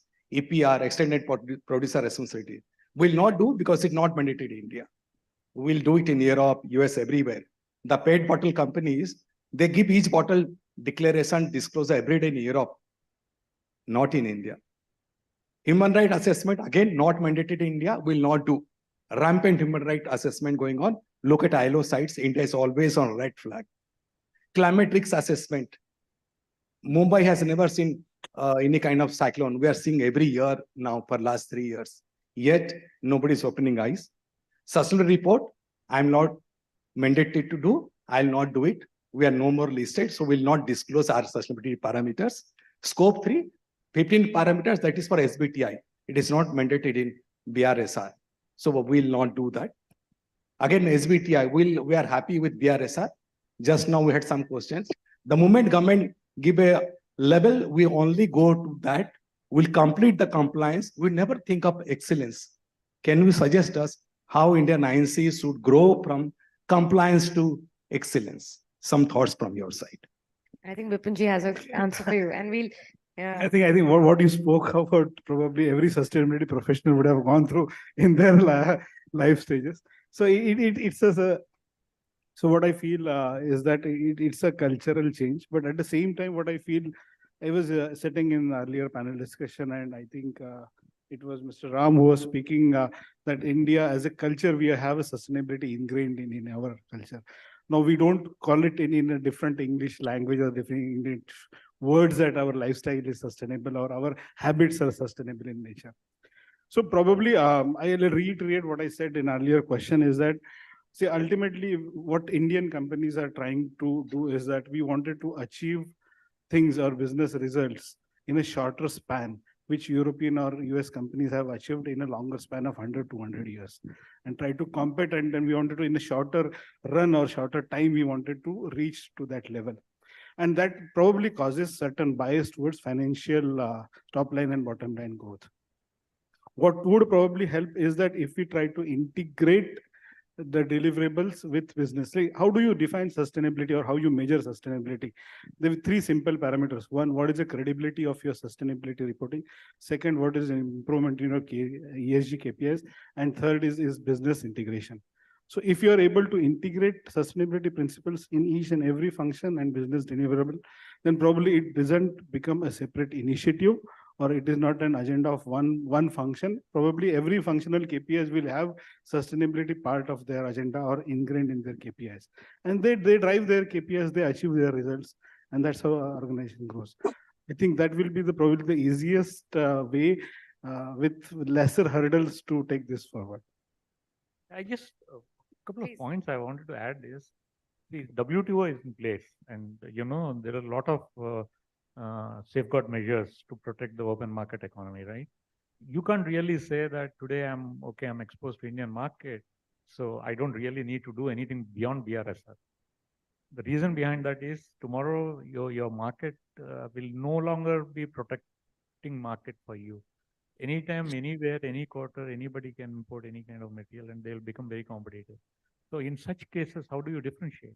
And at such scenarios, how do you come out? Then say you will start looking for outside markets. We'll also become competitive. We'll try and export. Then that time you will face this problem. If you say that no, BRSR doesn't talk about SBTA, so I'm not going to follow SBTA. I'm not going to list on SBTA tomorrow. If you want to go to Europe, then you will have no choice except your customer will ask, are you listed on SBTA? What are your targets? We want to see their targets. So it's very dynamic world right now. And if people still think that it's not going to affect us, are I think in a myth. That's the one. I think most of the corporates and most of the boards are completely aware of this aspect of the changing scenarios. And lastly, a lot of FTAs are happening. And that will make even the products import more and more competitive. So with these dynamics, I think there is no choice except to really people follow all these requirements. So just I'll add to, I think Pratyush has a very valid point. This one is how do you develop competitiveness? Second is, can I have the first mover advantage? Irrespective of your size of business, if you just look at that, I think your 50% of your problem is solved. Can I do something irrespective of any mandate to do better in terms of understanding, in terms of measuring, monitoring, and reporting? If you just do that, I think your half of the battle is won. Yeah, I mean that is how we should look at it. So I'll just add one small thing over here. Can I add one small thing to the response? We are a not listed company, but first time our financial auditors have asked us to do a climate risk assessment and submit a report, which we have done. And yes, once we do a climate risk assessment, we find out where the challenge lies inside and outside in the entire value chain.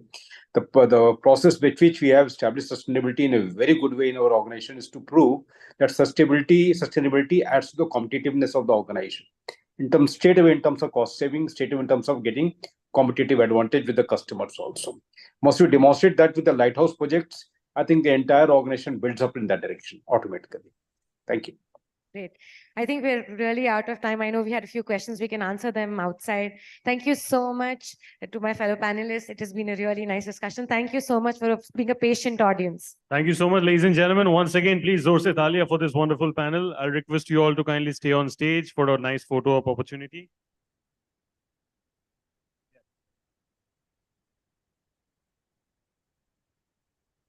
I believe, ladies and gentlemen, you can continue clapping. I think it was indeed a session full of insights. Thank you. Thank you so much, sir. Thank you so much, ma'am. Pleasure to hear from you. Thank you, Ali. Talking about sustainability, let me come up with another very interesting quote that I genuinely believe in. The businesses have a profound opportunity to help build a more sustainable future. One is born of our common concern for the planet that we share. Genuinely, that is something I believe in. I'll give the team some time over there to quickly set up the panel for the next one before I announce. Aap log ready ho?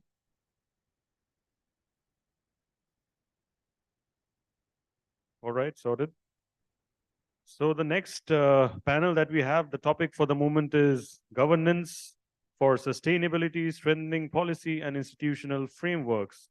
The session will be chaired by Sandeep Chandna, Chief Sustainability Officer, Tech Mahindra.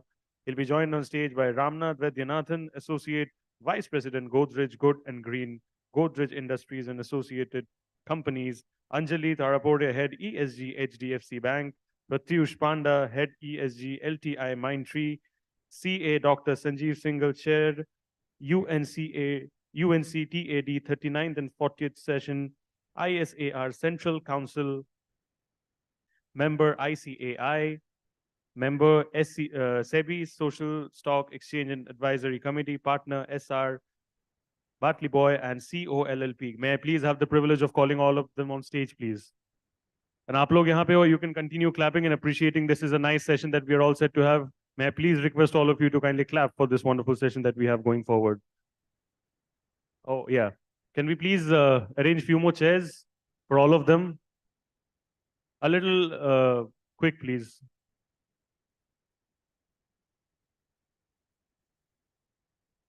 And sir, I believe you will be chairing the session from here. So accordingly, we'll take the chairs. So he will be standing and doing it. So I believe four. So are we ready? Please kindly take your seats. Let's get the energy upbeat in the house, ladies and gentlemen. Yes, that's how we do it. I love it. There's a lot of energy in that side. There's a lot of energy in that side as well. And of course, a lot of energy over here as well. On that note, let's move forward. Sir, the stage is all yours. Thank you. You would be comfortable with this?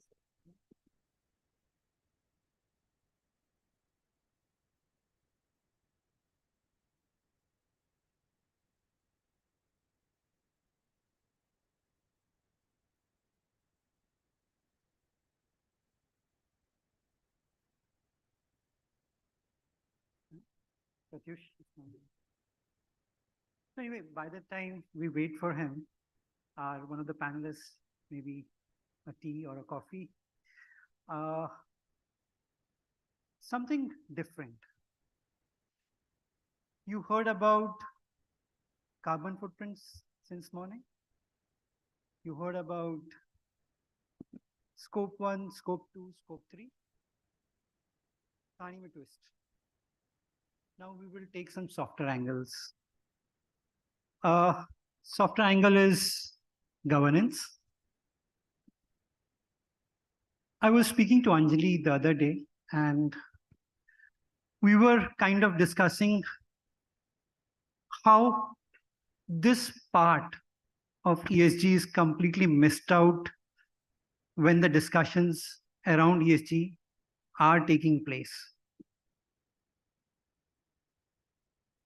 Anytime you talk about sustainability, it is being always thought about carbon footprints कितने कम किए, SBTi target लिया कि नहीं लिया, zero waste to landfill हुआ कि नहीं हुआ. You will hardly find at any point of time discussions happening around how is your corporate governance. I was just Googling yesterday. On the ESG part itself, the trend of ESG, that means the people who have looked up at ESG, has gone up 2.5 times in last 2 years. So whatever was happening in 2019, 2.5 times people have searched the word ESG much more in these times. Why? Climate, we of course know. Social, there are impacts. Have you seen how many organizations have had a trouble time in last few years? You have seen a major bank going down. Did anybody ask a question that where were ESGs? You have seen infrastructure companies going down. Did you check up the governance factors there? I come back from a company called Tech Mahindra. I'll take a step back again. It was 7th Jan 2009. I was sitting with my boss. There was an announcement. There's a debacle in one of the IT companies called Satyam. The stock price of Satyam about a year back, 2008, was about 540 rupees. The day I'm talking about is touched 5 rupees 60 paisa. How much? 5 rupees 60 paisa. Can you imagine the investors? What would have happened to those investors? The pain. Of course, I'll not go into more details, but very prominently we could manage to handle the merger well. There were policy changes, there were improvements, there was a turnaround in the governance. And the first day when we landed between my boss and me in Hyderabad. Can you imagine the fear of the people or the employees who were really looking at these aspects? There were fear in their eyes. Stakeholders were not sure whether they will get their money back. Suppliers were not sure what will happen. This is a kind of an impact that social aspect has on, or the governance aspect has on the whole aspect of a company, or even a city, or even a country. Now, with this aspect, I would request my very eminent panelists to introduce themselves and a quick one word of achievement, whatever. Pratyush, yeah. I'm Pratyush, looking after ESG sustainability portfolio at LTI Mindtree. For me, the key things for entire sustainability process is the best of the governance that brings excellence in the entire process. Hi, good afternoon. Ram Vaidyanathan. I head environmental sustainability for the Godrej Industries Limited Group, essentially made up of 4 companies. Very difficult to pick out any one thing, but if I had to pick one, I would say transitioning the thought process from looking at ESG as a risk to ESG opportunities for the last few years. And that's been the big shift. Thank you. I'm Anjali Tarapur from HDFC Bank. I head ESG at the bank.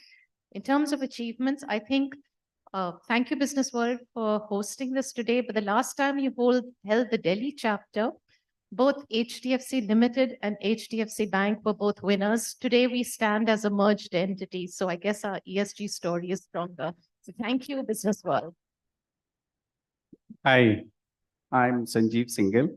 I'm a partner with a member firm of Ernst & Young and a central council member of the Institute of Chartered Accountants of India, besides being the chair of the UNISR Sustainability Board. And I think one thing that we are proud of at ICI that we are doing is building capacity, both within our members as well as the regulatory standard setting in ESG. Happy to be here. Thank you. Sure. Thank you, everyone. So we start with the lady panelist first, giving first question. So, Anji, we heard about merger.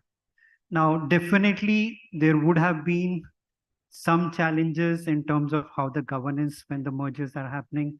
How did you handle at HDFC? If you could throw some light on it, and then also see that if these kind of challenges have to happen in future, what were the best practices that could reduce these challenges? Thank you, Sandeep. And I think our panel really summarizes what's been going on with all the previous panels when we talk about governance. Just from a merger perspective, most of the time, we assess companies from their financial parameters, but increasingly, all companies are going to be assessed, and the weight between financial parameters and non-financial parameters, which we call as sustainability or ESG, or whatever non-financial parameter disclosures are going to weigh in equal weight with financial parameters. So that is the importance of the role of all of us here in this hall. I have to say that when we were looking at the merger, we looked at ensuring that you were ready on day one, which means we announced the merger in April 22, continued to work through different work streams, ESG being one of the critical ones to ensure that you are able to dovetail your policies. A lot of the work was much easier because we were belonging to the same group. So in terms of your overall governance, philosophy, ethics, and values were all common. But ultimately, it's really about people, processes, and systems. And all these are non-financial parameters. So by whatever garb you want to look at and call it ESG, it's really playing an increasingly important role. Just one moment, I want to just highlight a couple of issues on the importance of what the role of the board will be going forward. And this is applicable to all companies. So boards need to be able to understand emerging risks and recognize that ESG is also a risk. Boards need to be able to review the allocation of oversight responsibilities with respect to ESG matters. It's important to be able to review how ESG is getting embedded in the business strategy. I think boards need to review not the reporting, but the reporting mechanisms within companies. The board needs to be able to verify internal controls. So you're increasingly seeing it's the same rigor that financial parameters go through. I think reviewing policies is important because a lot of geographies today have very polarized views coming out on ESG, and that is a reality that we all need to accept as well. And lastly, it's important for boards to be able to assess their own readiness in terms of education, especially on climate risk. It's an evolving area. And there's a recognition today that ESG as well as climate risk is a key skill metrics of directors. And therefore, companies do need to reach out for help, may need advice, but very clearly, board training is an equal important area that is evolving. Thank you. Thank you, Anjali. And I definitely agree that board's key agenda specifically on ESG has to get more importance during the board discussions. And also, this is one of the best practice that we did, Anjali, in Tech Mahindra. We had all the board members trained on ESG, and then we had ESG assurance being done by a third party at a board level. That means all the board level people or the board directors had to go through a test on ESG. And this was again, like, kind of brought up into a public domain as such. So, the awareness of the board is very, very important. This is like how IT was 5 years ago. Today, every director of a bank, for instance, has to go through cybersecurity training. This is just going to evolve in the same direction. Absolutely, absolutely. Sanjeev, coming to you. I spoke about Satyam. Then we had, few banks and then few infrastructure. And then another very important subject coming into the market is around SDGs. So how this good corporate governance kind of contributing to better SDGs or, helping the companies to achieve their SDG goals? Can you throw some light on it? Yeah, sure. Thank you, Sandeep. In fact, when we talk about ESG, G is one element of ESG, but normally the focus is on E, lesser focus on S, and probably the least on G. Whereas if it is the reverse, if you simply reverse it, probably you will achieve all the targets because it's all about the governance. And if you look at the SDGs they are also about governance. Whether you talk about gender equality and when you translate in terms of the pay parity in the companies or giving opportunities, or if you talk of decent work and economic growth, if you talk of life on land, life below water, it's all about governance. And if the governance is not there, there's greenwashing. And then we have to bring assurance. So it's all about governance. I give you a small example of CSR. CSR was mandated way back. But look at the different approaches the companies are adopting. There are good examples and there are not so good examples. I give you just one or two very small example. There is one company called Concentrix. I had an opportunity to look at their CSR very closely. They watch it very closely. They make sure that the every rupee spent is measured, monitored, and put to best use. I also run a small NGO called CA Parivar in the North India. During COVID-19, we were really on the ground when the ambulances were charging 2,500 rupees a kilometer in Delhi. We were providing free ambulances. We airlifted oxygen concentrators from China. So if you really make your CSR work, again, that's about governance. So if there is a good governance, I think sustainable development goals achievement will not be a challenge at all. Absolutely. Couldn't have been a better answer. Ram, coming to you now. See, I discussed about few of the infrastructure companies. I discussed about Satyam case, which I was very closely involved with.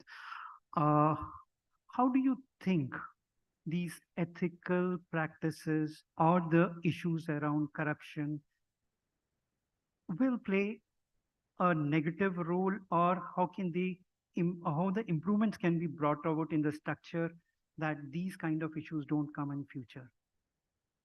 I think transparency and traceability of information, having governance structures that are robust enough to almost act as an internal third-party assurance. That's the best way to go about it. The more transparent, the more disclosures you participate in, whether it's BRSS is one part of it, but if you look at CDP, DJSI, MSCI, the more information you put out there, the lesser the chances are that there'll be slippages because you're vetting that information again and again. Creation of independent boards for different subjects. I mean, it's great to have a board which is well versed in everything, but that's often not the reality. But having, now, the panelists mentioned about CSR, but CSR has mandated that you have to have a board level committee. But not many companies have mandated dedicated ESG committees at the board level. So having that was a real game changer for us because it provides you a perspective, especially if you ensure that half the ESG committee is made up of external board members. It really gives you a perspective of what the external world really expects of you in terms of your performance and your strategy. And it also keeps you, it toes the line. The other very important thing is to link incentives with performance on ethics and other ESG parameters. Ethics is one part of it. Everything, environmental social parameters. You have to make the cost benefit of doing the wrong thing far worse and the incentive of doing the right thing very good. You make the difference really big, then it really disincentivizes. I think so my first ever job was with the Singapore government. I was a civil servant with the Singapore National Environment Agency. And I often wondered why there's not much corruption. The incentive or a disincentive to be corrupt is so high. In terms of small penalties on corruption are punished very severely. And your pay packages, your incentives, your bonuses are so good that anybody would even think 20 times before trying to commit any kind of unethical practice. So we need to internally also create those sort of structures that really disincentivize any kind of unethical behavior, and of course have very robust, transparent mechanisms to constantly review this.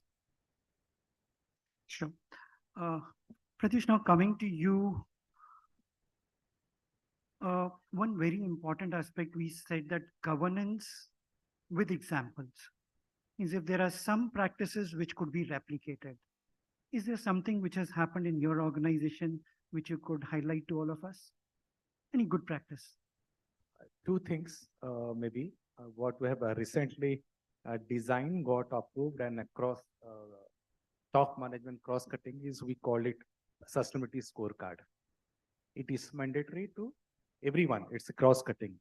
The chief logistics within chief logistic officer, chief marketing officer, and everyone. So what happens when your sustainability scorecard is being monitored by board committee on sustainability every quarter? The details report goes to them with respect to the transparency, traceability, if at all there is a corruption, sexual harassment, human rights, all those parameters and jot together every quarter and put up there. That brings probably best of the governance practices within the organizations. And whether you name same way or something else, anything that doesn't get measured doesn't get managed. So unless you measure it, you can't manage it. And to measure, it has to measure at the top apex body of the company to have the best of the governance practices in build. That is one part of it. Second part of it is there are a lot of challenges when you go ahead with the sustainability, ESG kind of work. Getting support, pull factor is always there from me and Ram and you as a process owner, the department heads. But there is no pull factor at the top management. To bring out that, two things we have done. We have provided best of the training from IIM Ahmedabad. That includes the board independent directors and up to anybody who is a CSCO and the departmental heads.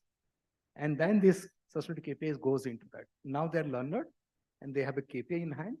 And people start coming and talking to me. Pratyush, kya karna hai? Pehle bol de. Mera 2% less nahi deduct hona hai. For them at CSCO level, the 2% level of sustainability scorecard is a big deal for them. And not only that, when somebody is learned equally aware of the subject matter, they try to provide the best of support to the concerned department. Thanks. Again, coming to you. We, in last few sessions, we also heard about, BRSR, CSRD coming up in Europe. We migrated from BRR to BRSR. All these frameworks, From a banking perspective, how do you think are they moving in terms of a transparency and bringing in this kind of a governance that we are looking for? Thanks, Sandeep. So really in the banking segment, we depend on a large number of customers. The better their data, the better our disclosures will also be, especially when we're talking about financed emissions, for instance, which was in the last segment. But we've spent a lot of time talking about different frameworks. They are evolving. There is a need for a green taxonomy. I'm sure this would have been discussed, through the panel discussions throughout the day. But the key important part, given that the fact that we are talking about governance, is that you do not have to win on every ESG parameter. Be honest, communicate with your stakeholders, own your ESG story. I've always maintained that ESG is nothing but a daily narrative of what all of us do at work every day. And the most important part is to be transparent, honest, and consistent in your communication. That will win you a lot more. It's not about getting glossy reports out. I think more and more ESG analysts, stewardship teams are really focusing on hardcore data. And the good part about a framework like the BRSR is that it's an indigenous framework and you're going to get good comparative data. Within the next 3 to 4 years, you will be able to have a very, very rich set of data to compare companies across. Over a period of time, yes, the way is not to have sector agnostic frameworks, but to have them based on sectors, which I think was also a general point that was covered in the earlier panels. Thank you. Thanks, Anjali. And, Tech Mahindra is the only company which is reporting on all the 5 frameworks. Now, where I see that it is bringing transparency, it is also saying is that we are giving out the facts. So this is also saying that if we are true to the investors, we would want this kind of a transparency to come into the picture. So we report on TCFD, GRI, SASB. So all these 5 frameworks are kind of part of our integrated report. Ram, now coming to you, specifically now on structure and the framework that an organization can build to incentivize the departments within the organization. How can a framework like that work? And what is the framework that you follow in Godrej? It's a very good question because I think it's an evolutionary process. And having more stringent value chain based targets really involves the rest of the other functions of the business a lot more. Traditionally, in the first 10 years, typically of an organization's sustainability journey, you will see the operations team involved in pretty much 95%. It's their baby. You look at energy efficiency, water, waste, and evolving from that to a value chain perspective to things like product stewardship, looking at things like human rights in your value chain, looking at things like de-risking, which is one of the biggest issues which I think a lot of Indian companies do not focus on. Is they're doing great work on their impact on the environment and their impact on society.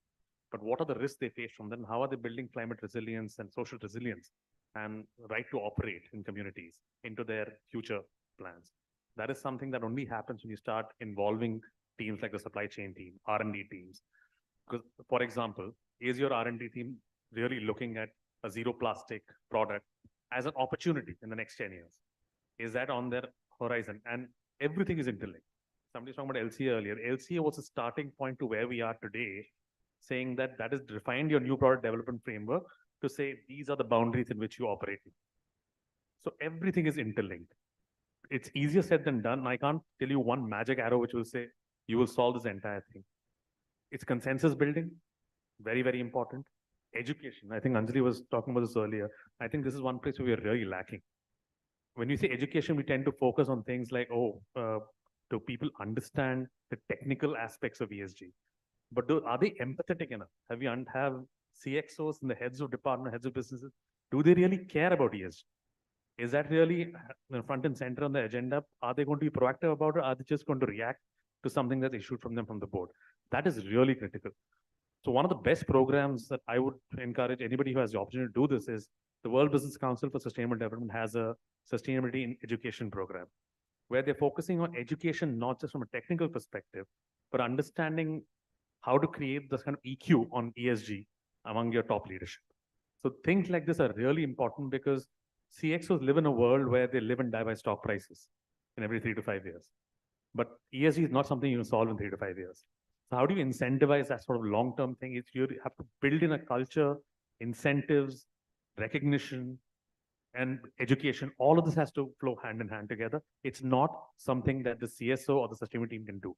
It has to be solved at the strategy level involving all the functions coming. 100% agree with you. Sanjeev, outside we were just discussing about, the independence of a director. What are your views on it? How can you say that a board's independence is very important? And specifically in today's world, when I mentioned about few debacles, how important is the independence of an independent director? It's extremely, extremely important because when we are talking of governance, independence, it could be met in form, it could be met in substance. As chartered accountant, we always say substance over form. So while the tick boxes are met, that the directors are independent, but if they are really independent, if they can question the management, if they can question the policymakers within the organization, and take care of the real interests of all the stakeholders, that will do a lot of good. And the companies who have real independent directors have progressed very, very well. You have given example of Tech Mahindra, the example of Tata's, and so many other good companies. And those companies, which have failed on this quotient, really struggle to find their ways to win the confidence of the stakeholders. To my mind, it has to be done in substance, and a lot of concrete steps can be done. Just by having a definition of the related party, and if you are outside, you are independent, probably, a lot more needs to be done. Some independent checks needs to be done. And as you said, an ESG questionnaire, probably somewhere an independence questionnaire should also be made. If the say a norm is 2 independent directors, and if a company goes for 3 or 4, won't that be a better, or won't it be better? Not necessarily. See, I will say that more is not always better. Reason being, if the regulators, and since I come from a regulatory background, have thought of a balance, that means there are people who can run the company and have an insight from there, and there are people who come from outside. So I'll not be averse to saying if the minimum number of directors say is 8, and then you've taken 10, 2 additional independent director, that is fine. But as far as the composition is concerned, there has to be a minimum number of the executive directors also who will bring that company's perspective and operations perspective. Sure. Thanks, Sanjeev. Pratyush, now coming to you, and again, Ram, you can just chip in here. The role of a ESG head or a person who's really looking at the ESG data, how important is it in today's world, and where do you see this panning out? It's really important because, if you look at the sustainability of your own corporate, own business, none of the board members will shy away with this data. For them, it's a prime things. What the basic ESG data, if somebody analyze, anybody who has good hands-on quantitative techniques and all, can easily find out the loopholes within the company just by going through ESG data. Forget about the financial data and all. If somebody goes very deeply, can easily find out. I'll give 2 examples of my previous organization where I served 12 years. Present, I can't talk. One is Farooq Kabrana, sir, from Tata Groups, was independent director. Second one was Shailesh Hariwardhan. Each time they will come to the board committee as a chair, as an independent director, I have to prepare for at least 30 days before. And literally, I used to keep out 30 FAQs and answer to it. I knew, some question will go out of this.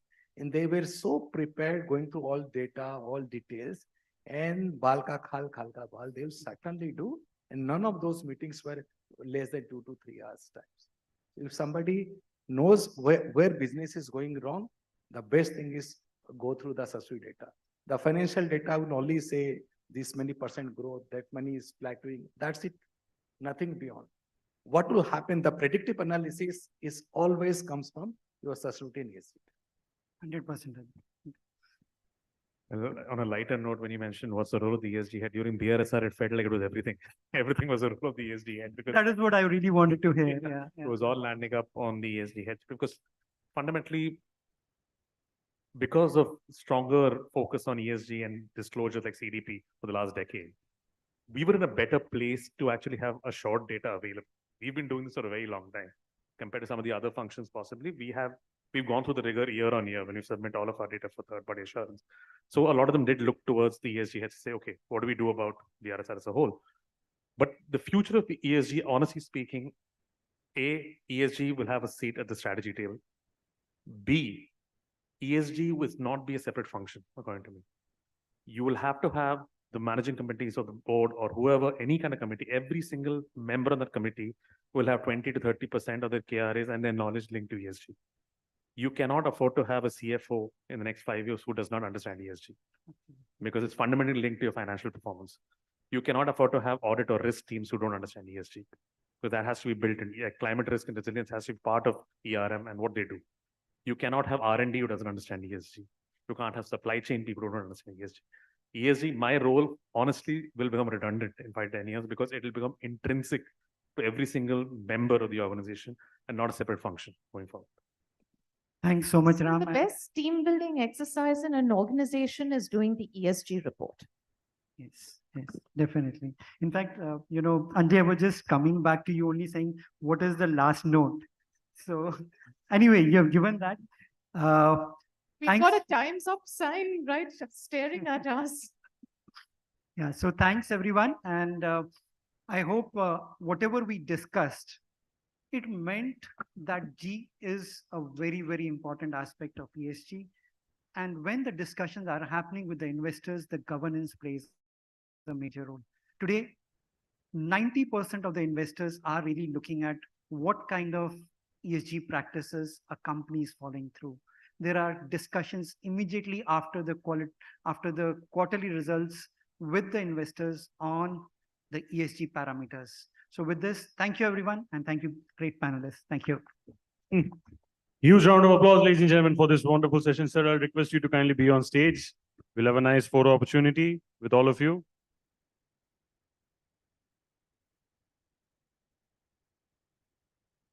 Thank you so much, sir. Thank you so much, ma'am, for your insights.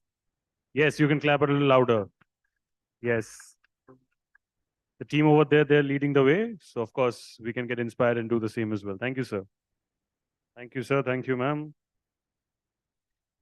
I love the fact about sustainability is that, it has some really interesting quotes from some really wonderful and inspiring professionals. So, in between these sessions, I love to put forward these quotes, which can, bring a lot of knowledge for all of us. So I love this quote. Sustainability is no longer about doing less harm. It's about doing more good. There's a wonderful quote from the president, CEO, and chairman of the board of Harley Davidson. So all these wonderful people, they can actually, have that vision for the future, which is why they came up with these quotes a lot before. On that note, moving forward, we have a leader session. We have a session right now where, we have a topic right now. We have a panel discussion right now. The topic for the moment is sustainability with profitability. Doing good is good business. The session will be chaired by Palak Shah, Managing Editor, BW Business World. And she'll be joined on stage by Anjali Ravikumar, Chief Sustainability Officer, Zomato. Aun Abdullah, Head ESG, Lodha. Pawan Verma, Head Purchases and Executive Sponsor, Environmental Sustainability, PNG, India. Abhishek Ranjan, Senior Director and Global Head ESG and Sustainability, Brilio Technologies, and Managing Trustee, Brilio Foundation. Tushar Malhotra, Head of Marketing, Bisler International. May I please have the privilege of having all of them on stage? Zor se talia for all of them, please. Huge round of applause. That's how we do it.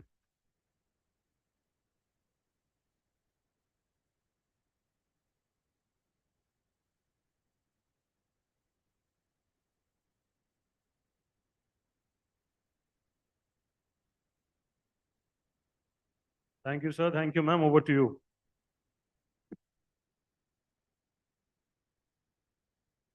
Hello, everybody. Good evening. So thank you. So sustainability is not about sustaining profits. It's more about growing corporate profitability in a way that does not harm the environment and where companies are also mindful of various corporate governance standards. But we live in a world uh, which is just full of publicity stunts and corporate greenwashing. Many of you might have heard about Mr. Hemendra Kothari.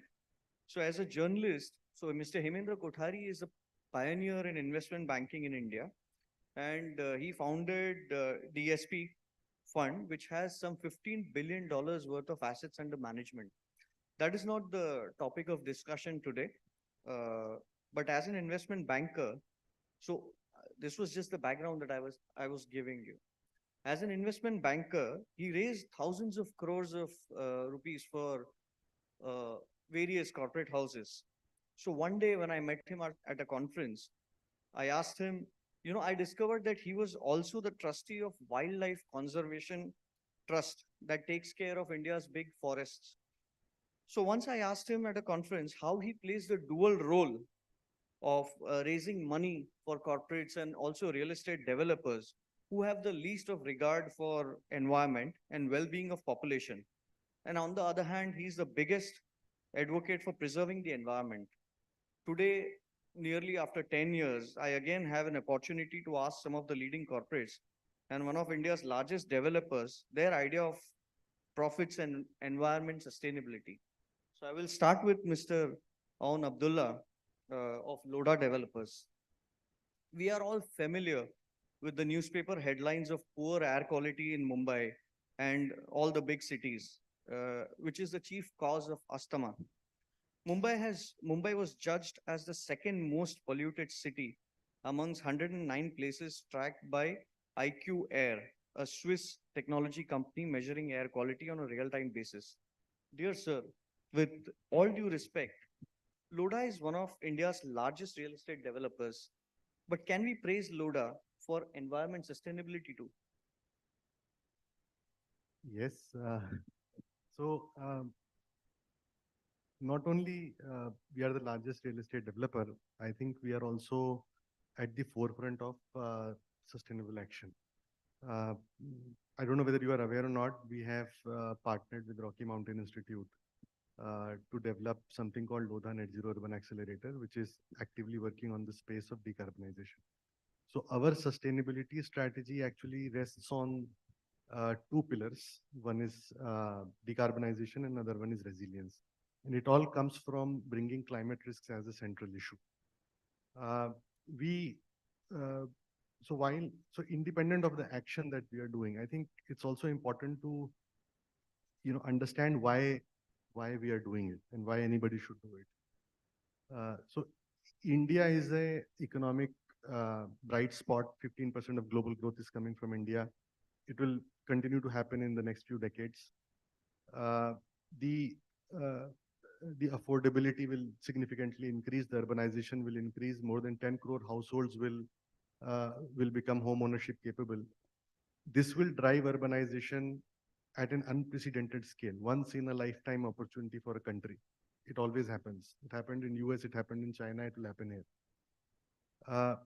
Now this growth is what we call as what will shift us from being a low income country to a middle income developed country.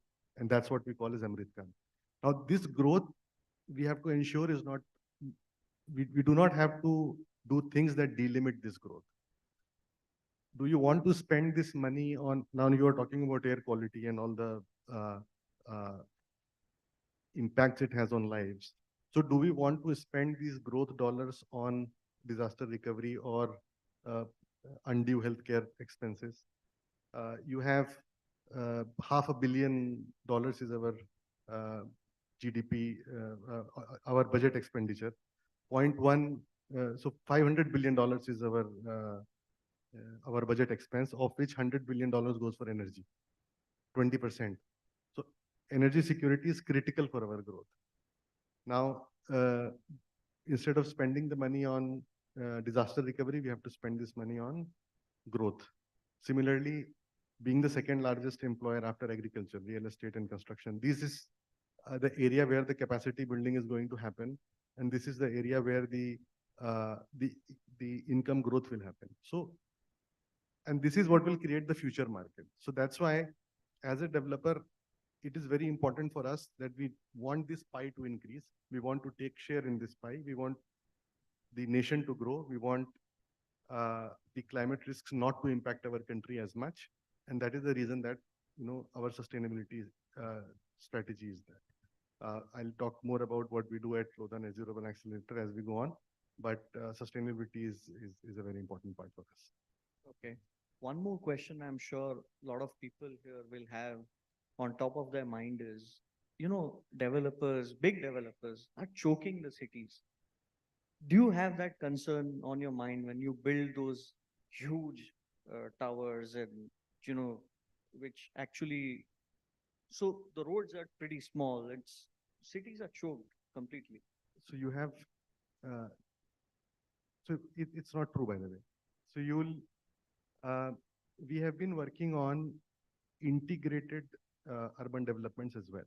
So you would have seen our development at Palava. You might have heard about Upper Thane, Amara. These are integrated developments where the residences, offices are all brought at one place, where, walk to work, walk to school is feasible, where unnecessary travel can be avoided. Now, obviously, the commercial ecosystem at Palava is yet to grow. But if you look at the vision and if you look at the overall master plan, it has been done in a manner that ultimately it will lead to people not exposed to this choking situation, number one. Number two, if you look at our developments, and I'm quite proud to say that at the energy intensity level, a person living at Palava is consuming less than 30 kilowatt hours per square meter annually. It is very low. If you compare your own bills, you will find out that it is significantly low. It's only because the development has been done in a manner with passive design, with high equipment efficiency and so forth.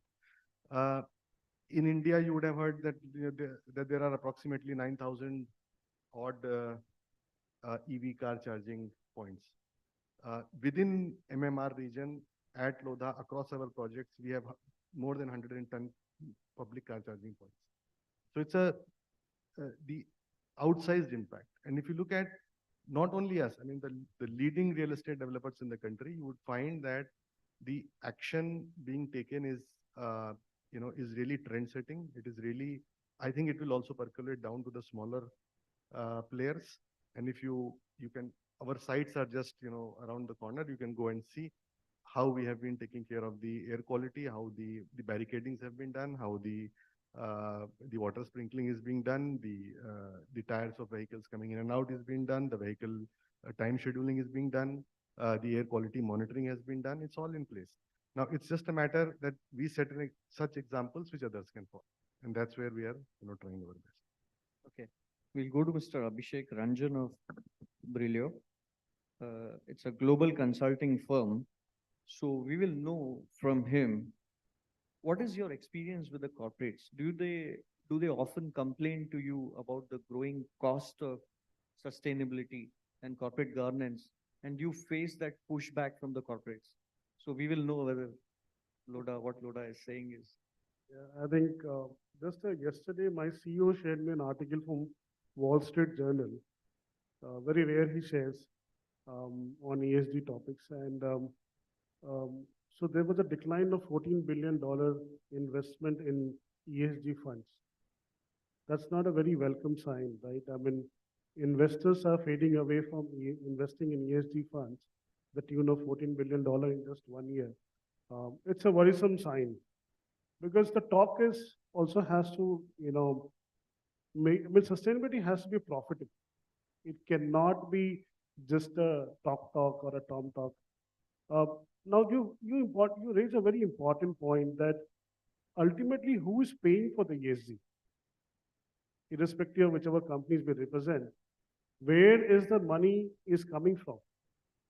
Do we have a real answer? If I ask the audience, who is actually paying the ESG cost ultimately?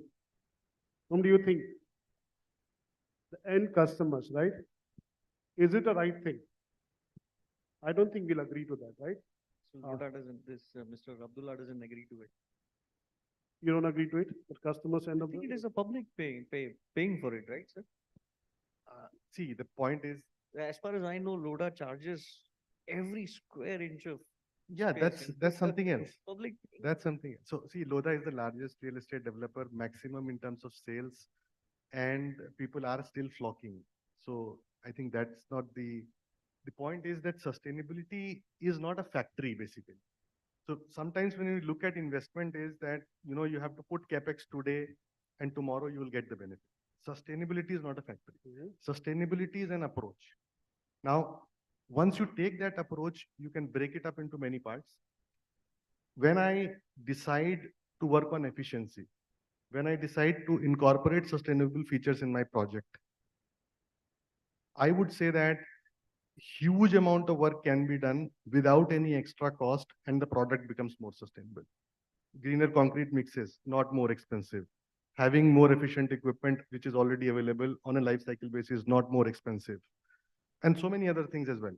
All these chargers I was talking about, we have not paid anything. The customers are actually getting the benefit and so forth. I'm sure Anjali will also tell about, you know, the examples from the ride that Zomato takes on an electric vehicle. So it will not be more expensive, I believe. So that's one part. Second, when you start monitoring, measuring, taking that approach, your operational efficiencies improve.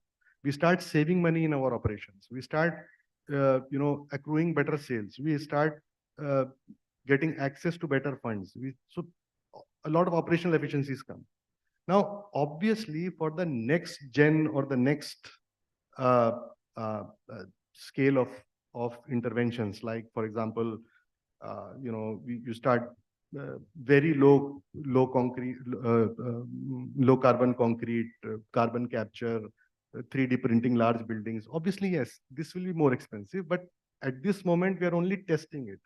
We are just learning from it. We are doing these pilots, giving feedback from the field that, you know, what needs to change, what are the best, you know, cost drivers that will tunnel through the cost barriers, etc. So that futuristic aspects, they are being tested, not too expensive. The testing is not too expensive. And the supply chain can then be remodeled around that.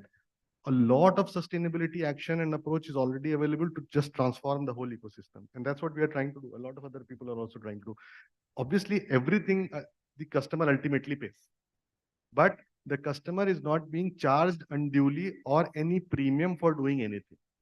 At Lodha also, all the sustainability action that we are doing, I don't think that the apartments are getting more expensive. Similarly, if a person is, you know, is placing an order on Zomato, it is not getting more expensive because the ride is greener. I hope that this is the true thing which every company should do. But the reality check. Just before coming to this conference, I'm having a conversation with my travel team, the transport guys who manages it, and we were discussing how do we go 100% EV for our employee transportation. We have around 5,000 employees in India. You know what the cost of a gasoline car, a taxi or cab, what we hire, versus a EV car is at least 20-30% premium. So am I ready to absorb that cost? Right? Why I'm saying that most of the companies now doing something called internal carbon pricing. I don't know whether this sounds very news to you, but that's a reality. And God forbidden, we may have a carbon tax very soon. There's a lot of murmur in all circuits. And whether you call it tax or you call it another form of CSR law coming for the environment. But there is a strong rumor or a strong conversation around that. And many companies are actually gearing up for that by making an internal carbon pricing so that we are not, how do you do the mechanics internally? It's very easy for me to say that I will not charge my end consumer. But will my CFO allows tomorrow that, okay, you have to pay 1%, let's assume will be an environment tax. Who's going to pay that? And that will obviously affect our bottom line. So to get away with that, those kind of challenges. We are working on something called internal carbon pricing. The ideal scenario, what my colleague from Lodha said, is the ideal scenario that none of these costs should pass back to the customer. And if you're not doing innovations, if you're not, making your processes and, not making efficient operations, then you are not doing ESG. But the term you use probably the greenwashing. I rest the case here. Corporate greenwashing. So I rest the case here. Okay. So we'll go to Mr. Pawan Verma, who's from PNG. Now, PNG is the world's FMCG behemoth. I would like to know from Mr. Pawan about the rigorous practices that PNG follows, especially in India, with regard to environment sustainability. And sir, you earn a huge profit here since India is a large market. So what is PNG's contribution to CSR in India? So just to start with, I was hearing the conversation around. I think one thing which is very loud and clear, so focus on sustainability is not nice to have. It's must to have now. And we being the consumer-centric company, while our endeavor to improve their lives, make their lives better, has not changed. But what we are also realizing is the standard of being better is changing. So now more for consumers, but not more for environment is no longer a good. So what we are also trying to do is that we are trying to make sure that we are building sustainability as part of our integral business strategy. While we are getting a lot of impetus with a lot of consumer landscape which is evolving around, a lot of infrastructure, policymakers, new startup ecosystem which are coming up in India are making this journey in a way easier. So just to take few example, I'll go example by example. We truly believe that if we are intentional enough to drive value, we can add a lot of value to the whole value chain. In 2018, we announced that by 2030, all of our plants will use 35% lesser water per case that we produce versus 2010. And we were very intentional going through plant by plant, measuring the process. And today, as we stand, for 4 to 5 years down the line, in India, 5 out of our 8 plants have already surpassed that goal. Number one. Number two, on energy. We are also very intentional to bring more and more renewable resources back to PNG. And as we speak, we have now 2 in-house solar plants operating, and third is on the way. Yeah. And as I think you were talking about, sustainability is not where you invest today and you reap the benefit and the profit tomorrow. It's a journey. It will take years.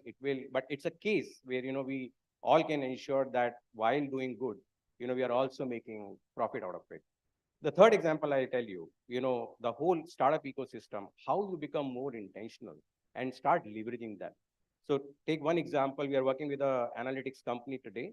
And what we have realized that simply by measuring our milk routes, looking into our trucks and vehicles, how much they travel, we have optimized significantly the amount of tonnage and amount of kilometers it travels, and it resulted in huge savings. So I think the way the whole consumer landscape is evolving and supported by the ecosystem and the policymakers is going to play a huge role in it. Can you throw some light on plastic waste management? Because FMCG companies are the biggest users of plastic and pollutants, I can say. Can you throw some light on that? Yeah. So, now it is regulated, this extended producer's responsibility, everybody needs to pick up 100% of the plastic by end of this fiscal year. This is the third year we all need to pick up. But we also realize that, our responsibility goes beyond that only the guidelines.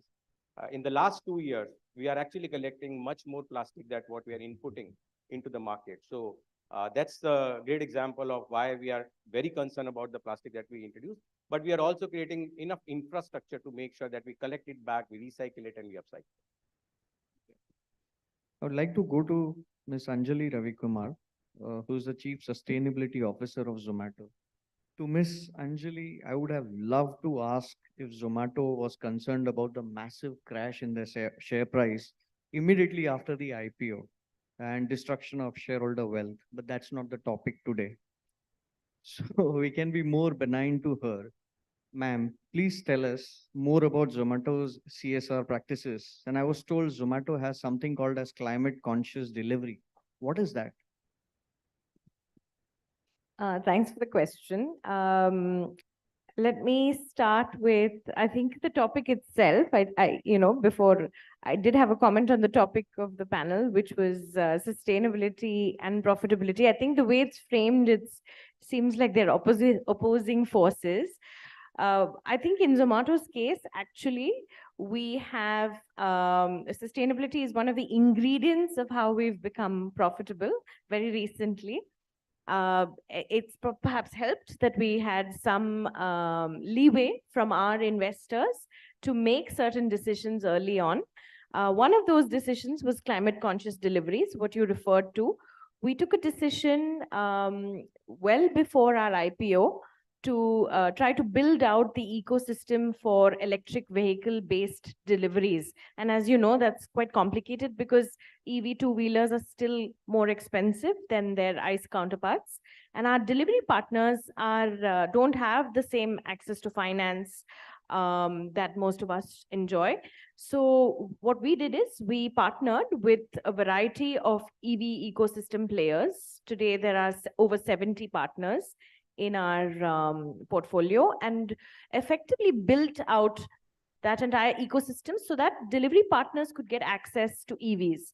So today, 1 out of 5 deliveries in Delhi and in Bangalore is EV based. And that's a significant contributor to lowering our emissions because 95% of our emissions sit in deliveries. And on the basis of our confidence in our own program, we've also gone on to declare that we will be net zero by 2033. So that's sort of, in a nutshell, our climate conscious deliveries initiative. Interesting. So on a lighter note, somebody from the audience told me to ask you if the public shareholders of Zomato stranded since the IPO can be made beneficiaries of your CSR funds. Well, I can tell you one stakeholder group that, again, we chose to support well in advance. And, again, sort of highlighting the fact that sustainability and profitability don't have to be sort of opposing in opposite sort of corners of the room. Some of you may have contributed to the Feeding India program. And it's not a CSR program, as is commonly sort of misunderstood. It is actually a way in which we use our platform to raise money to fight hunger and malnutrition. So in 2019, this was 2 years before our IPO and 4 years before we turned profitable, we decided to use the platform to raise funds for hunger and malnutrition. And today, Feeding India is one of India's largest non-profit initiatives and has served 14 crore meals to beneficiaries. So I do think, kudos to the team that thought about how best we can also contribute to society despite being very far away from being profitable.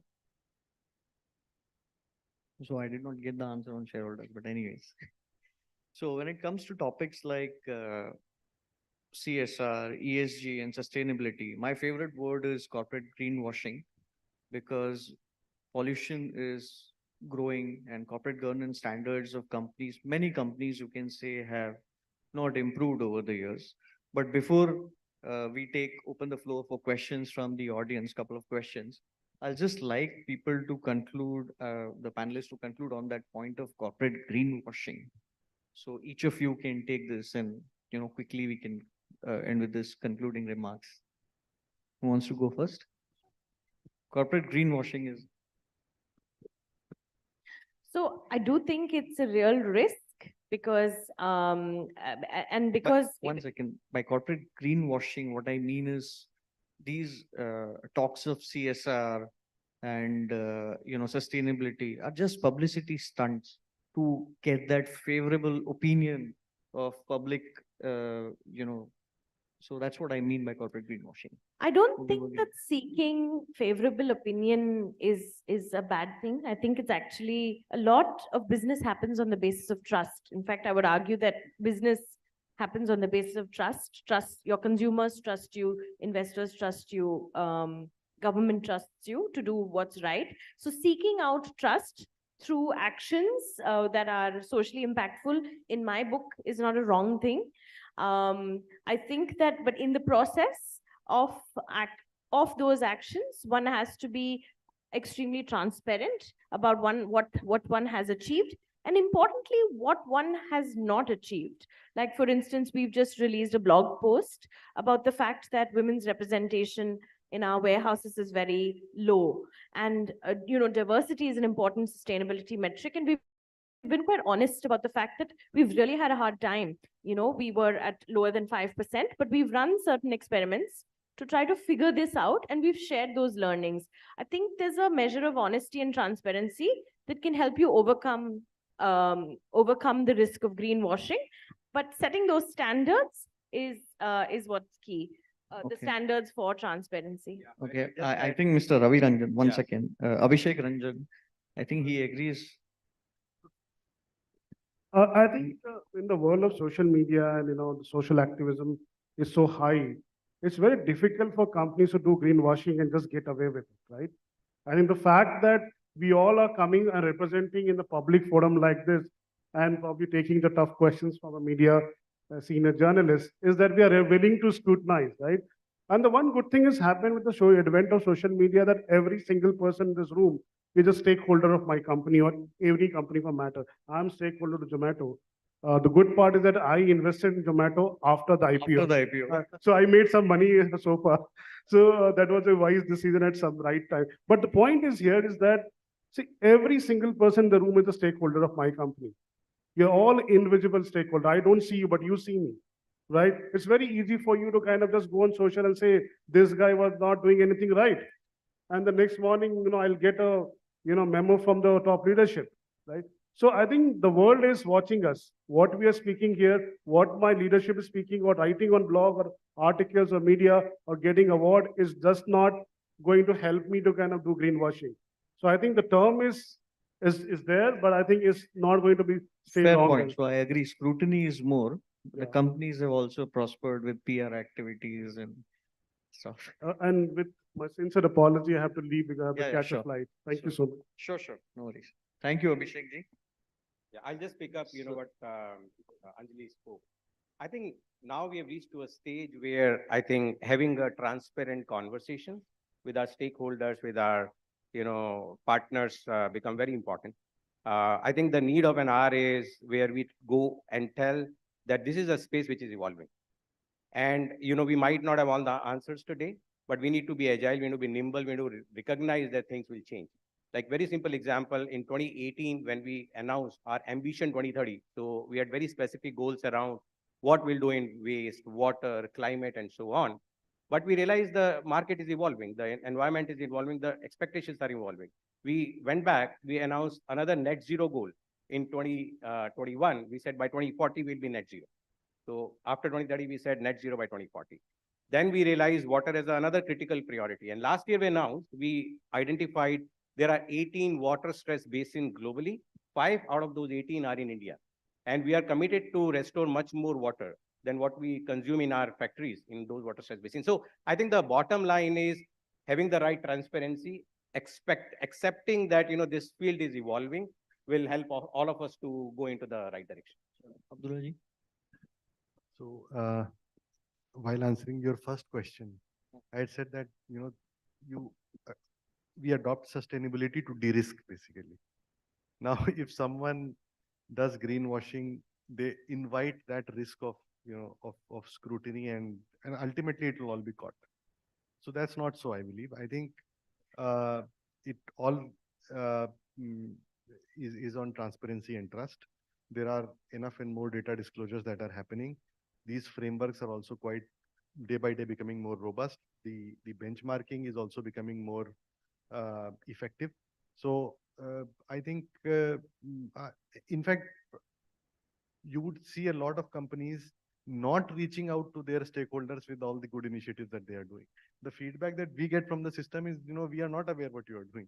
So we have to on one side work on that. I don't think greenwashing is for big responsible corporates. I don't think it's an option. It's easy. Abdullah ji, since you are here, is this pollution in cities due to rapid development work that is going on, construction work that is going on top of your mind when you plan your projects? And how do you think that you can bring down this kind of pollution that is there in the It's city. simply, It's as I cost said, people's life. 22,000 people have died due to asthma in this year itself in Mumbai city.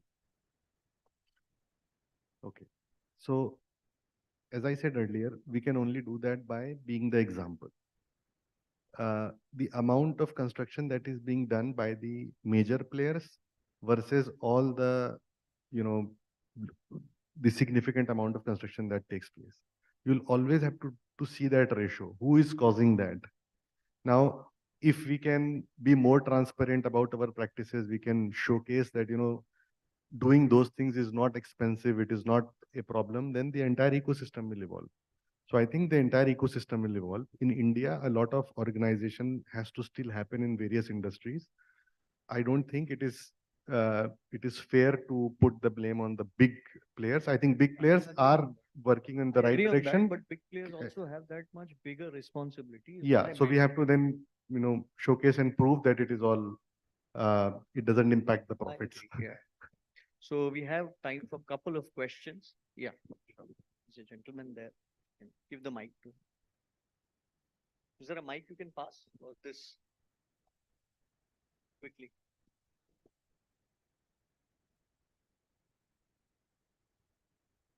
Thank you, Palakji. You talk about my heart of minds. That purpose I'm coming here actually. Like as talk about air pollution actually, we have developed one of the solution actually. So I want to know about profitability, whether we come up with the company like all corporates where profitability, because when we do the innovation, we also require platform. So all the employees are asset, your asset, company asset actually. So we implement this nanofiber to all the windows. So all the pollution cannot come inside, pure air actually. So if I approach the builder, so you validate through your Excel, your different programs. So it will also increase the price of your flats also, because 100% people are getting pure air also. Something you create the problem, but also you supporting the solution, which is the, people are paying. So, and same thing, whether we use the Zomato employees or other employees, corporate employees, where we also reach out our innovation to them. So we can pass our something to the kind of platform. So how such kind of program can also become? Is I think giving you an idea of unique selling proposition of giving people clean air, people who stay in your So is that on your mind ever? So while you sell sea view flats, this is another idea of selling good, pure air flats also. So if you look at the products that we offer, the commercial buildings, the office spaces, which are run and maintained by us, there, all the air quality initiatives are already in place from pre-COVID times. And then obviously during COVID times, they became more stringent and more effective, I would say. On the residential side, again, passing on so the moment we do that, and then you'll say we are passing on the premium. So this is a product, this type of products are to be adopted by the residents. We can obviously help them, showcase it to them, maybe do some sort of a sample where those who want to adopt can obviously take it up and that advantage. So we are selling houses, in plain houses. Okay. That was a product pitch, by the way, but any other questions? Okay.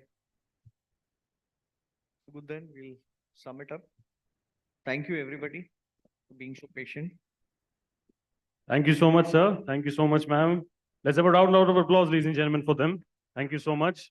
I request you all to kindly stay back for a photo opportunity.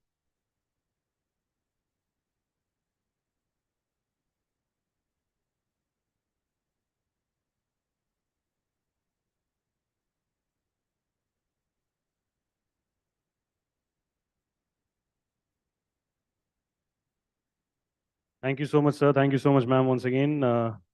We'll be now moving forward to our next session. But before that, a quick announcement. After all the sessions are done, we have the special BW Sustainable World Awards as well later in the evening, where we are all set to honor the torchbearers of the sustainable world. So I'll request you all to kindly stay back for that so that we can honor their presence on this wonderful day. On that note, our next session is a special leadership session The topic for the moment is plastic circularity revolution, the next big wave. And for this session, may I please have the privilege of calling upon stage Angelo George, CEO, Bisleri International for this. Ladies and gentlemen, the loudest round of cheers for Mr. Angelo George. Thank you so much, sir. Good to see you again. Stage is all yours.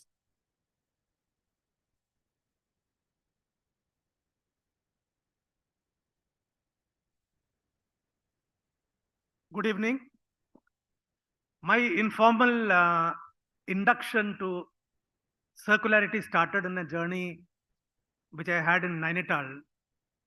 On the way back, that's about 10 years ago, on the way back, we were in a car, opened a packet of chips, finished it, and by impulse, threw it out of the window. So my younger son was sitting in the front seat. He asked the driver to stop. He got out of the car and stood outside, said, "Papa, please go pick it up." Now, obviously, it was quite embarrassing for me. I said, "Listen, kachra is better inside the car or outside the car?" So he said, "Without you picking that up, I am not going to get into the car." Then it struck me that I should have been teaching him this. Rather, it was a lesson learned the other way.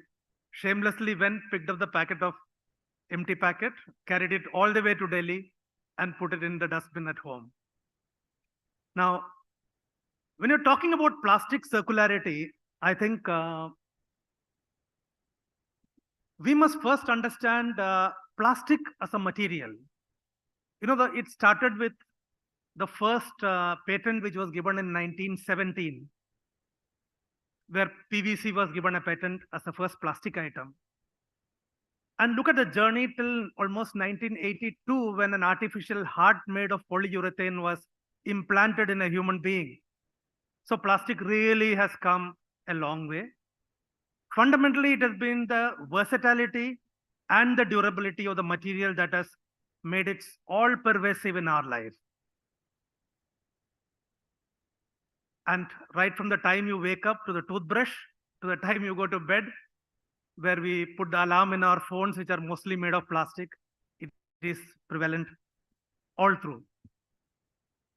However, when we look at plastic, I think an interesting point is that, like metals, all plastic are not the same.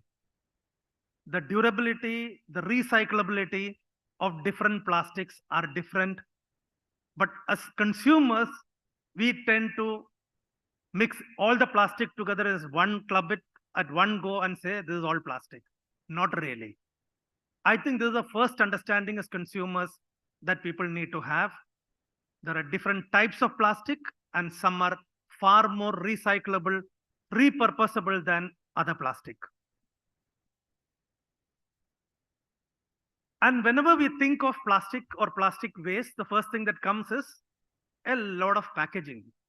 And packaging is where most plastic is used. Not really. Packaging contributes about 36% of the plastic consumption. And when you're thinking about shaming plastic, our mind will wander to the food packaging, right?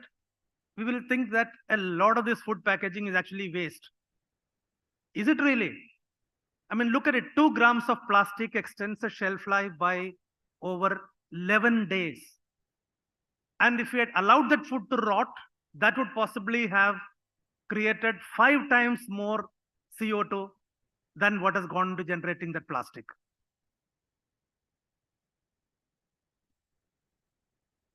I come from Bisleri, one of the most trusted brands in the country, name synonymous with water. Now, a lot of people will be wondering why there are so many mineral water bottles in this country. Is it just a matter of convenience? Not really. There must be a consumer reason for it. I mean, look at those numbers. In the urban India, just about 47% of houses have water connections directly to their homes. And look at those districts which are suffering from acute water crisis, 250 out of 750. And 50% of the districts in this country have contaminated groundwater, arsenic, fluorine, you name it, it's there. So people need safe drinking water. At the same time, it needs to be affordable in a country like India. Now, I'm not here to defend plastic. My job is to sell water. Now, when I look at a packaging material, what are the criteria which I use? The product, the packaging which I'm going to use have to be safe without any chemical or physical interactions with my product. Functionally equivalent to whatever I'm using today, has to be cost effective. I mean, people come all the time, come to me saying, I got this, nice looking bamboo bottle in which you can market distillery tomorrow. Not scalable. So any idea we are talking about needs to be scalable in a country like India. And that is when that idea will work. And it has to be environmentally benign as compared to other options that I have. And let me elaborate this a little bit. There's always this worry that anything stored in PET or plastic is actually bad for health. In 2019, CFTRI of India did a comprehensive 2-year study to prove that PET packaging is absolutely safe for storing beverages. There are no phthalates, there are no endocrine disturbances, absolutely nothing. So you can trust this packaging medium as something which you can put your beverages and food. And you can see across the world, it is certified that plastic is good and safe for food packaging.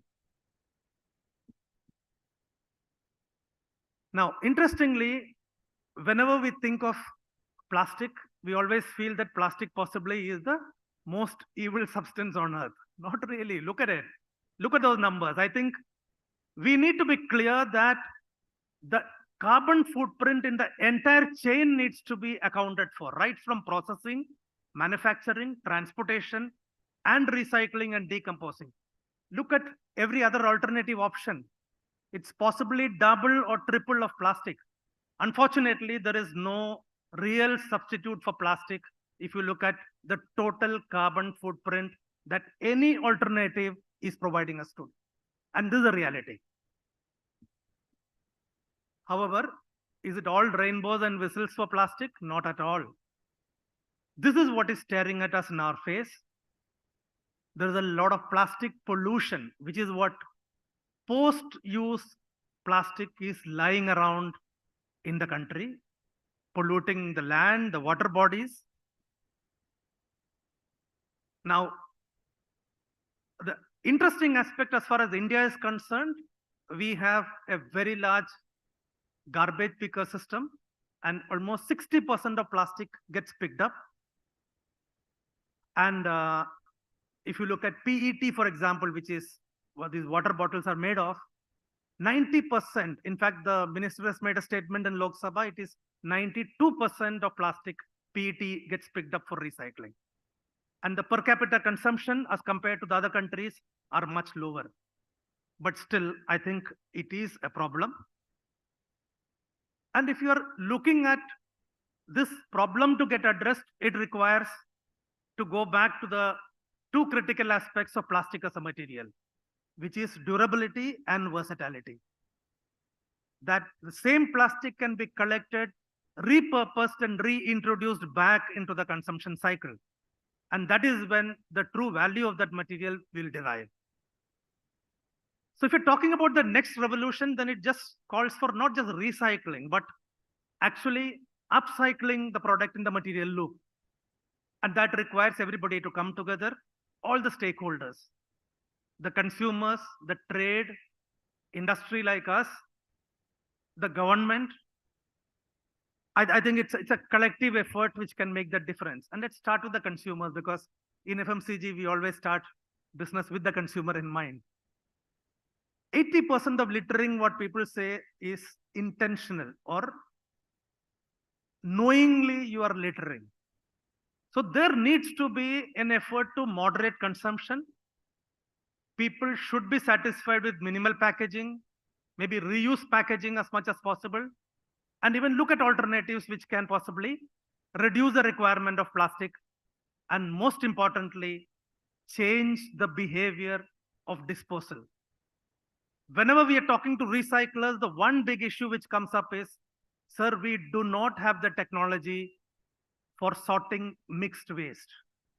Plastic which has got mixed with any kind of dirt, food, it's impossible for them to process it. So that's a starting point. I mean, the solution really is in our mindset, because look at, we are the people who are very thrifty as a society. We keep the newspapers safe, right? And newspaper fetches us 8 rupees per kilo. The PET fetches you 15 rupees per kilo. But what do? Throw it out of our house at the first instance. So I think there is somewhere the value realization is the most important aspect, that used plastic is not waste, it is valuable, which can be reprocessed. And look at this entire landscape from about 12 to 14 rupees a kilo, which the garbage picker gets, to a 60 rupees at the end. It's a big value chain. And importantly, I think the second large point is really about circularity investments need to increase. Even today, it's a huge industry. You can see the number of people involved in it, 70 lakh plus, just in the PET reprocessing industry. And what is it going to be by 2030? A $10.2 billion industry. It's significant. A lot of us don't appreciate this, but we have one challenge.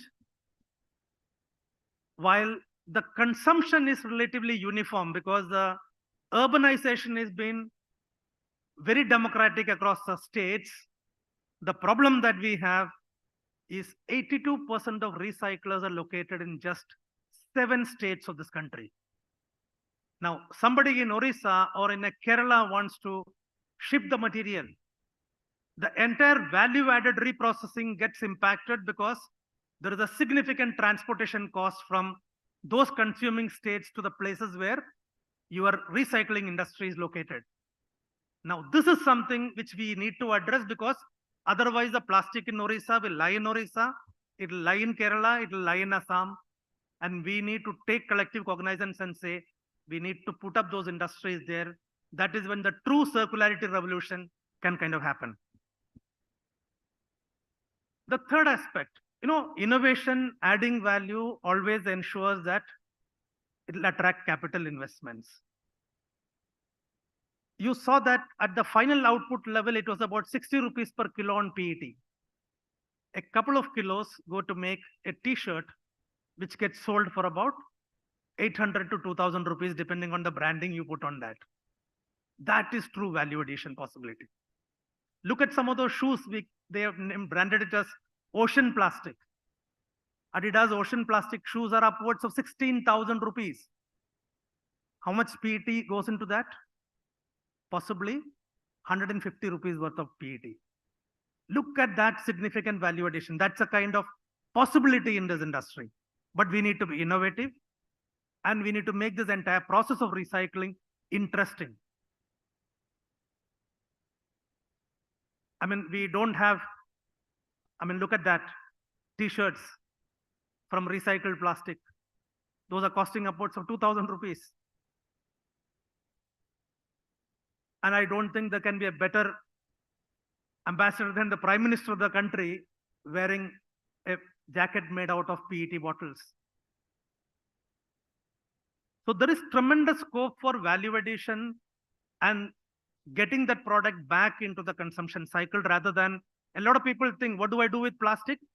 Mix it with bitumen and put it on the tar road. Absolutely criminal.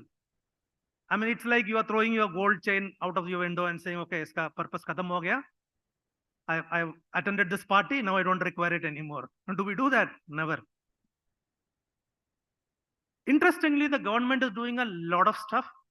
The regulatory landscape has been changing right from 2016, the EPR rules. And the last one really is about the national green credits, which has been proposed now, rewarding voluntary actions by individuals, farmer collectives, and corporates. You do anything which is going to benefit the environment, they're going to create a tradable platform where these credits are going to be enabled to be traded. So if I'm doing what is more than my requirement, I'm going to get those credits, which I'll be able to trade in the platform. We are actually actively working with the government to create some of these things. And it's not just limited to plastic. it's limited to a variety of things which are going to be benign to the environment, water conservation and a lot of other items. Under the Prime Minister's LIFE mission, there's going to be a big initiative by the government. I think it's been very thoughtfully done. And some of the initial drafts have already been released last week. Interestingly, there are a lot of global best practices. Now, some of those you can see are very developed countries, and we'll always reflect back and say, okay, it can work in a Norway and maybe in a Germany. But we are not at that stage of development. But you must look at a country like Bangladesh. They have not had plastic bags for over 15 years now. You cannot find even one plastic bag in entire Bangladesh. I used to work there as part of my responsibility at one point in time. I used to be amazed. A non-vegetarian country, people go out to buy fish every morning. And how do you manage? In jute bag. They carry their steel vessels and collect their meat and fish in steel vessels. So people adapt. Look at a country like Sri Lanka. You go to see the beaches in Sri Lanka, absolutely clean. And why is that? Because they have a mechanism where every shack is held accountable for the beach in front of him. And every 30 minutes, 1 hour, they ensure that they go to the beach and clean up their portion of that. Now, is Sri Lanka a richer country than us? No. So it doesn't matter. We can adopt some of these best practices and possibly put it into practice in our country. Now, that brings me to the last point. I think as a representative of the industry, we have an accountability as well to ensure that plastic circularity is moving into the next level. And let me share the Bisleri story. Our chairman has a vision that used plastic is valuable and must be recycled. And we were one of the first companies in India to import a plastic recycling machine from Japan in the early 90s, where nobody in this country would have talked about any commitment of circularity, EPR, nothing was there. And we were actually working towards creating value-added products. We were also one of the first companies to become plastic neutral, as I would call it, that you are not putting more plastic than what you recycle. In fact, we recycle about 104% of our plastic, and last year numbers have just been released. It's 107%. And we also replenish water to an extent of 108% through rainwater harvesting, taking care of restoring water bodies, and also putting in check dams in the rural areas. So there's a lot of work which we do in this, proudly do in this area. And I remember when the first mandate came that if you are an FMCG company or any company using plastic packaging, 70% you must recycle. And we had a discussion internally and said, why not 100%? And that's how we ended up here. And if you look at the 3 Rs, this is what we've been doing: reduce our plastic consumption by 10%. And our focus on reusing of plastic has made that the 20-liter business almost a 30% of our overall business, because we believe that that jar can be used multiple times. And you have seen our recycling numbers. We firmly believe that as a company, that we have a role to educate consumers about the value of used plastic, and also educate them about cleaning it and segregating it before disposing. And can we do something as a corporate to ensure that plastic is picked up and sent straight to recycling rather than allowing it to go into landfills? And we have a program called Bottles for Change. This is our initiative. If we have an app which you can download and you have plastic lying at home, you can possibly just alert us. We will send our vehicle or our agent's vehicle to come and pick it up, and that goes into the recycler directly without ending up in the landfill. And that's a big initiative that we have rolled out since the last 4 years. We have reached about 600,000 people so far in terms of Connect. The program is active in about 13 municipal corporations, the latest one being Chandigarh. So we have all the metros, including Hyderabad, and going to Chandigarh now. We also have a village model of this operating in Gujarat. 4 villages where we are trying to make them plastic waste free, not plastic free. Plastic is part of our integral life. People will use plastic, but plastic waste free villages.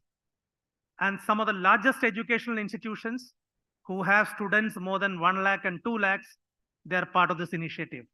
And you can see some of the largest corporates in the country, the hotels and restaurants.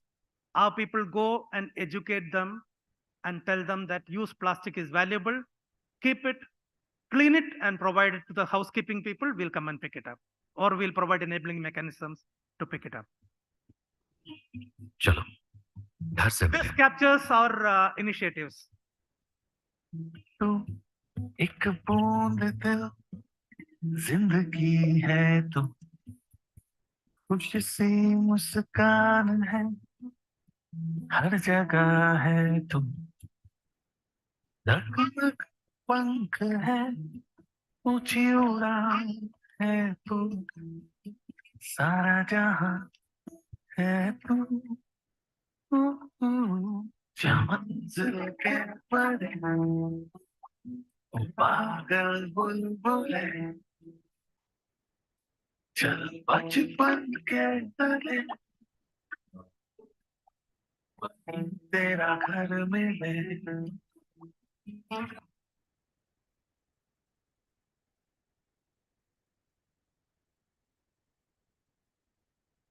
So to sum up, the next big wave in circularity calls for a collective effort, both from consumers who need to moderate consumption and promote reuse.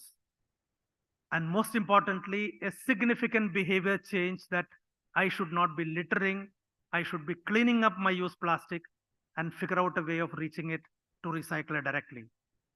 Trade and establishments, I would always remember the story of Sri Lankan beaches. The trade and establishments need to take accountability for used plastic, which is consumed on premise. And industry, I think there's a lot of work that can be done in terms of technology, in terms of looking at harmonizing the packaging. For example, in Japan, they have beverage bottles which are made completely of PET, including the label and the cap. Now, obviously, it's a little more expensive, but from a recycling standpoint, there is nothing to do, just put that into the recycling thing and it'll just go in. And also innovations for higher value repurposing. From the government, I explained that we need to support setting up circularity infrastructure in those states where we found that we don't have really recycling infrastructure or reprocessing infrastructure. That's a big ask. And the last one is catch them young, make circularity part of the curriculum for kids, because I learned my lesson from my son. I'm sure there are a lot of young kids who can teach their parents who possibly missed out this learning in the past.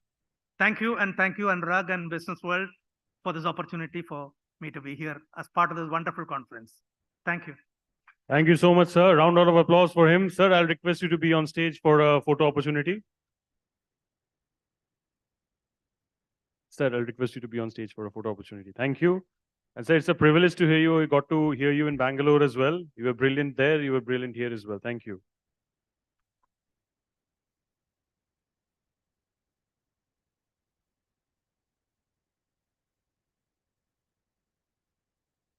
Thank you so much, sir. You know, ladies and gentlemen, everything we make pollutes. The most responsible things we can do is to make each and every product, as well as we know how so it lasts as long as possible. This is a famous quote from the founder of Patagonia, and I genuinely believe in the terms as well. On that note, quickly moving forward to our last and final panel discussion of the day before we move forward to the awards.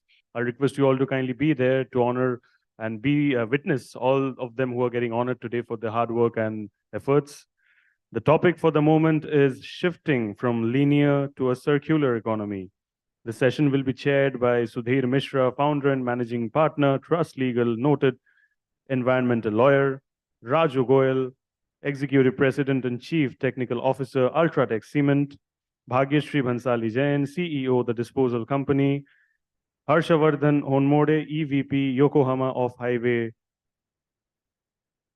Tires, Surajit Bose, Head of Sustainability, Hindustan Coca-Cola Beverages, Pranjal Goswami, Chief Sustainability Officer, Gokul Das Exports. May I please have the honor and privilege to call out all of them on stage, please. Thank you so much. And ladies and gentlemen, let's clap for all of them. I think the final panel discussion of the day. Let's show some more energy on the house. Yes, thank you so much. Welcome, sir.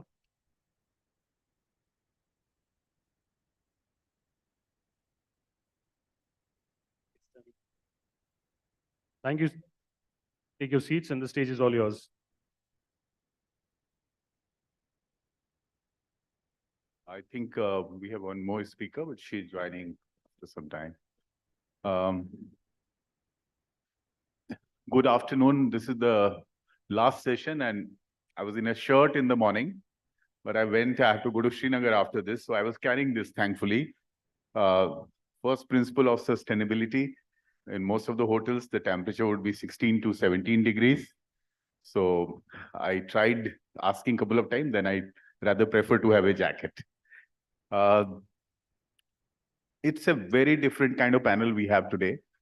We have representative from the cement industry, Coca-Cola, tires, fashion, and everything under the sun which impacts us has been covered today. I'll only tell you that I'll briefly ask them to introduce themselves, but before that, it's a final panel, so I'll just give you my thoughts. I believe that as a country, right from the top, there is a complete focus on climate resilience, climate issues. And historically also, we were quite conscious of it. As just pointed out that what happens in India on recycling, or how beautifully we recycled historically those old canisters and the tin boxes which our grandmothers used to keep, or how we conserved our forest and wildlife and the animals and the wild animals. And we generally believed in sustainability. With a large population and a smaller land size, we have the big challenge.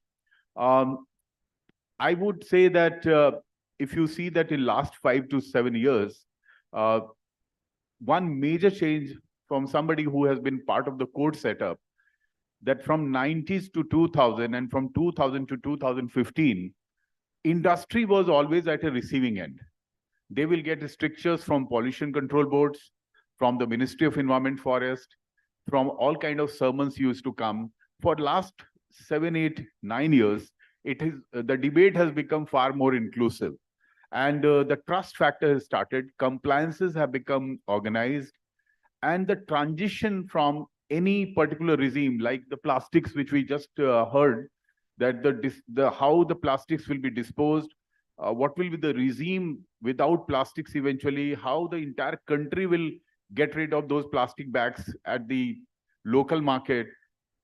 If you realize, and I can tell you as a lawyer, because this is a very interesting fact, not even a single litigation today survives on banning of the plastic.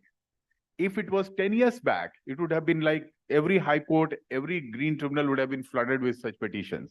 So this is the background today. There is a trust factor. There is an agreement among the government and the corporate houses that there has to be a climate accountability. And I think when in that direction we are marching ahead. So our topic, shifting from linear to a circular economy, I think we have already started that march. And I will start with a very difficult sector, cement sector. Raju sir, you brief what you have seen in your journey, how we are marching towards the circular economy, and what are your thoughts about an important part of the infrastructure sector? Yeah. Thanks, Mr. Mishra. I just wanted to think when you start talking about the tin canister and things, when did we started the linear circularity? Because I think in India, I think the people, don't get my age, I'm the 3 times teen, but if you go back to the 70s or 75, 80s, I think circular economy was in our blood. So this is not new for all of us. You might have seen this ad of the Bisleri when he threw the, what you call the coin on the water, we made from the clay pots.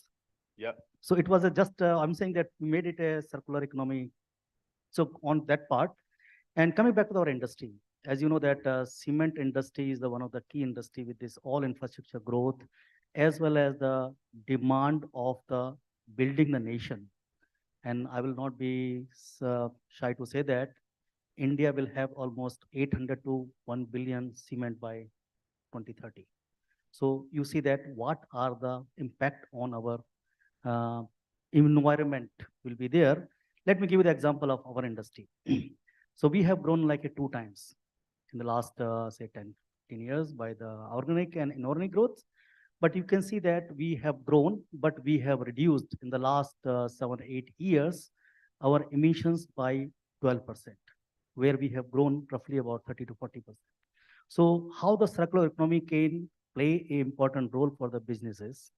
And I believe that in coming days, any business will be dominated by the circular economies. And let me give you one of the 2 examples from what we have achieved in the last 7, 8 years. And let me start with the plastic one. So as you know that India have the cement packaging is in the HDP bag, which has a 7 to 8% plastic in that. And I tell you very proudly on that, we are almost 2+ times plastic positive. It means what are the plastic we use in our packaging the material, delivering the customer, we are using that in our process, which is coming from the waste 2 times. Take the example of CO2. CO2, we have reduced 12%, as I mentioned to you, by how this happened. Because as we all know that 60% emissions are coming from the limestone calcination only, 30, 45% coming from the fuel only. So we have increased roughly about 3-fold using the MSWs, all the biomass and all the fuels, which is the part of the circular economy. And we have done about 300% increase in the last 3-4 years. Similarly, coming back to the circular economy, which is the power plant, because India has the biggest power supply through the TPPs with the thermal power plant.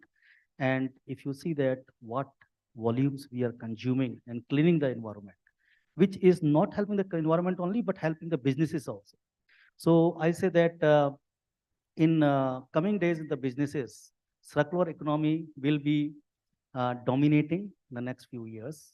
Same time, I will say that there is no other way. Yeah. If you want to compete, you have to follow. Okay, Surjit, I'll come to you.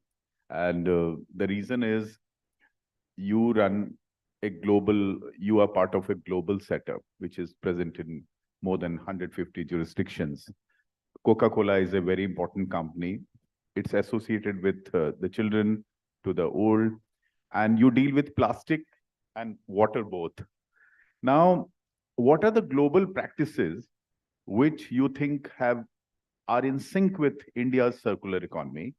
And what are few of the areas you are still working to bring it at par with the best standards in the world so far as the responsible circular economic march is concerned?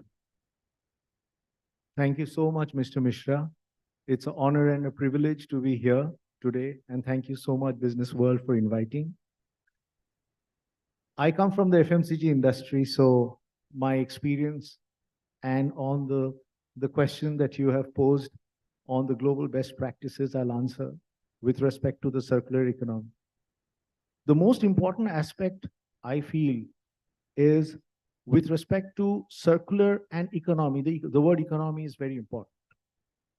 And Indian economy is very, very unique, thanks to the way our population and demographics is all across the country. So different best practice models which are there globally, some of it we obviously can take and bring to practice, but we have to be pragmatic as well. The second is, when we look at circularity, it's not just about plastics, it's also about glass. It's also about aluminum, because these are also growing and they have different kinds of a circularity footprint and different best practices as well. One of the very interesting things is particularly on plastic and on PET, which is a very well understood subject. And internationally, there are excellent practices to ensure recirculate within the new bottles, which what we call the bottle-to-bottle recycling. in talking about it, one of the first things that comes to my mind is, before the sun rises in any Indian city, all the good quality plastics are actually picked up. And today we must also understand what's happening in the linear economy, which is that almost 92 to 95% of all the PET in the country is going into textiles and fibers. So the regulation as well as global best practices is saying that use the PET in making new bottles, the bottle to bottle recycling. And that is what will keep it in circulation within the economy. Having said that, we certainly will have to ensure that this happens within the Indian context, how this raw material actually can remain in circulation, create jobs, be low carbon, and how this can be incentivized. I'll pause there. Yeah, that's a good introductory thoughts. And Harshvardhanji, I'll come to you now. You are part of one of the large tire company. It's a global brand. They would be having, when we were outside just deliberating the flow, you talked about the Japanese, how they are ahead than the rest of the world. So few of the practices which India has opted on the tire manufacturing from Japan, and what are the other areas where you think that we can opt more out of the Japanese experience? So the tire part is really a tough one. It's known to be dirty. It's an uninvolved category for the consumer. You talk about the tire only when it goes flat. Not before that. You don't even know what you are using on the car, right? So the Japanese, and I think this is an Asian trait, not really only Japanese. Like you mentioned that we were already fairly sustainable living on many of our daily pieces. Same is with the Japanese part. So they were very conscious, but like the earlier panel said, the whole focus was on environment. And in the last 20, 25 years in the tire industry, the focus has been on energy and how to use less energy to make the tire. But coming to the circularity part of it, now there is a lot of understanding that, what do I do of this tire after it has got used? Being a small place in Japan, the whole economy is already built around how the tires are picked up, how they are taken back, they are recycled. In Europe and US, you have to even pay for your tire to be disposed of, and that payment takes care of how it is disposed of. In India, you just go and change the tire and you don't know what happens to the tire which was left behind. But engineers, as Indians are, there are many things they are doing with those tires. So we have found out multiple uses, and this is not necessarily Japan teaching us. This is the jugaad of India which teaches us. So a lot of road construction happening right now. Safety on roads being connected again with the tires. You will see a lot of tires getting used on the turns, on the ghats for avoiding accidents. We are using a lot of used tires for creating the props for safety because they can take the impact if there is an accident. A lot of data now coming from highway authorities. They are working, rather we are working with NHAI to help them utilize most of the used tires there.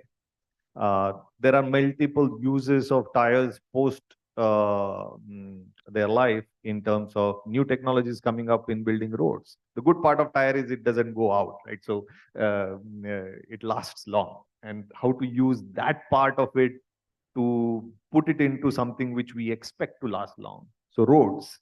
So there are technologies now to mix it with bitumen and other things to make roads out of tires. Or if you see your playground areas nowadays have those rubberized mats, most of it is recycled tires.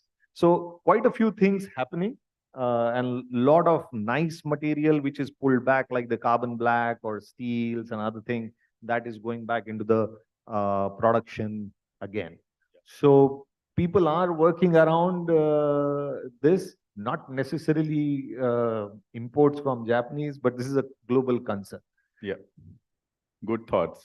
Pranjal, coming to you, and I'm very grateful you're part of this panel, because I'm sure many of us will like to know about the fashion, the clothes, and what happens with them. I'll just tell you about one matter which I was handling in National Green Tribunal. When National Green Tribunal was the most important forum in 2012 to 2014. After that, it slowed down a little bit. That was about a Bhilwara dyeing industry, and the kind of they didn't set up effluent treatment plants and other stuff.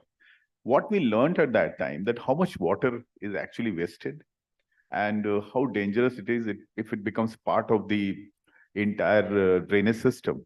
So I always wanted to talk to somebody from a very responsible company, a larger textile company or a fashion industry, that talking about sustainability and textile is oxymoron for me, right?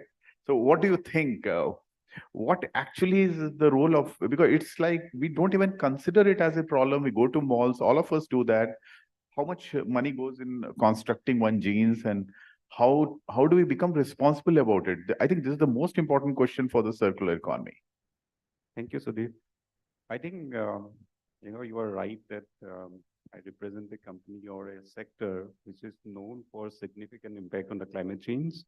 We are one of those part of the value chain where we consume a lot of water, a lot of chemical, and we probably part of a value chain where we are reason for biodiversity loss. I just like to give you some numbers. That's why I have the paper with me right now. Why this is sustainability in the apparel sector is important, and why more so the circularity. I think it's a $1.5 trillion economy with 300 million people employed across the value chain. I don't talk about the geography in that. We consume almost 115 metric ton of fiber every year.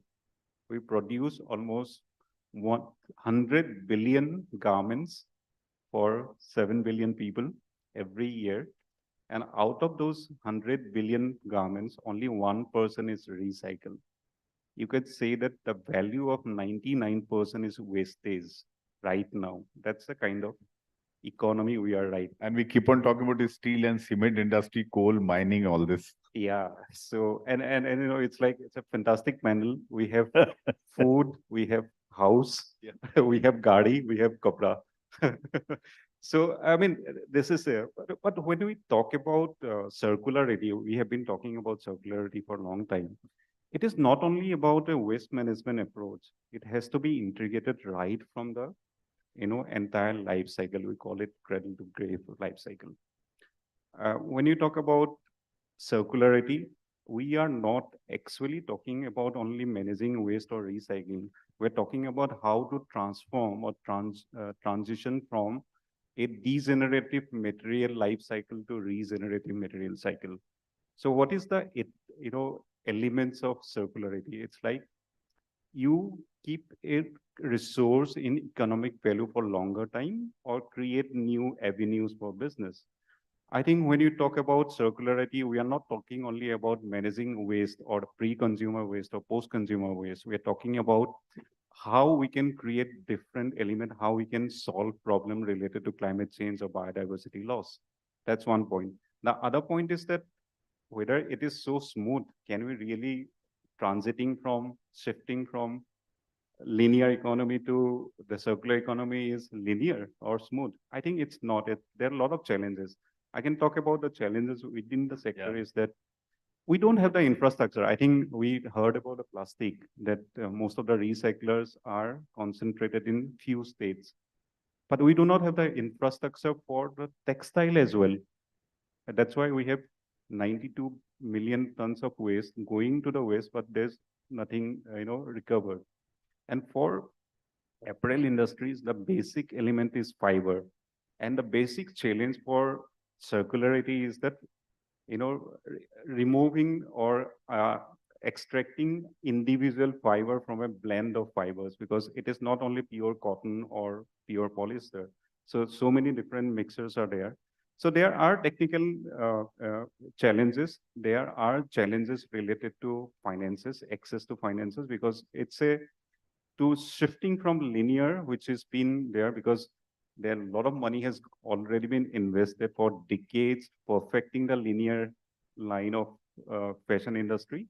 I think now there's a time we need to rethink about how you use resources, how you manage resources, how you produce resources, and how we can go to a stage where we basically promote dematerialized growth so that circularity become part of it and linear economy become redundant in few years. I think there's a need for circular. I will come back to this Okay, more. Yeah, good. thanks. So I'll just read something which I got that anti-waste law in France, officially known as the LOIAGEC, requires every product marketed or imported in France after January 2023 to be accompanied by a product sheet which provides compulsory sustainability and circulatory information of the fashion item. Now, when I got this, and I'm telling you how it will move now. Basically, because of the nature of the textile industry, nobody talks about these taboo issues. And you said about the 90% or 99% actually. For me, as a person who works in this field, it's like this is something we need to go and attack now. Because this will not get it sorted. We just can't keep on sitting over it. Yeah, you want to say something? No, I'm saying that if you look into the regime of law related to sustainability, it's really getting stepped up in many countries. Yeah. I mean, if you look into the entire European Union, there are a lot of disclosure required for non-financial disclosure required Right. about your production, how you manage your businesses, and it is going to increase. Right. So it's not only about plastic. That's what it's not only about It's not final about- recirculability or final recycling ability of a Right. particular It's a- product. How you integrate right from the extraction or from the agriculture field to the final product, and even Yes. post-consumer, how you are going to manage the product. These are some of the important points, and so relevant to the textile industry or the Yes. garment industry. Yeah. So, Raju sir, I'll come to you. And before that, I want to share an example. In 2005, when I was primarily doing forest and wildlife, which was very fashionable at that time, I went to US on a Fulbright fellowship. And I was taken to a place called Okefenokee Wildlife Refuge. And if you ever go to US, I'll recommend everybody you travel to this place. So what happened, DuPont, because we're going to talk about cement, so cement, paint, and infrastructure sector, they did a large oil spill, which was a very pretty large oil spill. In those days, it happened in 2000, it happened actually, the residue remained till 94 or 95. 97, the court order was a settlement order. And that settlement order was that, okay, this is the area which you have polluted. Now we give it to you, you restore the area, make it a place which is better than any forest or wildlife seen in that part of America. Can you do that? DuPont said, yes, we'll do that. They created a state-of-art center. It became, at one point of time, it became the largest host to all the acclaimed scientists who even got Nobel Prizes. So they had a nature conservation park, they had a 24-hour active laboratory. In India, ultimately, the corporate houses have to come up with their own set of examples, their own set of players, or own set of things. Okay, this particular cement industry or this particular steel company will show one big example of sustainability or survival of the planet. What are your thoughts on this? So thanks. I think it's a very loaded question, but let me try to answer from related to my industry. Actually, as you know that cement industry is known for the 7% of the total CO2 emitting globally. So we have a big responsibility on that side. So what I give one example of that. You take the example of the forest. I take the example of the heat, because our industry is very highly energy intensive industry on that side. So what we have done the last, so I believe like a three principle of that, as I think if I can summarize that, what say that we call produce, adopt, and design. So I give one example of that. So 7-8 years ago in India, this all the waste heat coming out from firing the furnaces goes to the atmosphere without making anything. And we use roughly about 1 ton of cement need about 10% to 12% of the coal. So you can understand that whole things. And then produce that cement, we need about 60 to 80 kilowatt per ton of cement, energy on that side. So what industry has done? So they understood what are the waste we are producing. So energy as a hot gases is seen as a waste which we generate from that. So why I'm saying this example, because normally we talk the circular economy from outside our campus and outside our work. And I'm talking about inside views. So a technology, so we understood that what we produce and how we produce, and then we adopted that a technology and designed the process. I can tell you, if you take this TPP thermal power plant, if you produce 1 kilowatt of that, in this system, it takes about 3 to 4 times of money. So what I'm trying to say with this example, yes, there is a number of examples where the industry is taking this examples, where we are looking for that, how to produce, how to adopt, and how to make it impact on our sustainability. One point also in the sustainable, like in the forest one, I'm sure that now India has embarked on the NBS, nature-based solutions. I'm not sure how far and how fast it can go, but I think this could be the things what you're talking about. Yes. Because 3 or 4 plantation I have visited, I have seen that. I think this is going to be a game changer if this clicked in India. Right. Because all the farmers, they can produce it and they can adopt that, and industry can take the leverage on that. Yeah. Sujit, I will come to you for a very specific thing. Tell us a little bit about how you handle water. I know this is a difficult topic, and some of your projects where students and children have been involved, or they have been shown the community reach program. I have been told, even on affidavit I have seen, so I'm saying otherwise also. So what do you think, what you want other Indian corporate houses to learn from them? That's a great question. Thank you so much. You know, even circularity of water is a very, very important topic, and we have just had our 2030 water strategy recently. The entire Coca-Cola system as well as HCCB has been replenishing more than 100%, but the thought process has changed. What we call, and what everyone has now been, looking into even at a national level today, is that it has to be regenerative, not just within the plants, within the processes where you do water efficiency, but also in the watershed. And the focus has moved to the priority watersheds. There are different kinds of plants, different kinds of sourcing operations of, agricultural commodities. But what's important is, where do you put the money? And that is the question that is getting answered through the risk assessment on those watersheds which are most critical, right? And make not only 100% replenish, but you have to also ensure the ecosystem health of that watershed, as well as how treated wastewater, for example, in our factories, the treated wastewater from an effluent treatment plant goes through a UFRO, ultrafiltration reverse osmosis, and is used for cooling towers and for the boiler, right? So my test of water efficiency in a plant is to see if I'm using natural water for my boiler or cooling systems, but that's a given. What you do beyond that, as you set water out of the factory, can it be used in other industries, in golf courses and so on and so forth? And then looking at all the stakeholders within the watershed, how we can replenish and make it water positive at the watershed level. So that is where the science is right now, and these are science-based targets. Very well. Thank you. Shodhan bhai, on recycling, which is a big challenge on the tires, and also it's part of the Jugaad industry, like all kind of tires are used for all kind of three-wheelers across North India especially, it's more prevalent.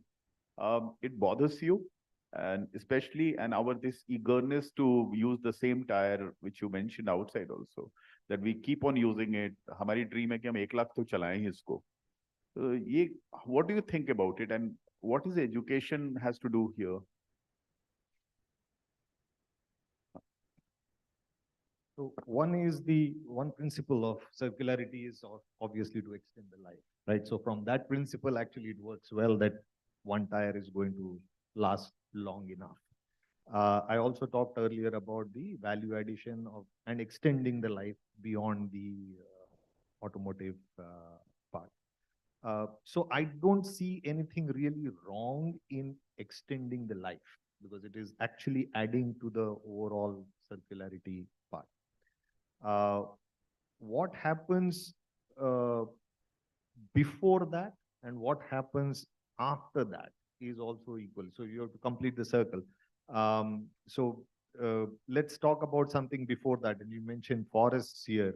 So from the Japanese company point, we have a program called Forever Forest. And in terms of samplings being given and trees being planted, which is the usual one.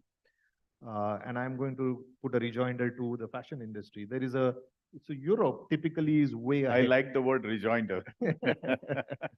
Yeah.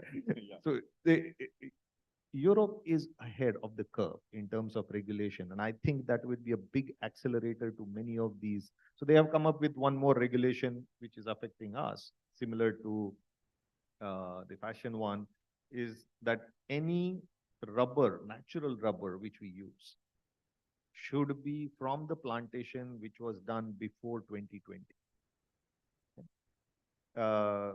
Now this forces, because the deforestation which is happening for rubber plantation then gets stopped. So this is a regulation. Now imagine the work which needs to get done to figure out. So I have to work with the vendors. The vendors are in pressure to figure out which plants they are buying it from, and it is protecting the forest. So we are working on both sides. Yeah. One, in terms of extending the life and finding out new value, new uses for the tire, but also upstream to figure out how do we procure from renewable sources. I think the regulation is really the one which can work on both sides. Yeah. Government is coming up with the regulation from next year, especially in India, so that from next year onwards, 35%, then 70%, and then 100% of what we manufacture needs to be proven by the tire manufacturer that they are recycling that. Right. So that is going to put a lot of pressure on the system to come up with more and more ideas of extending life and buying sustainable both. Yeah. Pranjal, I'll give you the last word, and our time is up. Very simple one question, and you can give a very elaborate answer if you want to. I'm wearing this jeans. How many days I can wear it, and I should wash it after how many days, and why? I don't think there's any standardized answer for that, but I can give you the footprint of your pair of denim. It consumes almost 11,000 liters of water while producing. And 11,000 liters of water to produce the jeans. So if you look into the entire environmental footprint of... See, this is the way we can mainstream and let people understand, actually, because all are important stakeholders. That's why I put this question. Yeah. So, I mean, it look very, when you look into the clothing part, it looks like you are wearing something which is not having so much of impact in the environment. But if you cumulatively look into the entire apparel sector, we are talking about 8 to 10% of the total GHG emission, which is more than the transport sector. So that's and the beauty of the circularity, there are studies done saying that if we can become circular within the apparel sector, whatever that 8 to 10% of the GHG emission can be reduced by 75%. And there can be, I'm giving you some numbers, there can be unlocked potential of almost $600 billion within that. It's a new industry which can be generated, can be created out of the circularity, and it will create almost 6 million new jobs by 2030 if we start doing on circularity. So I'm advocating circularity, but it is a counterintuitive. Yeah. Because if you see a linear growth model, that means if you are promoting circularity, you are anticipating there will be a reduction in production. Like we're talking about 100 billion pieces, probably it will come down. But the question is whether we can really create more value out of the existing product, existing resources without bringing virgin material or the unused material to the system. Wow. So I think that's very well said. Thank you. Yeah. We are, Thank you. yes. Sir. I just give you like this is coming back to adoption or acceptance. I'm not sure. I will not tell the brand name for this, but there is in the US. I bought one of the undershirt. They claim until 30 days you can wear it without a smell, without any fungal or any things. I'm sure that you know this brand which you're talking about, and no smell and nothing. But again, coming back that how many people want to adopt it? Because we don't want to use the second day. So what I'm trying to say that technologies and things are available, and I think adoption, coming back to the cloth, I'm sure that people know that. And I don't think we should learn from the circularity from the young generation. We learn from the old generation. That Yeah. Thank you. We are absolutely out of time. Wonderful speaking to all of you, and we had a great panel. Thank you. Thank you so much, sir. Request you all to kindly be on stage for a photo opportunity.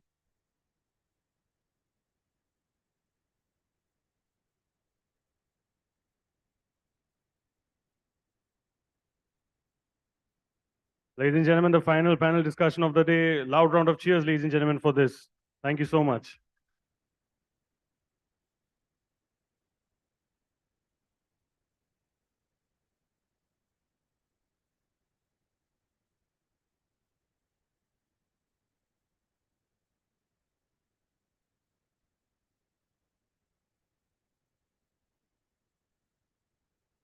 All right, ladies and gentlemen, the time is here that we all have been waiting for the longest time.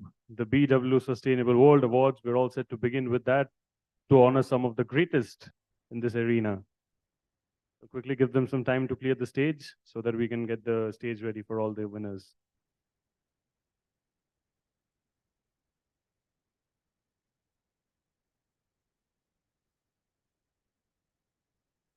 Can we please quickly get the stage cleared?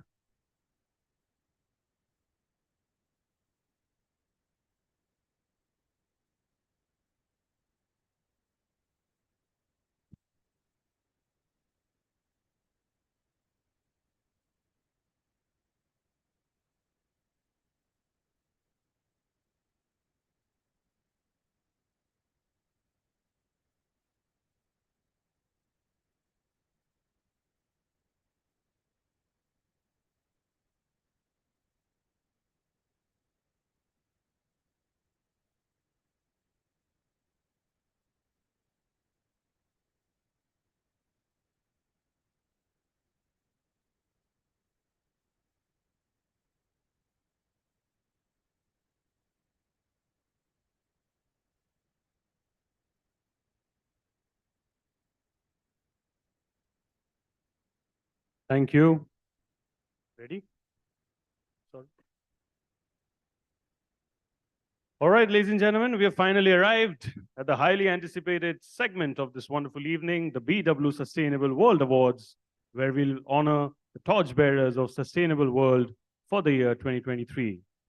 Today's award ceremony is being live streamed on all BW Business World platforms, including our social media channels and www.bwsustainabilityworld.com. Once again, ladies and gentlemen, join the celebration of this wonderful evening by using the hashtag BW Sustainable World Conclave. Before we move forward with the conference, it's important to thank our partners for the day.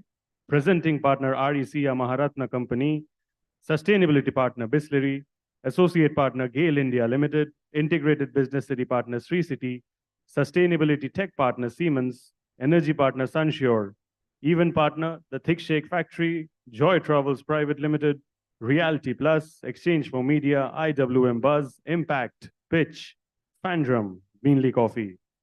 Ladies and gentlemen, the awards that we have today evening span various categories, and the winners have been carefully selected by our respected jury. The jury included honorable names like Praveen Garg, IAS retired, former Special Secretary MOEFCC, former CMD SPMCIL, presently the president of Mobus Foundation. Sudhir Mishra, founder and managing partner, Trust Legal, noted environmental lawyer. Sameer Shah, managing partner, Peak Sustainability Ventures. Srinath Sridharan, author, policy researcher, and corporate advisor. Dr. Sunil Pandey, Director, Environment and Waste Management Division, the Energy and Resources Institute, TERI, and Director, Emerson Center for Sustainability Studies, TERI School of Advanced Studies. And Dr. Anurag Batra, Chairman and Editor-in-Chief, BW Business World, and Founder, Exchange for Media. On that note, ladies and gentlemen, I request the team over here to kindly play the jury AV for all of us before we get going with the awards. Let's have the jury AV, please.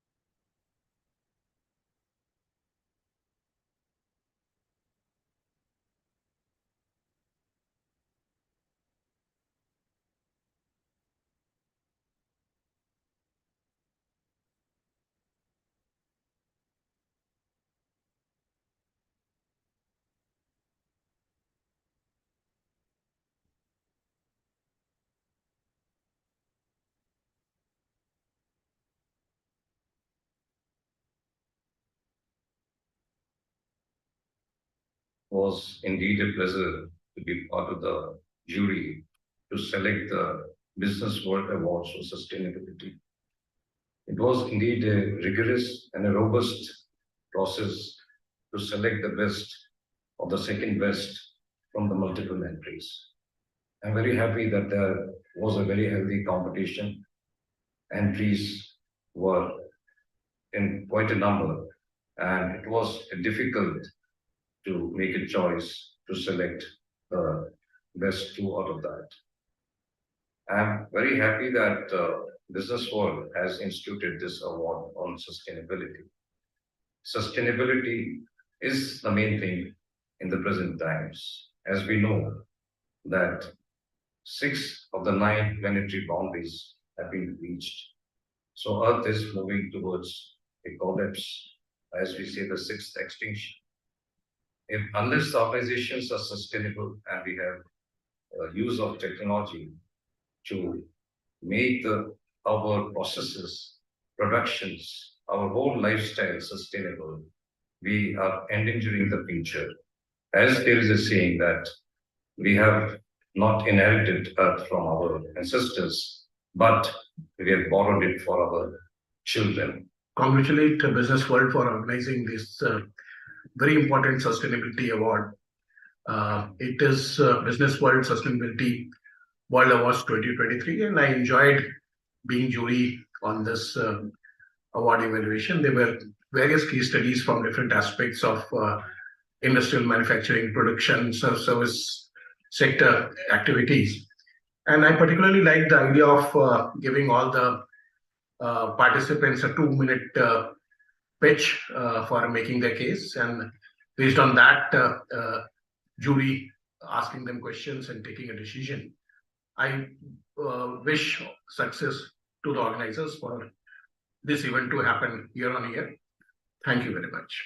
Wanted to wish everybody, Team Business World, fantastic BW Sustainability Awards event. The jury selection process that I was part of was phenomenal. Amount of time in deliberations, listening to various entries, and going back again and again in terms of their impact on the society has been phenomenal. All the best. I'm thrilled to be a member of the jury for the BW Sustainability Awards 2023. The team, through a rigorous process, had selected the finalists, and the jury members spent an entire day with these companies listening to their presentations. It was wonderful to see the amazing work companies are doing in sustainability, and I only hope that this work accelerates in the years ahead for our collective future. Congratulations to the winners.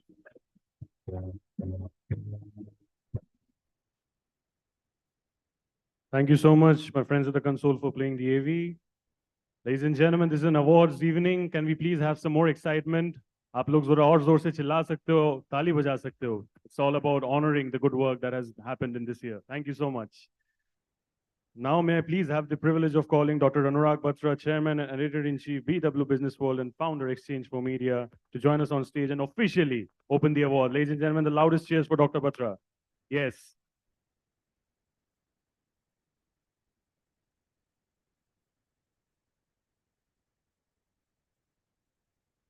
Good evening. It's my honor and privilege to be here. First of all, as I said, you're here. Thank you for being part of this in the first year.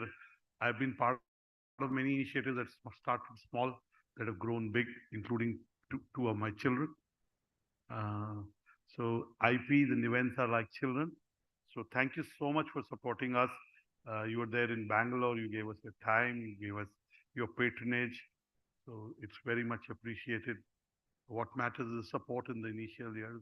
And then, of course, things take off. So really, it's seeding the BW Sustainability World community. It will, like a lot of our initiatives, which have become marquee initiatives in the business world landscape, the sustainability initiatives and the cusp of sustainability with business initiatives and the ESG initiatives that we have taken up will become a regular calendar and grow every year. There can be a lot of things that can be better about the event. And I do look at all those and I do take notes and I write mails after the event. Some of those who work with me know that they'll get a mail, but I want to use this opportunity. I talk about kindness in the morning. I'd like to believe I'm a kind person because I have my wife's permission to be kind. So I am a kind person. But I want to thank my colleagues, especially Priyanshi, who's worked with me the last 3 years and you know, all her sustainability IPs.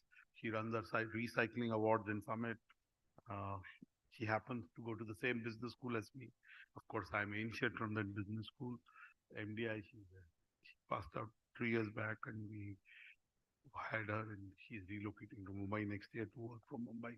So she's been working and this year Avantika joined us on the editorial side and she's launched the community of BW sustainabilityworld.com. Again, early days. So really these two have put this together. So Priyanshi and Avantika, thank you for doing this.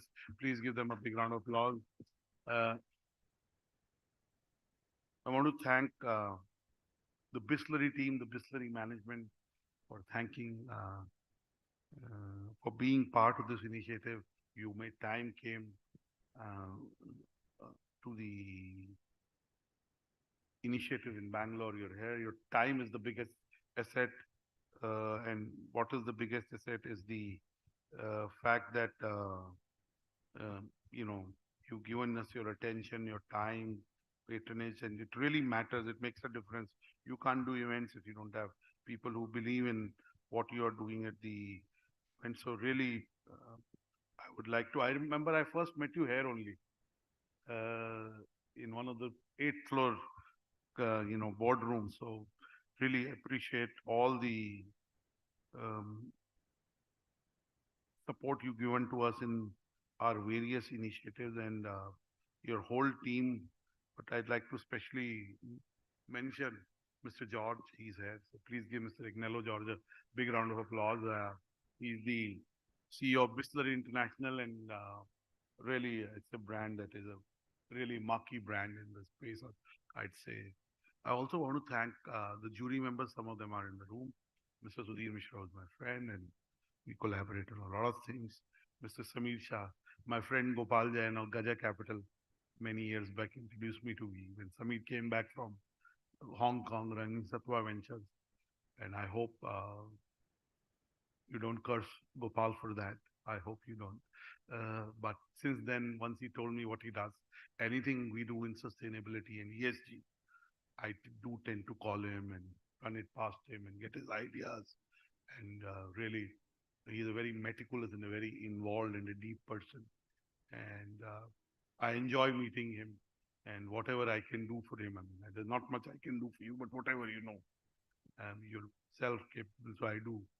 You know, I make time, take him to my friends who are relevant in Delhi.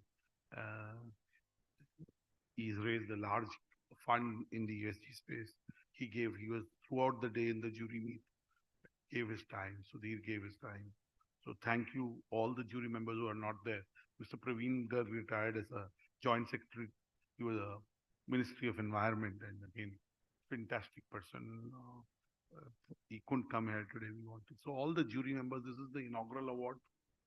I've done many initiatives which have become aspirational. I have no doubt as we put more resources, more energy, more content, and they become a calendar event, it will become big. I don't want to do a big speech. I just want to say, like all our BW Business World Awards, we do it through a jury process. It's an honest process. No process in the world is perfect. Though I'm a Hindu, the only two things that are perfect is one is Lord Shiva, Nirvikar, and my wife, of course, she's perfect. So did you know her? So, right? Except, so it is a very honest process as the IP builds, as more entries come, as the team that runs it becomes better at it. In the second, third year, it is at a different level. So it's a very honest process. We do our awards honestly, super honestly, not for anyone, not against anyone. We follow process, even if it means sometimes some people are not happy with it. We do our India's most sustainable companies ranking. You know them. And again, Minia does it. So Sustain Labs Paris does it for us. And we totally believe in their value system and their domain knowledge. So we let them do whatever ranking they do. And sometimes I have relationships with large companies and they call, why are we in number 15? Why shouldn't we 3? Okay, meet Minia and Noor. They'll tell you why, I don't know. So I just want to say it's an honest award. So congratulations, keep doing the work. The work that all of you do in this room really makes a difference. It makes more difference than any other domain. No work is not impactful, but for the work you do, possibly in my view, has more impact than any work that in any domain that happens. So kudos to you, keep doing work. At some stage, I do want to do a clean tech prize or a sustainable prize, which is substantial, $1 million, $2, $3 million. Hopefully at some stage, we'll get somebody to write a check for that, become a process oriented platform to give him a funnel of investee companies, So really, we have big plans for this domain. So thank you for being here. Don't want to stand between you and the awardees. Thank you to all the jury members for making time. Thank you, Mr. George, for your patronage in the first year. It matters. That's why I make a lot of emphasis in saying that. And I remember when I started Exchange for Media, Impact Person of the Year is in the 18th year. The spectacular ceremony. We have the governor, CM, and the winners are venerable. You can look at the winners. I remember the first year I did it. I remember Santosh Kanekar used to be MD of Diageo. No, he used to be Director Marketing. MD was somebody else, and Abanti was the senior person. And I remember, there was time I used to get haircuts. This is 18 years back. And I got this idea. I called Santosh and I said, it's a great IP for Johnny Walker because Impact Person. Look at where is Impact Person. We did it in the room in Tajland, then which is a smaller, banquet. And now we have to do it in the lawns. Most years we did it ITC lawn because we get 700 CEOs and CXOs. So really, and I can talk about IPOs. Today, the reason I was not there whole day, 12 to 3:30, I did the first leg of the jury meet of BW 40 under 40. Aman Gupta of board was chair and other venerable jury members. And Aman won this award 4 years back, and he makes it a point to say that this was his first award. He got it honestly, And he today saw the jury, and at the end he said, "Maja aa gaya." He talks in Hindi a lot, and he said the quality of entry. So I've seen how the 40 under 40, and there are other people who do 40 under 40s for commercial consideration. We don't. And everyone in my team is wired like that. They will not even consider it. So I just want to say that the initial years matter. I'm emphasizing your presence matters. Thank you. God bless you. Look forward to carrying this issue of Business World is a B school issue, our annual ranking of B schools. But the next issue is a sustainability issue. So do also, there is the COP, which is happening from 30th November to 10th or 12th December. So the team is there, the editors are going there. So really it coincides with that, and we feel we have a responsibility to cover developments in this sector more aggressively than anybody else. So really you can contribute to it, you can be part of it. The winner stories are in the issue, the sustainability issue, which is the next issue. So I'll give a halt here. I know some of you have flights. We'll run the awards tightly. All the best. Good evening. Keep reading Business World. Keep reading businessworld.in. Mr. Palak Shah is there. Mr. Prasad Sharma is there. Palak is our managing editor.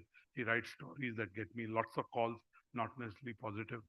Right. You know, I have to cringe, but I know if he's written, it must be true. So it must be published. So he has a big story in the morning. Do read businessworld.in. It's about the NSE scam and the progress or the lack of progress in it, and why there is a lack of progress. Ultimately, we get excited about stories. They're an editorial product. So Avantika, you met Avantika. She's the pwsustainabilityworld.com. Rajna is there. Suchitra, these are my editorial colleagues. You can connect with them for any point of view you have any input. Thank you. God bless you. Thank you so much, sir, for your wonderful insights. Looking forward to the awards. Ladies and gentlemen, before we commence the award ceremony, I request all the winners who are winning today on this prestigious occasion to gather on the left side of the stage for a magazine photo shoot whenever you come on stage for your trophy. We also request the winners to stay back till the end for a group photo opportunity as well with all of you together. On that note, as mentioned, today's award ceremony is being live streamed on all BW Business World platforms, including our social media channels and bwsustainabilityworld.com. Once again, join the celebration of this wonderful evening by using the hashtag BW Sustainable World Conclave. Ladies and gentlemen, to begin the awards, for the first set of awards, may I please call upon stage Dr. Anurag Batra, Chairman and Editor-in-Chief, BW Business World and Founder Exchange for Media, and Angelo George, CEO, Bisleri International. Stage, please. Can we please have both of them on stage for the first set of awards? Talio ki goon source for all of them. Yes, thank you.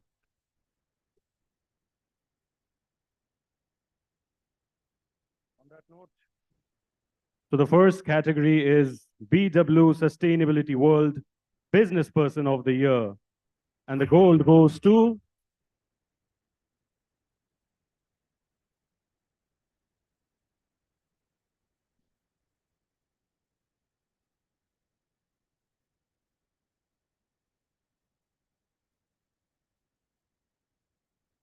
Tania Singhal, founder, Minzo Carbon and Solarize. Can we please have her on stage, please?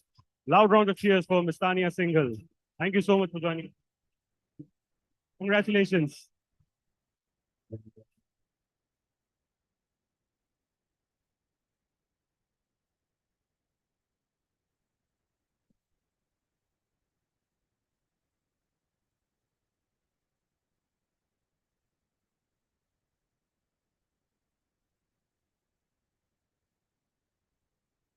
Congratulations once again. Great stuff.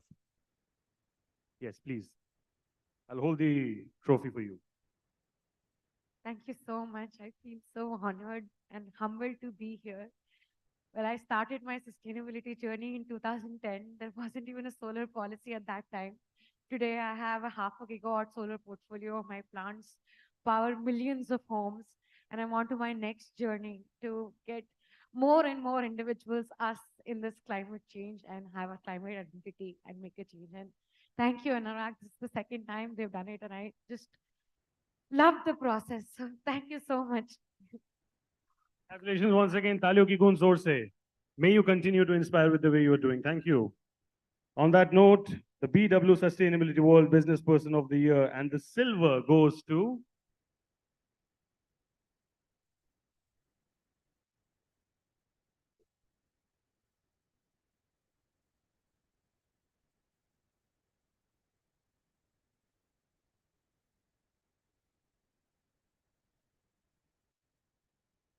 Mr. Sandeep Channa, Chief Sustainability Officer, Tech Mahindra. Congratulations, sir.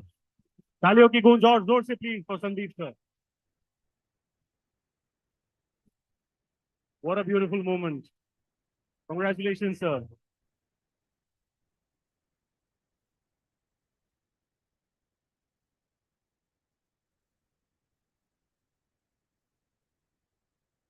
Nice photo worth framing.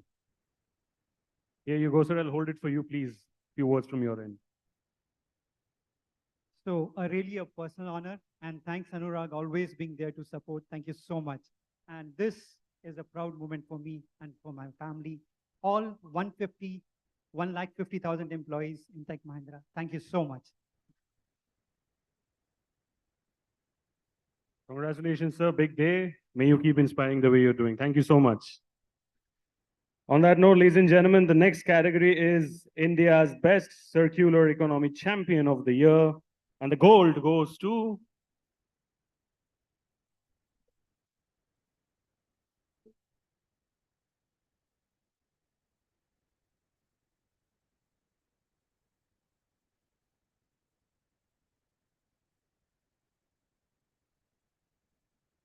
Dalmia Cement Bharat ke liye zor se taaliyan. May I please invite Mr. Mukesh Kumar Sinha, Assistant Executive Director, on stage, please. Thank you so much, sir. Congratulations, sir. Can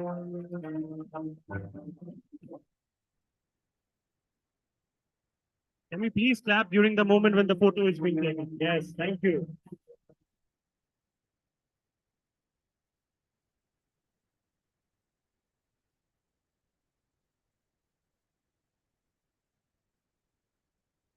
Congratulations, sir. Some words from your end, please.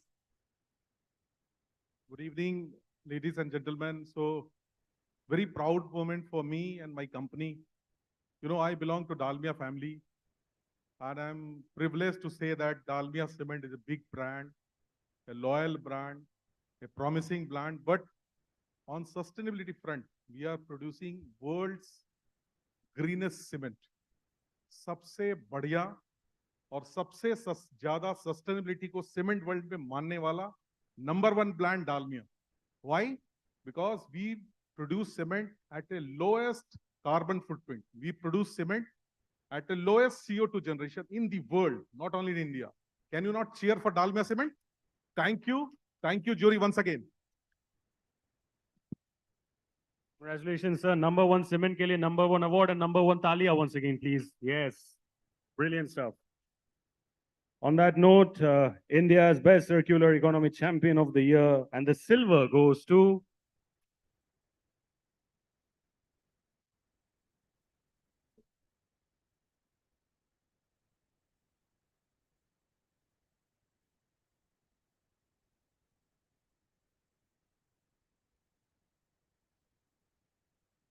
And the silver goes to Godrej Agrovet for oil palm plantation. Ladies and gentlemen, may I please invite Ramnath Vaidyanathan, Associate Vice President, Godrej Good and Green, Godrej Industries and Associated Companies on stage, please.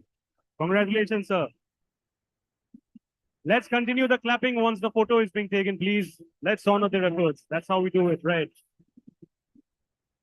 Congratulations, sir.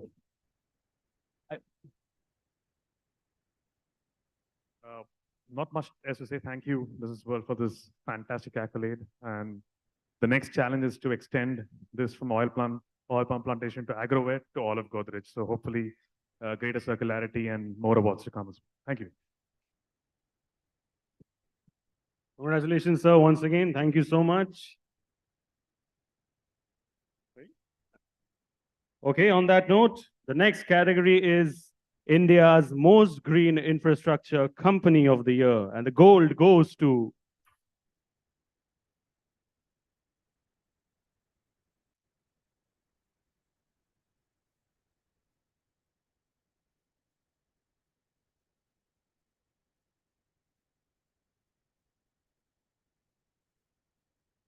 it's Godrej Industries for Godrej One. Once again, it's Mr. Ramnath Vaidyanathan. Double dhamaka for him.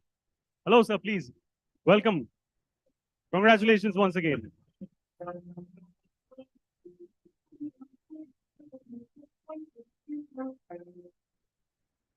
Congratulations, Ajay, sir. Congratulations, Ramnath, sir. Can we please have the award as well for them?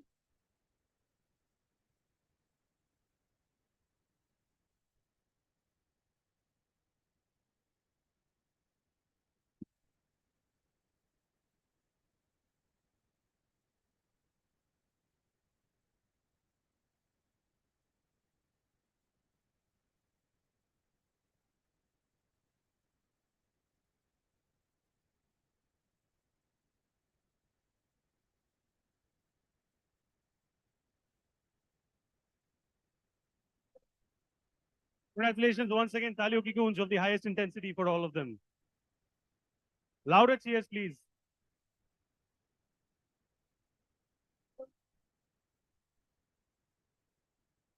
Sir, some words from your end, please. Thank you so much. It's a proud moment to receive this award. Thanks, Business World.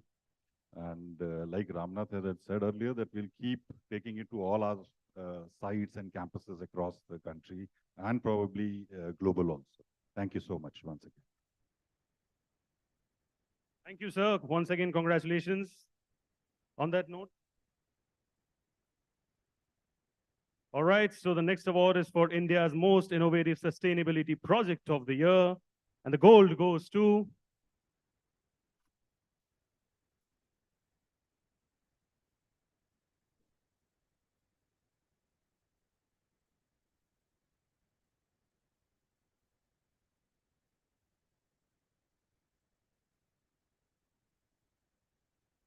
ladies and gentlemen, it's none other than Bangalore International Airport.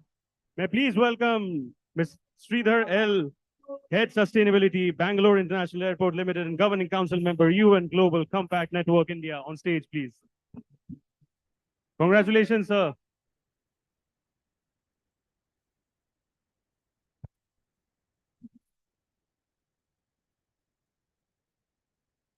Some words from your end, please, sir. I'll hold the trophy for you.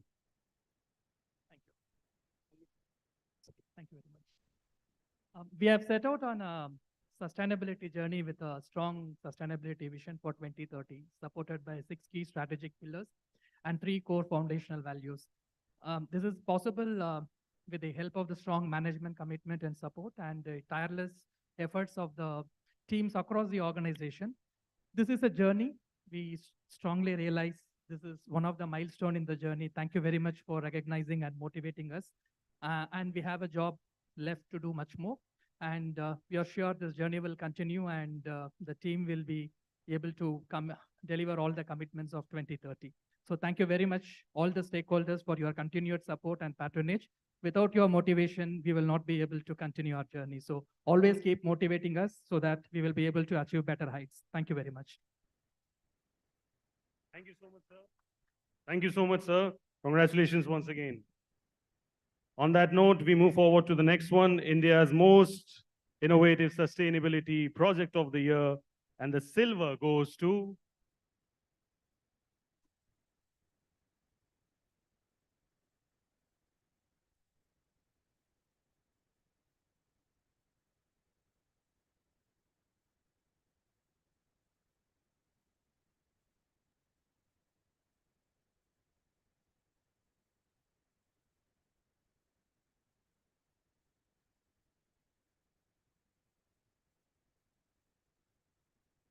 ladies and gentlemen, let's give it up loudly for Spree City.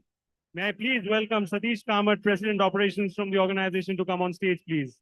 Hello, sir. Welcome back and congratulations once again.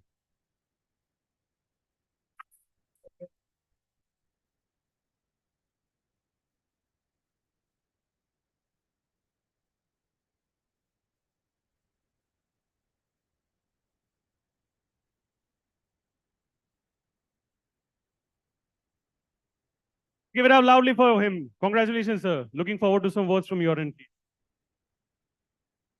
Thank you. Thank you, jury, for acknowledging our efforts in sustainability area, and it energizes us and makes us more passionate to pursue sustainability in a bigger way to make Sri City one of the most sustainable places to work in for industries. Thank you so much, sir. Congratulations once again. May you keep inspiring us the way you're doing. Thank you so much. On that note, we move forward to the next award.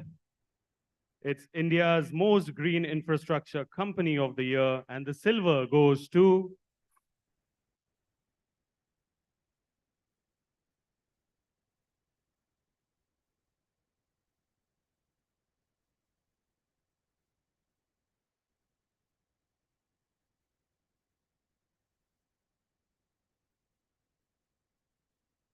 let's give it up loudly for Rajiv Gandhi International Airport, ladies and gentlemen. May I please have the privilege of calling Mr. Pratik Shankar Vaze, Head ALD Engineering, GMR, Hyderabad International Airport, on stage, please. Congratulations, sir. Once again, can we please clap louder and appreciate it a little more?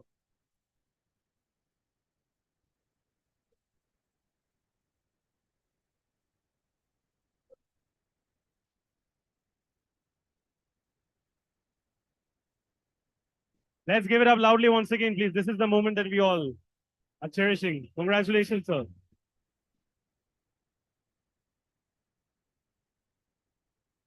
Post from your end, please.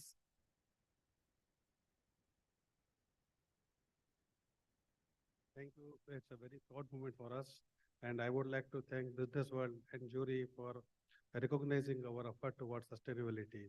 And we will continue to do it. Thank you.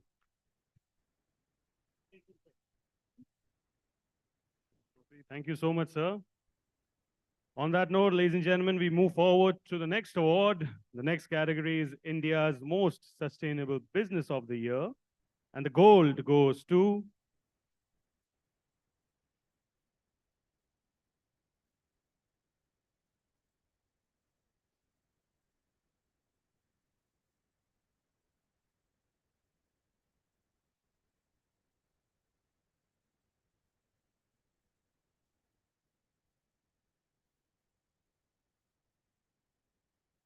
congratulations, Tech Mahindra.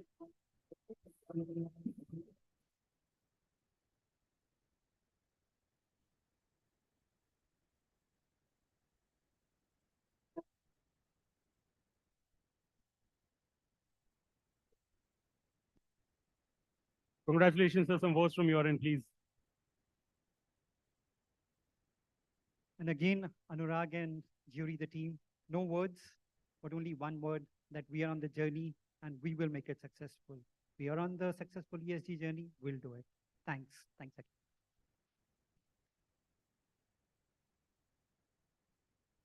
Thank you so much.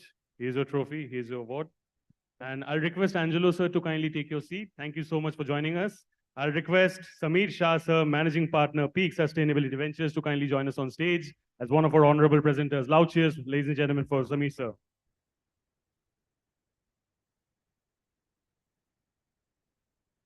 All right, India's Most Sustainable Business of the Year. The second gold goes to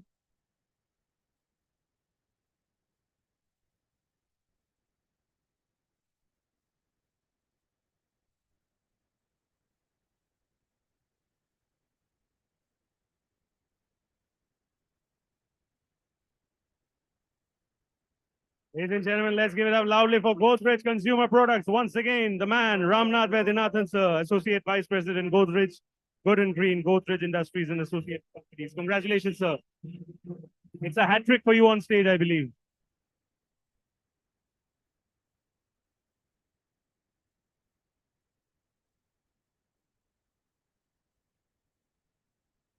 Those categories where there is a tie, if you're wondering, this is, I think there are two places where there's a tie. This is one of them. Please give Godrej and Tech Mahindra both a big round of applause, you know. They also do well in our India's most sustainable companies ranking. So Sandeep would like to see them doing better, but as I said, I don't do the research. The team does. You can engage with them and convince them. So congratulations. Congratulations, sir. Hat trick for him. Let's give it up loudly for him, ladies and gentlemen. Yes. Quite a lot of trophies for the day. Brilliant stuff. On that note, we move forward to the next award is India's Most Sustainable Business of the Year. And the silver goes to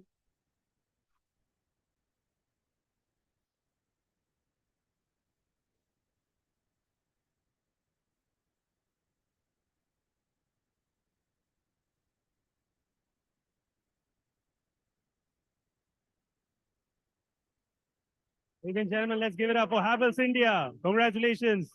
Nitin Singh, Vice President and Head of ESG and Internal Audit. Havells, congratulations, sir.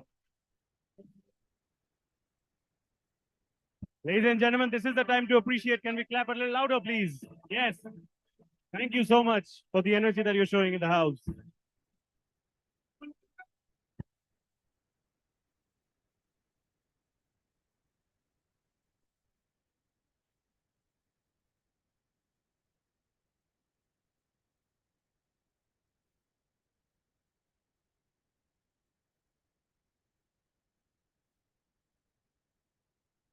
Congratulations, sir, once again.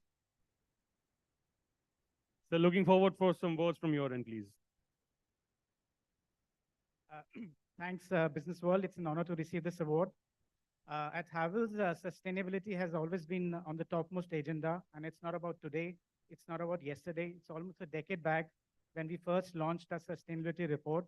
And this year, we've launched the ESG 2.0 framework, where we have decided that this decade of action in the areas of emissions, water management, energy efficiency, and so on. So looking forward to receiving many much such accolades like this Business World. Thank you so much. Congratulations, sir. A lot of these accolades coming your way in the future. Thank you so much. On that note, we move forward to the next award. It's India's most sustainable startup of the year. And the gold goes to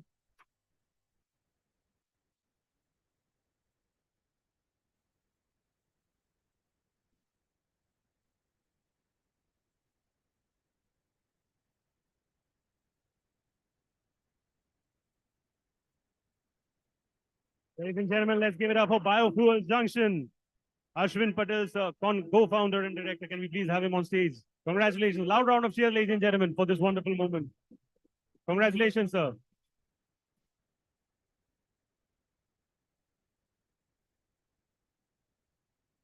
May the appreciation keep coming. Yes.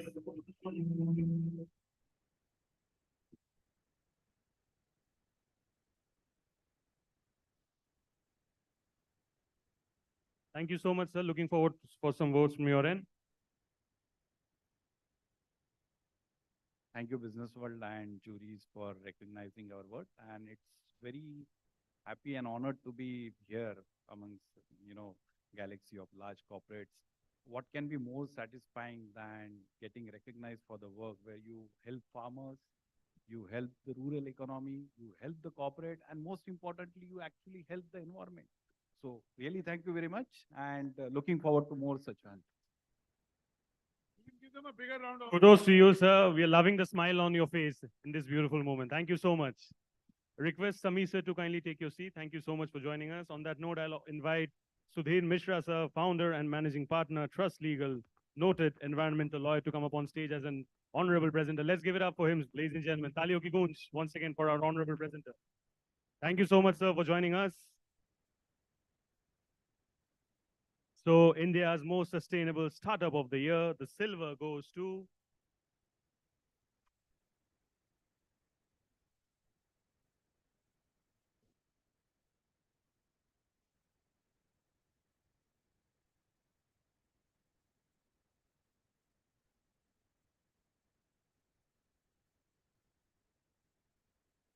Nupify World के लिए जोर से तालियां, ladies and gentlemen. May I please welcome Hemal Gathani, co-founder, on stage to accept the award. Congratulations, team. Great stuff. Let's give it up for this wonderful duo. Thank you so much.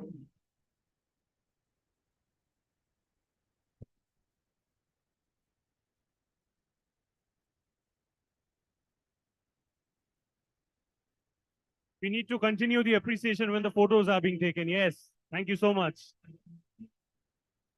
What a proud moment indeed. So, ma'am, some words from your end, please. Thank you, Business World. Thank you, jury, for acknowledging our efforts.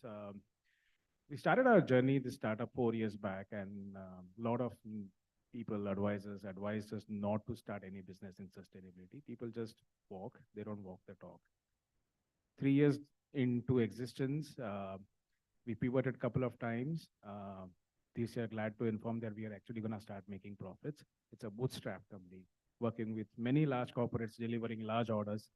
So yes, we are fully committed to making sustainability way of life easier and joyful for everyone through our products and everything. Thank you so much. Thank you so much, sir. Thank you so much, ma'am. Congratulations. Great day indeed. Can we please clap louder for this wonderful duo? Yes, thank you so much. Before I announce the next award, I'll request all our winners to kindly be seated so that we can have a group photo at the end. Thank you so much. On that note, the next award is for India's most sustainable supply chain initiative of the year. And the gold goes to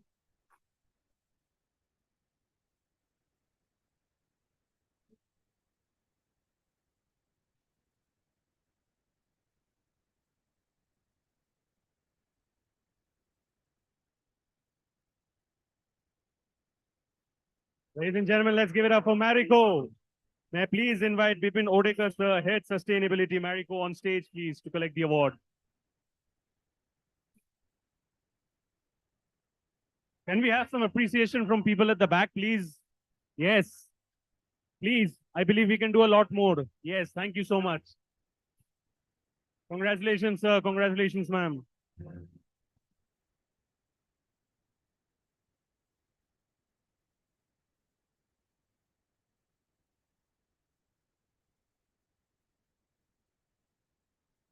This is the moment that we need to appreciate. Please. Moment worth framing. Can we please have some words of encouragement from your end, please? Thank you, sir. Thanks, Business World. I think such kind of appreciations always give huge encouragement to teams. I receive on this behalf of all the Mariconians, all the good work is done by them. Me and Shimu are only representing here their efforts. So I also feel that such kind of events and such kind of gatherings are giving a huge platform for sustainability journey in India. So Business World has a big role to play for sustainability growth in India. Thank you very much. Thank you for leading the charge. On that note, we move forward to our next award. Once again, repeating our request, all our winners to kindly be seated. We'll be having the group photo of all the winners very soon.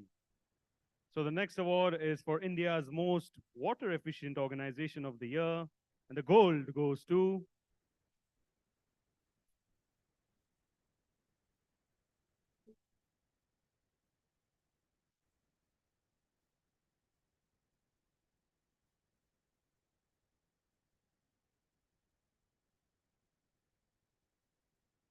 Honda Motorcycle and Scooter India, leading the way. Congratulations. May I please invite Mr. Vishal Saxena, Operating Officer, Production, Planning and Control, kindly come up on stage and receive the award. Let's give it up once again. Congratulations, sir.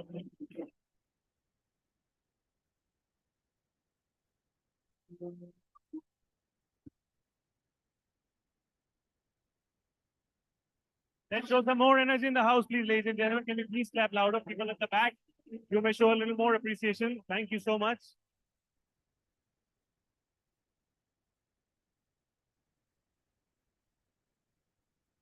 Thank you, sir. Looking forward to some words from your end. I'll hold it for you. Good evening, ladies and gentlemen. I'm thankful to Business World for acknowledging our initiatives. And it is definitely a proud moment for me as well as my organization. And really, I'm too much honored to represent my organization for such a magnanimous event. I must tell you one thing, that one of our factory, which is situated in Kolar district, Karnataka, that factory, we have not extracted even a single drop of water, groundwater, for last 8 years, and we are running on rainwater. Besides that, we are running that factory on 98% renewable energy as a part of our commitment towards sustainability. Thank you so much. You are indeed a trendsetter, and that's what the appreciation is for. Thank you so much for your efforts. Congratulations, and loud round of cheers once again, please, for the wonderful way of handling work. On that note, we move forward to the last and final award for the evening. As the India's most water efficient organization of the year, the silver goes to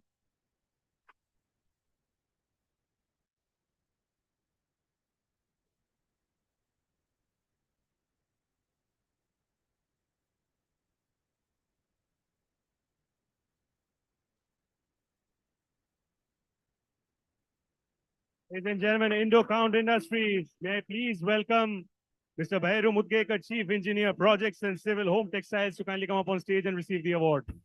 Thank you so much, sir. Congratulations.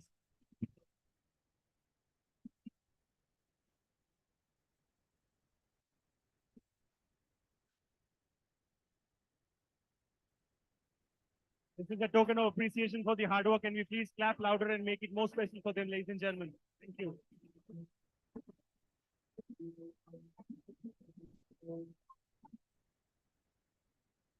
So some words from your end, please. Congratulations. Thank you, Business World, and the juries for recognizing us for our efforts into sustainability work. Ours is a textile unit, the largest manufacturing of bedsheet units across the world, and located at Kolhapur in Maharashtra itself. Thank you, ladies and gentlemen. Thank you, jury. Thank you, sir. Congratulations, sir. Great stuff. Keep up the great work and keep inspiring people the way you are doing. We have the photo over there. Thank you so much. On that note, ladies and gentlemen, we come to an end of the awards. Can you please clap for yourselves? Because you've been a fantastic audience right from the morning. You've shown a lot of patience. You've shown a lot of energy throughout. Yes, sir. Thank you. On that note, we'll now like to welcome all our winners for today. Can we please have all the winners on stage for a great, great group photograph? Can we please have all the winners? Winners ke liye zor se taaliyan, ladies and gentlemen. I'll also request Sameer sir and Angelo sir to come up on stage as well for the group photo. It's indeed an honor to have you over here. Can we please have all the winners on stage, please?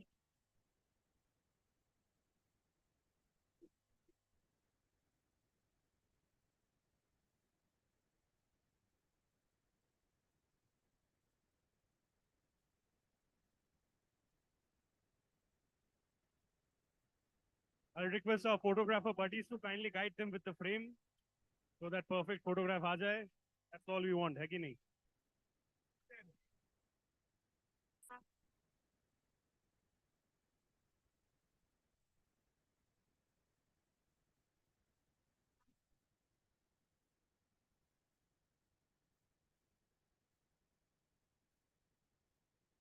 Ladies and gentlemen, this is the group winner photo. Can we please clap? People over there at the back, thank you so much for being a wonderful audience. Can we please clap and appreciate them for the hard work that they have done? The frame is perfect, looking all good and cool. That's exactly how we want. And I request you all to kindly smile. It's a great moment. You all have won. We have the presence of our jury members as well. This is indeed the moment to capture. Can we please have some wonderful smiles on your faces?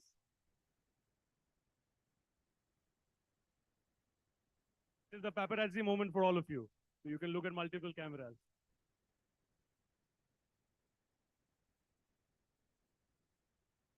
Can we please have Priyanshi and Avantika, the one who have actually made this event possible? Thank you so much for doing the great work that you guys have done. Congratulations.